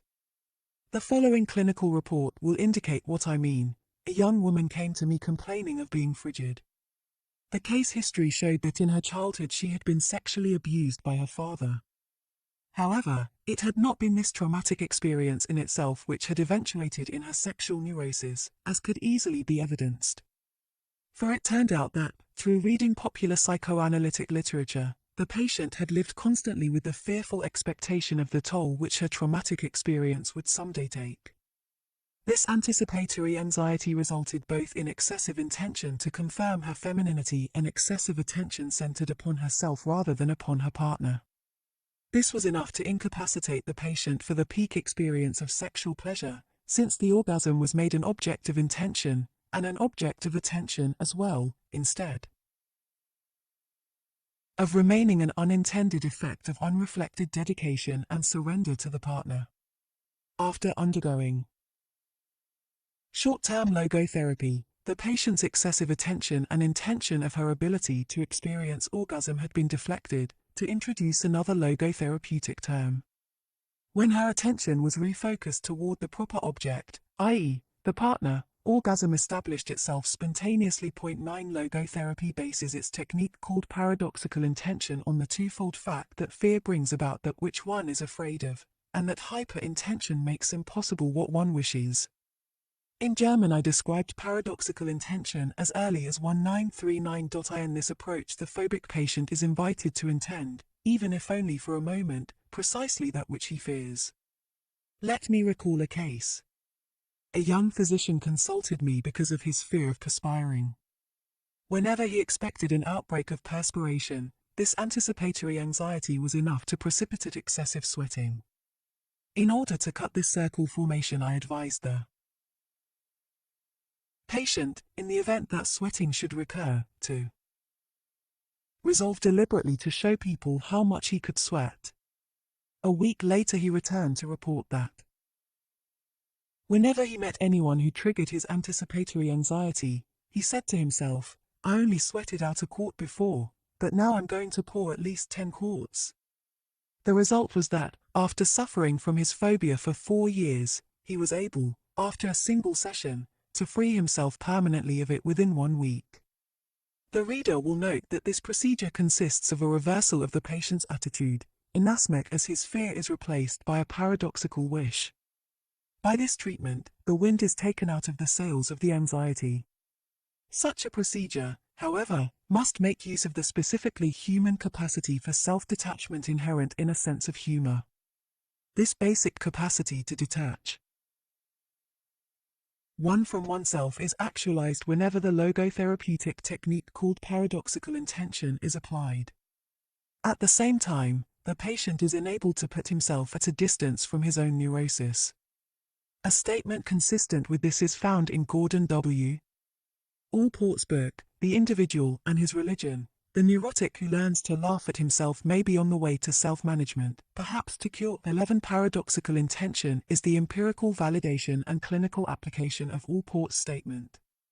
A few more case reports may serve to clarify this method further. The following patient was a bookkeeper who had been treated by many doctors and in several clinics without any therapeutic success. When he was admitted to my hospital department, he was in extreme despair, confessing that he was close to suicide. For some years, he had suffered from a writer's cramp which had recently become so severe that he was in danger of losing his job. Therefore, only immediate short-term therapy could alleviate the situation. In starting treatment, Dr. Eva Kozdera recommended to the patient that he do just the opposite of what he usually had done, namely, instead of trying to write as neatly and legibly as possible, to write with the worst possible scrawl. He was advised to say to himself, "Now I will show people what a good scribbler I am." And at the moment in which he deliberately tried to scribble, he was unable to do so.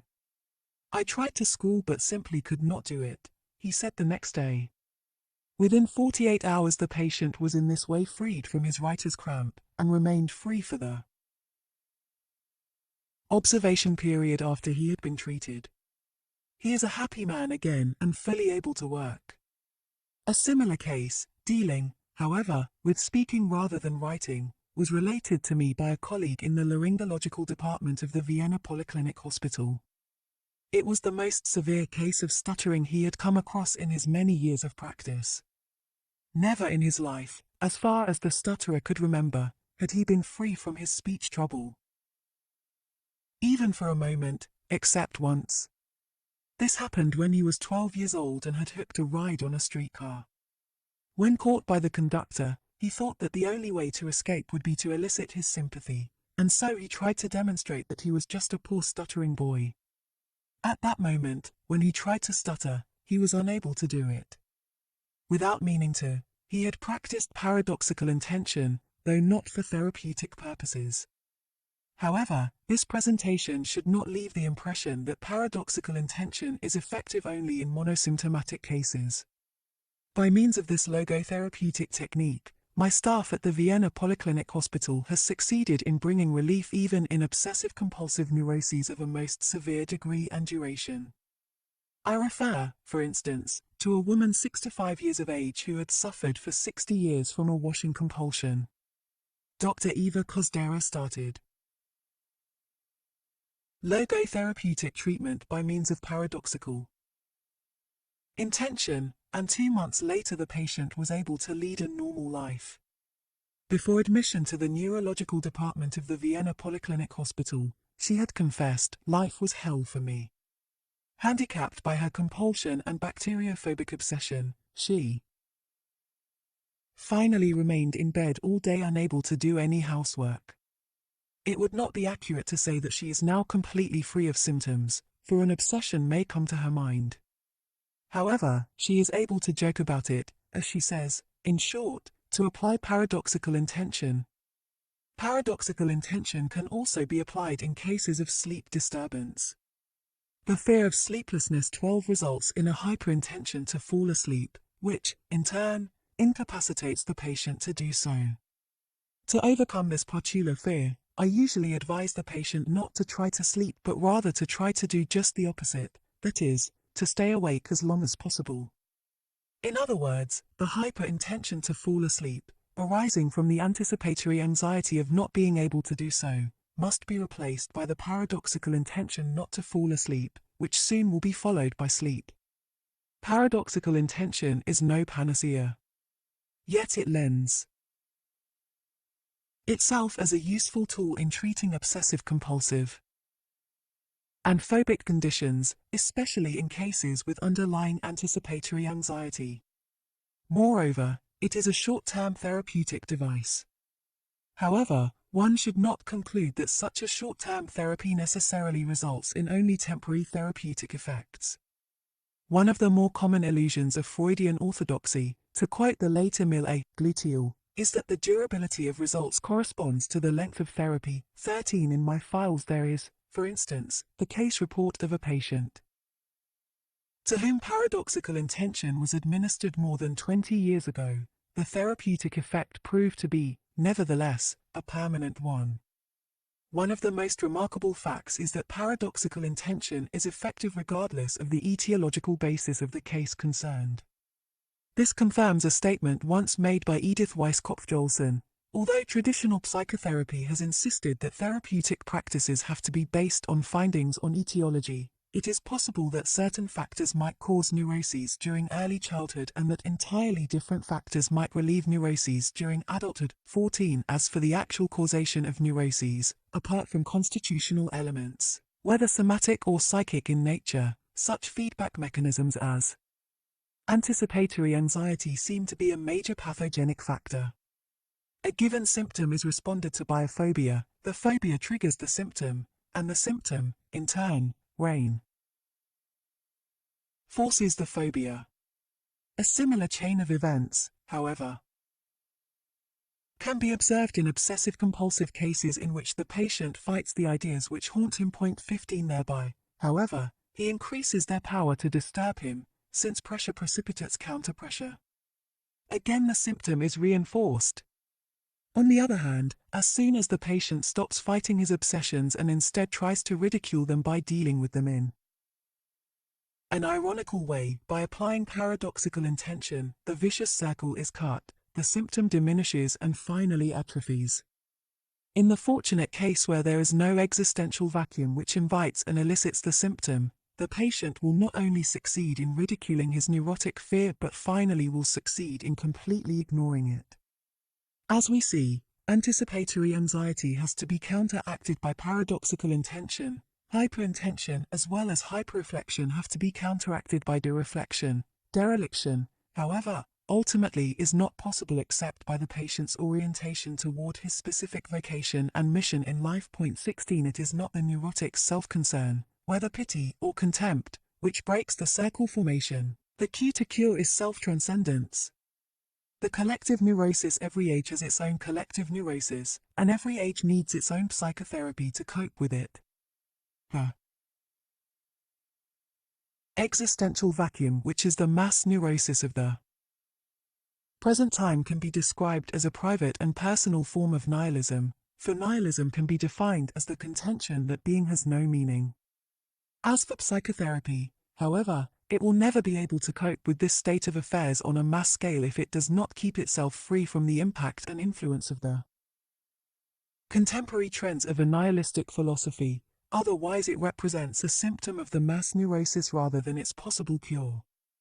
Psychotherapy would not only reflect a nihilistic philosophy but also, even though unwillingly and unwittingly, transmit to the patient what is actually a caricature rather than a true picture of man. First of all, there is a danger inherent in the teaching of man's nothingness, the theory that man is nothing but the result of biological, psychological, and sociological conditions, or the product of heredity and environment. Such a view of man makes a neurotic believe what he is prone to believe anyway, namely, that he is the pawn and victim of outer influences or inner circumstances. This neurotic fatalism is fostered and strengthened by a psychotherapy which denies that man is free. To be sure, a human being is a finite thing, and his freedom is restricted. It is not freedom from conditions, but it is freedom to take a stand toward the conditions. As I once put it, as a professor in two fields, neurology and psychiatry, I am fully aware of the extent to which man is subject to biological, psychological, and sociological conditions. But in addition to being a professor in two fields, I am a survivor of 4 camps, concentration camps, that is, and as such I also bear witness to the unexpected extent to which man is capable of defying and braving even the worst conditions conceivable. Critique of pandeterminism. Psychoanalysis has often been blamed for its so-called pansecularism. I, for one, doubt whether this reproach has ever been legitimate. However, there is something which seems to me to be an even more erroneous and dangerous assumption, namely, that which I call pandeterminism. By that I mean the view of man which disregards his capacity to take a stand toward any conditions whatsoever. Man is not fully conditioned and determined, but rather determines himself whether he gives in to conditions or stands up to them. In other words, man is ultimately self-determining. Man does not simply exist but always decides what his existence will be, what he will become in the next moment. By the same token, every human being has the freedom to change at any instant. Therefore, we can predict his future only within the large framework of a statistical survey referring to a whole group. The individual personality, however, remains essentially predictable. The basis for any predictions would be represented by biological, psychological, or sociological conditions. Yet one of the main features of human existence is the capacity to rise above such conditions, to grow beyond them. Man is capable of changing the world for the better if possible, and of changing himself for the better if necessary. Let me cite the case of Dr. J. He was the only man I ever encountered in my whole life whom I would dare to call a Mephistophelian being, a satanic figure. At that time he was generally called the mass murderer of Steinhof, the large mental hospital in Vienna. When the Nazis started their euthanasia program, he held all the strings in his hands and was so fanatic in the job assigned to him that he tried not to let one single psychotic individual escape the gas chamber. After the war, when I came back to Vienna, I asked what had happened to Dr. J. He had been imprisoned by the Russians in one of the isolation cells of Steinhof, they told me. The next day, however, the door of his cell stood open and Dr. J. was never seen again. Later I was convinced that, like others, he had with the help of his comrades made his way to South America. More recently, however, I was consulted by a former Austrian diplomat who had been imprisoned behind the Iron Curtain for many years, first in Siberia and then in the famous Lubyanka prison in Moscow. While I was examining him neurologically, he suddenly asked me whether I happened to know Dr. J. After my affirmative reply he continued, I made his acquaintance in Lubyanka. There he died, at about the age of 40, from cancer of the urinary bladder. Before he died, however, he showed himself to be the best comrade you can imagine. He gave consolation to everybody. He lived up to the highest conceivable moral standard. He was the best friend I ever met during my long years in prison. This is the story of Dr. J, the mass murderer of Steinhoff. How can we dare to predict the behavior of man?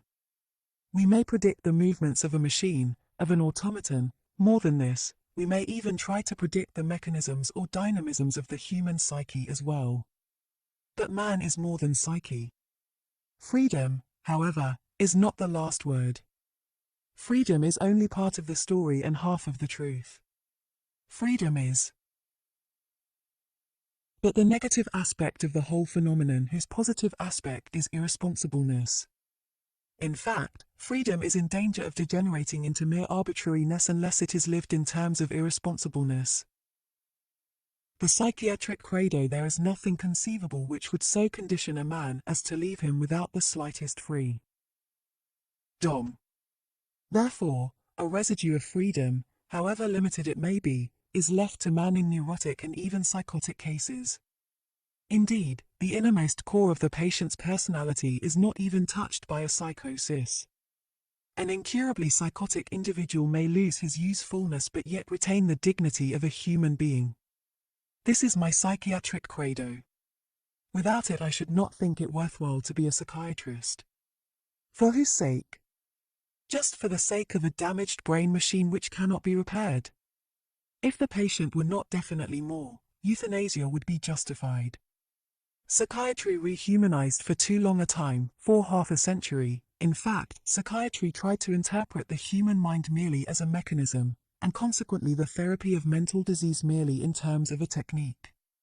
I believe this dream has been dreamt out. What now begins to loom on the horizon are not the sketches of a psychologized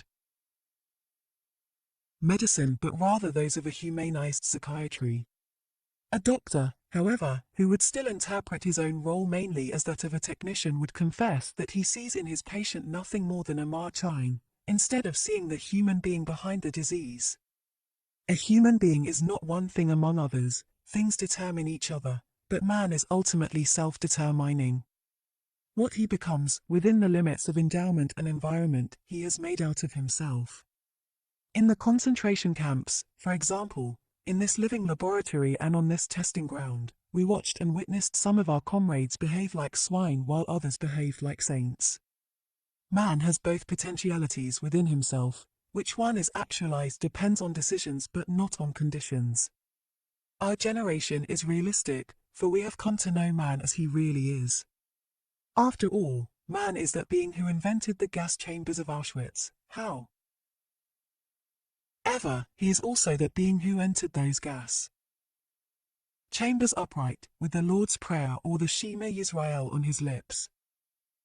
The case for a tragic optimism * dedicated to the memory of Edith Weisskopf-Joelson, whose pioneering efforts in logotherapy in the United States began as early as 1955 and whose contributions to the field have been invaluable. Let's first ask ourselves what should be understood by a tragic optimism. In brief, it means that one is, and remains, optimistic in spite of the tragic triad, as it is called in logotherapy, a triad which consists of those aspects of human existence which may be circumscribed by 1. Pain, 2. Guilt, and 3. Death.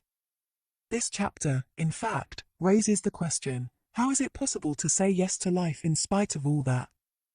How, to pose the question differently, can life retain its potential meaning in spite of its tragic aspects?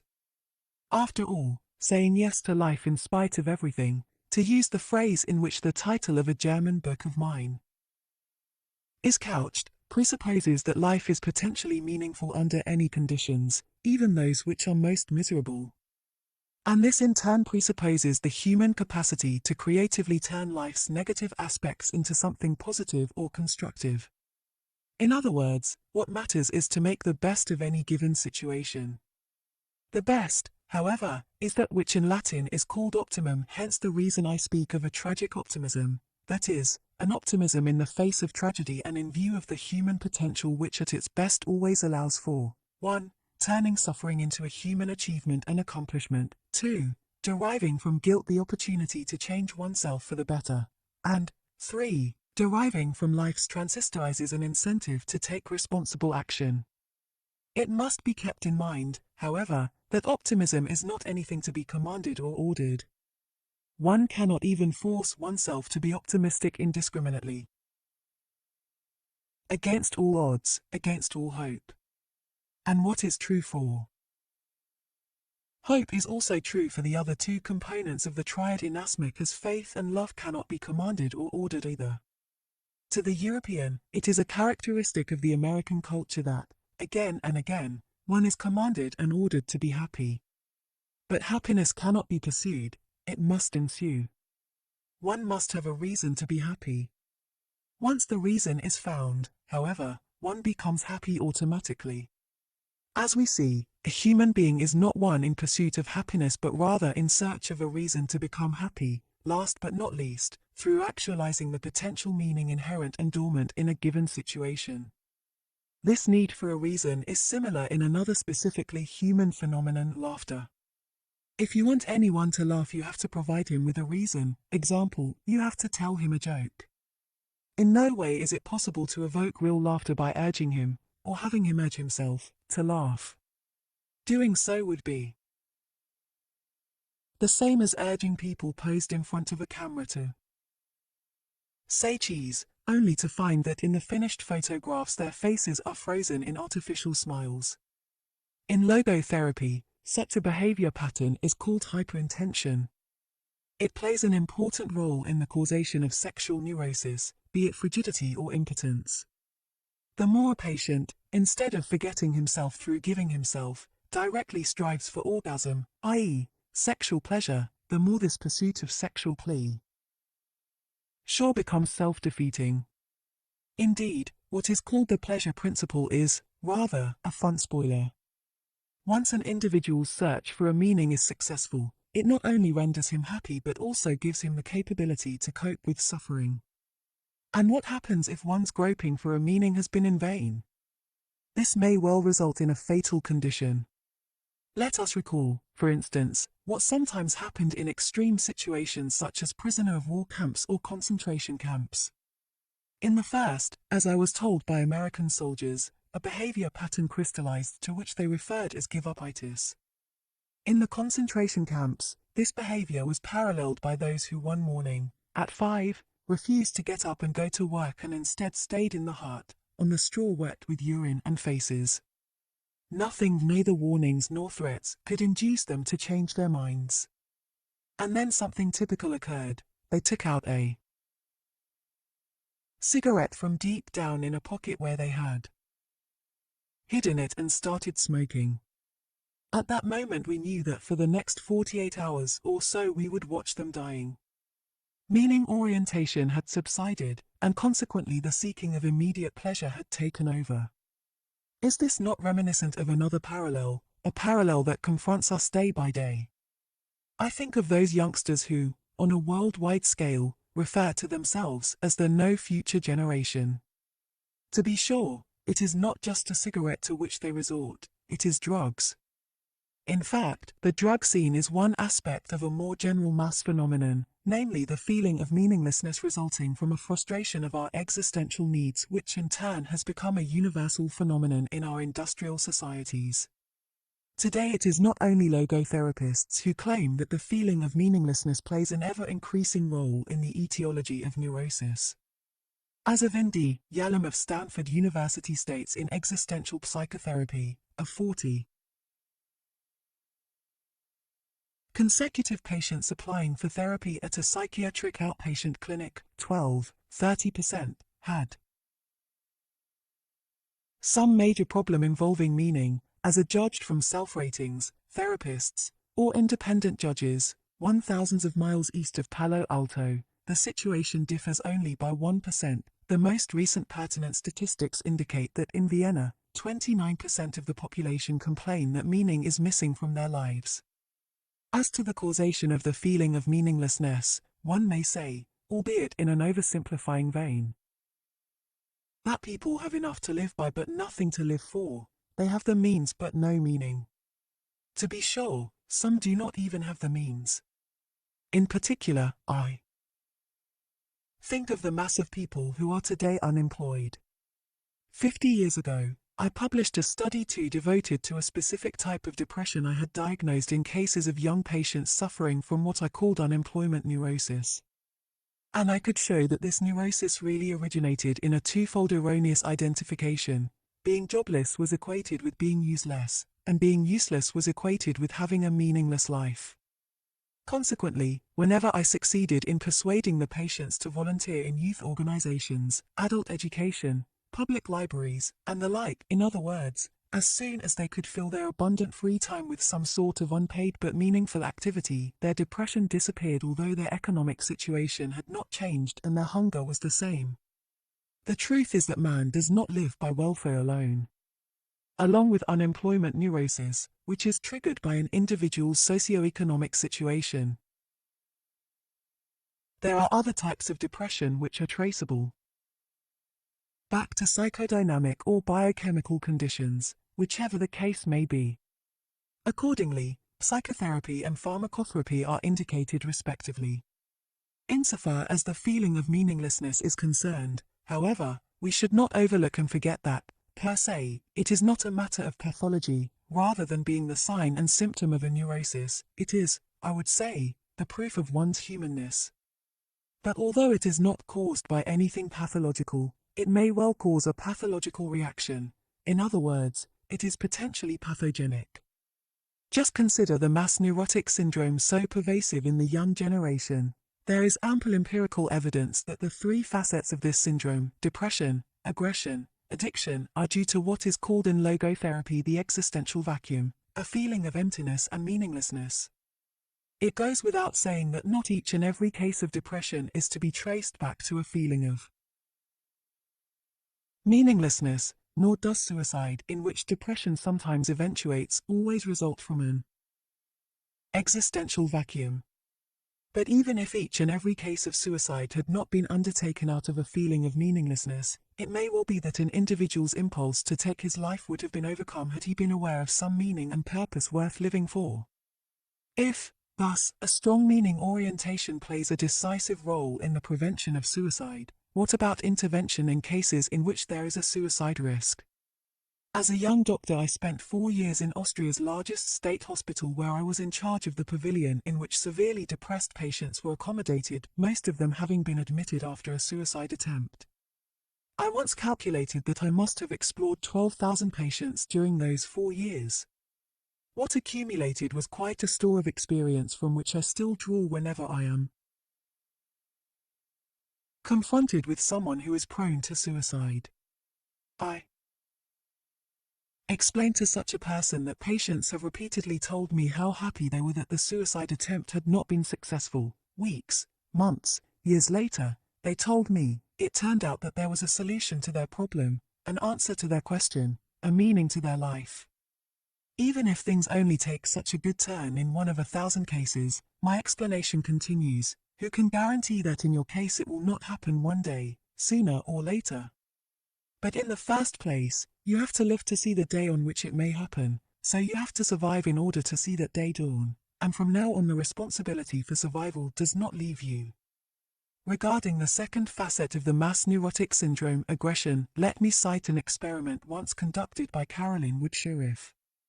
She had succeeded in artificially building up mutual aggressions between groups of Boy Scouts, and observed that the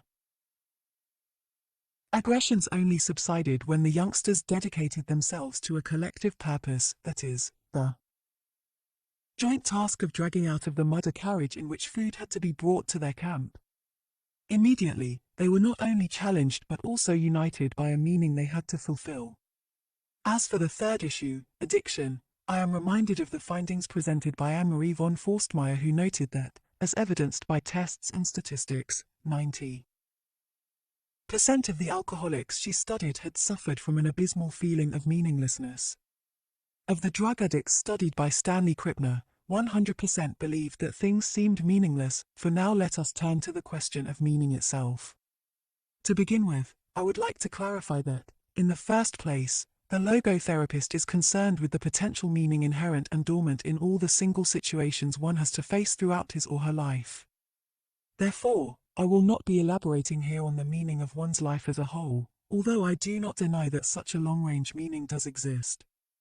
To invoke an analogy, consider a movie. It consists of thousands upon thousands of individual pictures, and each of them makes sense and carries a meaning, yet the meaning of the whole film cannot be seen before its last sequence is shown.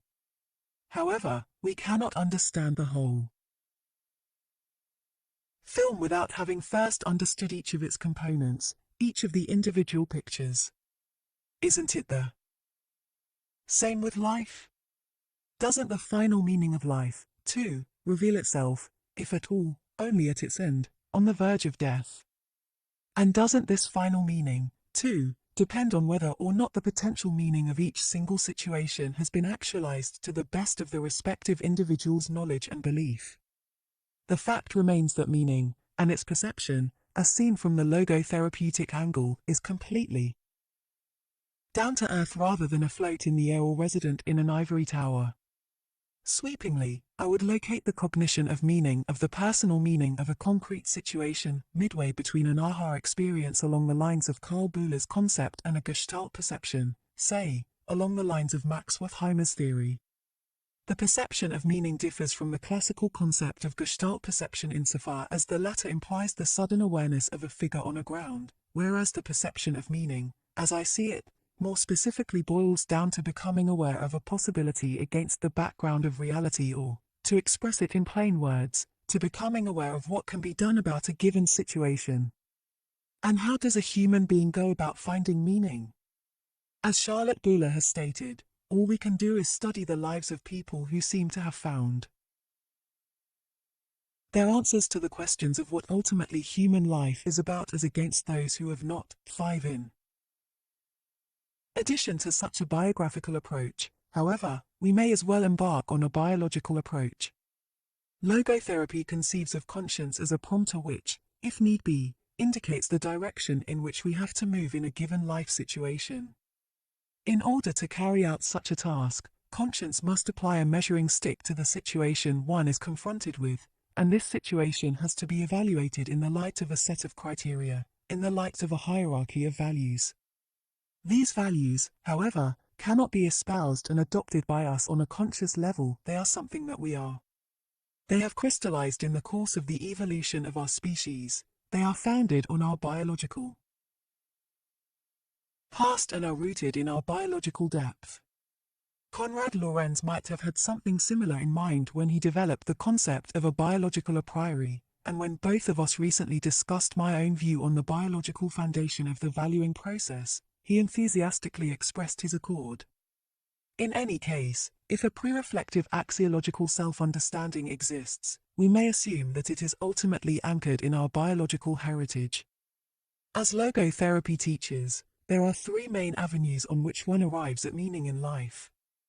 The first is by creating a work or by doing a deed. The second is by experiencing something or encountering someone. In other words, meaning can be found not only in work but also in love. Edith Weisskopf-Joelson observed in this context that the logotherapeutic notion that experiencing can be as valuable as achieving is therapeutic because it compensates for our one-sided emphasis on the external world of achievement at the expense of the internal world of experience. 6 Most important, however, is the third avenue to meaning in life. Even the helpless victim of a hopeless situation, facing a fate he cannot change, may rise above himself, may grow beyond himself, and by so doing change himself. He may turn a personal tragedy into a triumph.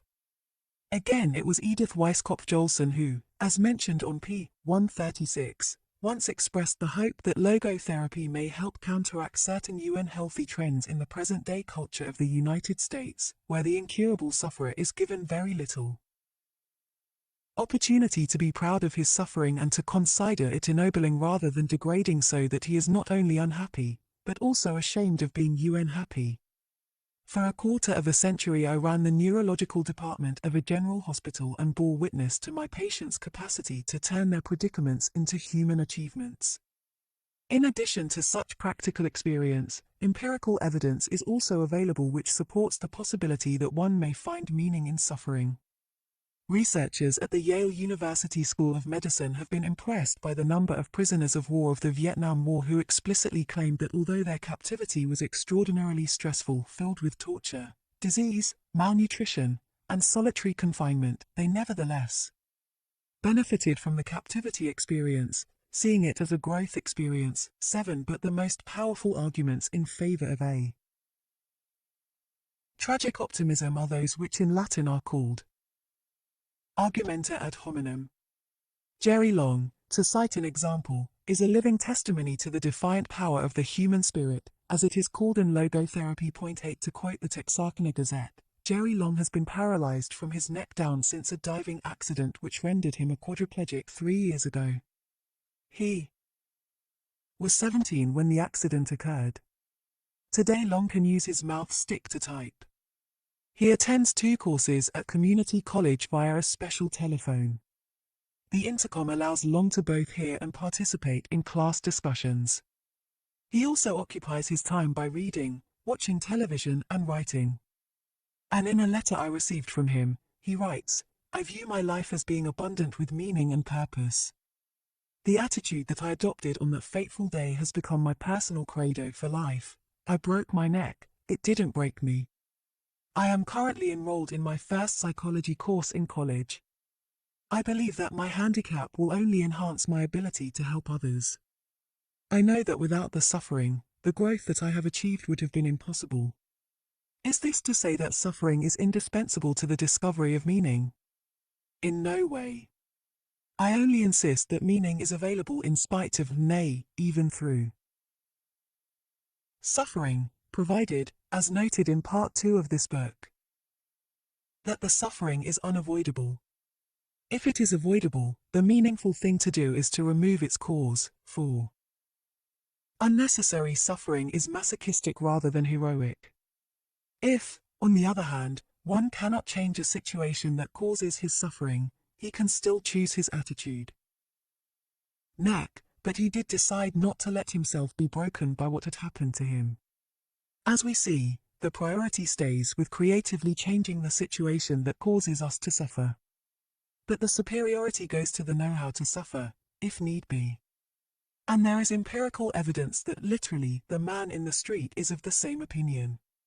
Austrian public opinion pollsters recently reported that those held in highest esteem by most of the people interviewed are neither the great artists nor the great scientists, neither the great statesmen nor the great sports figures, but those who master a hard lot with their heads held high. In turning to the second aspect of the tragic triad, namely guilt, I would like to depart from a theological concept that has always been fascinating to me.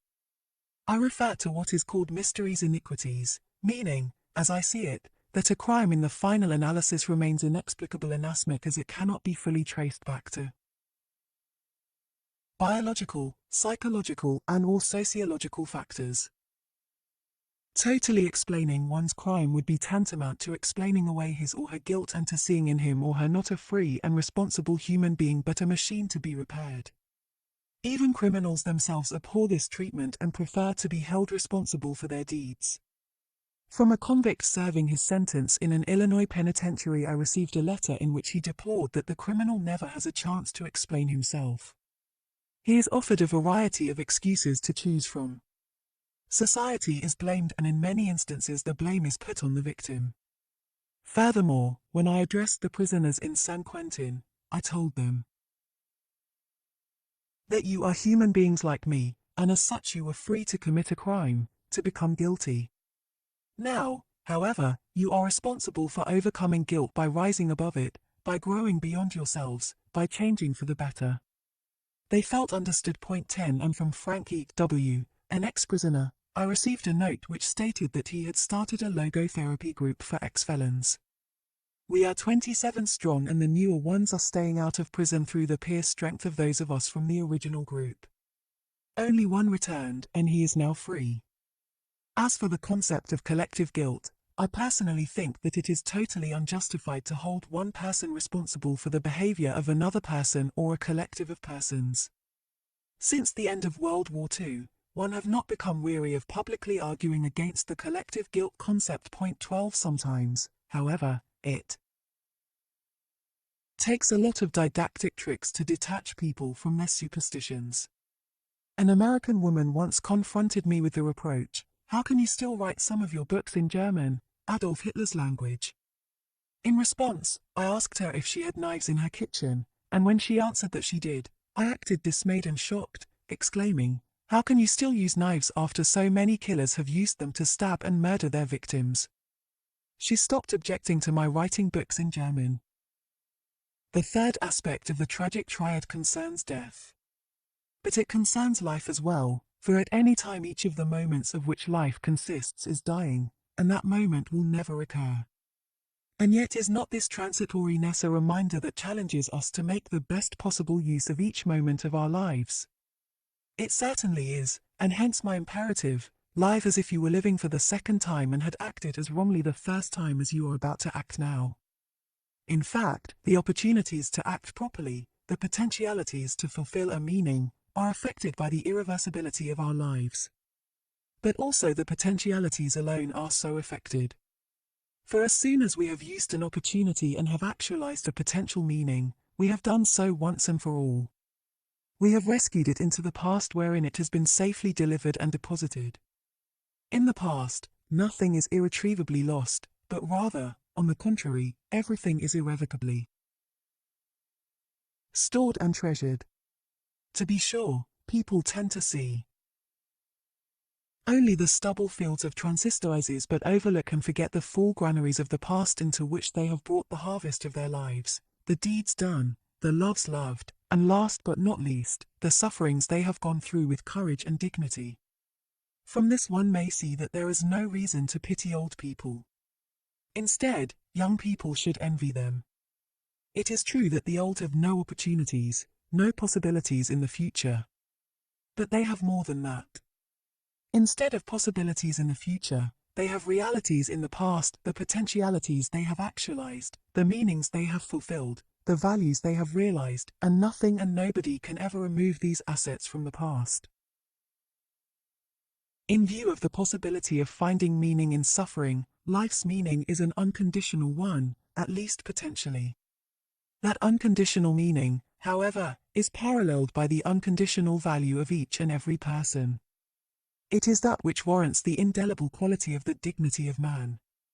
Just as life remains potentially meaningful under any conditions, even those which are most miserable, so too does the value of each and every person stay with him or her, and it does so because it is based on the values that he or she has realized in the past, and is not contingent on the usefulness that he or she may or may not retain in the present. More specifically, this usefulness is usually defined in terms of functioning for the benefit of society. But today's society is characterized by achievement orientation, and consequently it adores people who are successful and happy and, in particular, it adores the young. It virtually ignores the value of all those who are otherwise, and in so doing blurs the decisive difference between being valuable in the sense of dignity and being valuable in the sense of usefulness. If one is not cognizant of this difference and holds that an individual's value stems only from his present usefulness, then, believe me, one owes it only to personal inconsistency not to plead for euthanasia along the lines of Hitler's program, that is to say, mercy. Killing of all those who have lost their social usefulness, be it because of old age, incurable illness, mental deterioration, or whatever handicap they may suffer. Confounding the dignity of man with mere usefulness arises from a conceptual confusion that in turn may be traced back to the contemporary nihilism transmitted on many an academic campus and many an analytical couch. Even in the setting of training analyses such an indoctrination may take place. Nihilism does not contend that there is nothing, but it states that everything is meaningless. And George A. Sargent was right when he promulgated the concept of learned meaninglessness. He himself remembered a therapist who said, "George, you must realize that the world is a joke." There is no justice, everything is random. Only when you realize this will you understand how silly it is to take yourself seriously.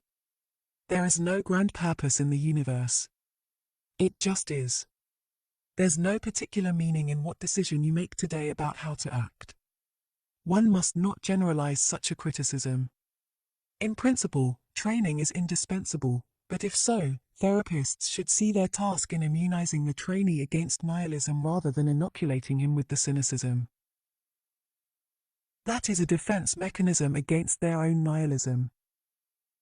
Logotherapists may even conform to some of the training and licensing requirements stipulated by the other schools of psychotherapy. In other words, one may howl with the wolves, if need be, but when doing so, one should be, I would urge, a sheep in wolf's clothing. There is no need to become untrue to the basic concept of man and the principles of the philosophy of life inherent in logotherapy.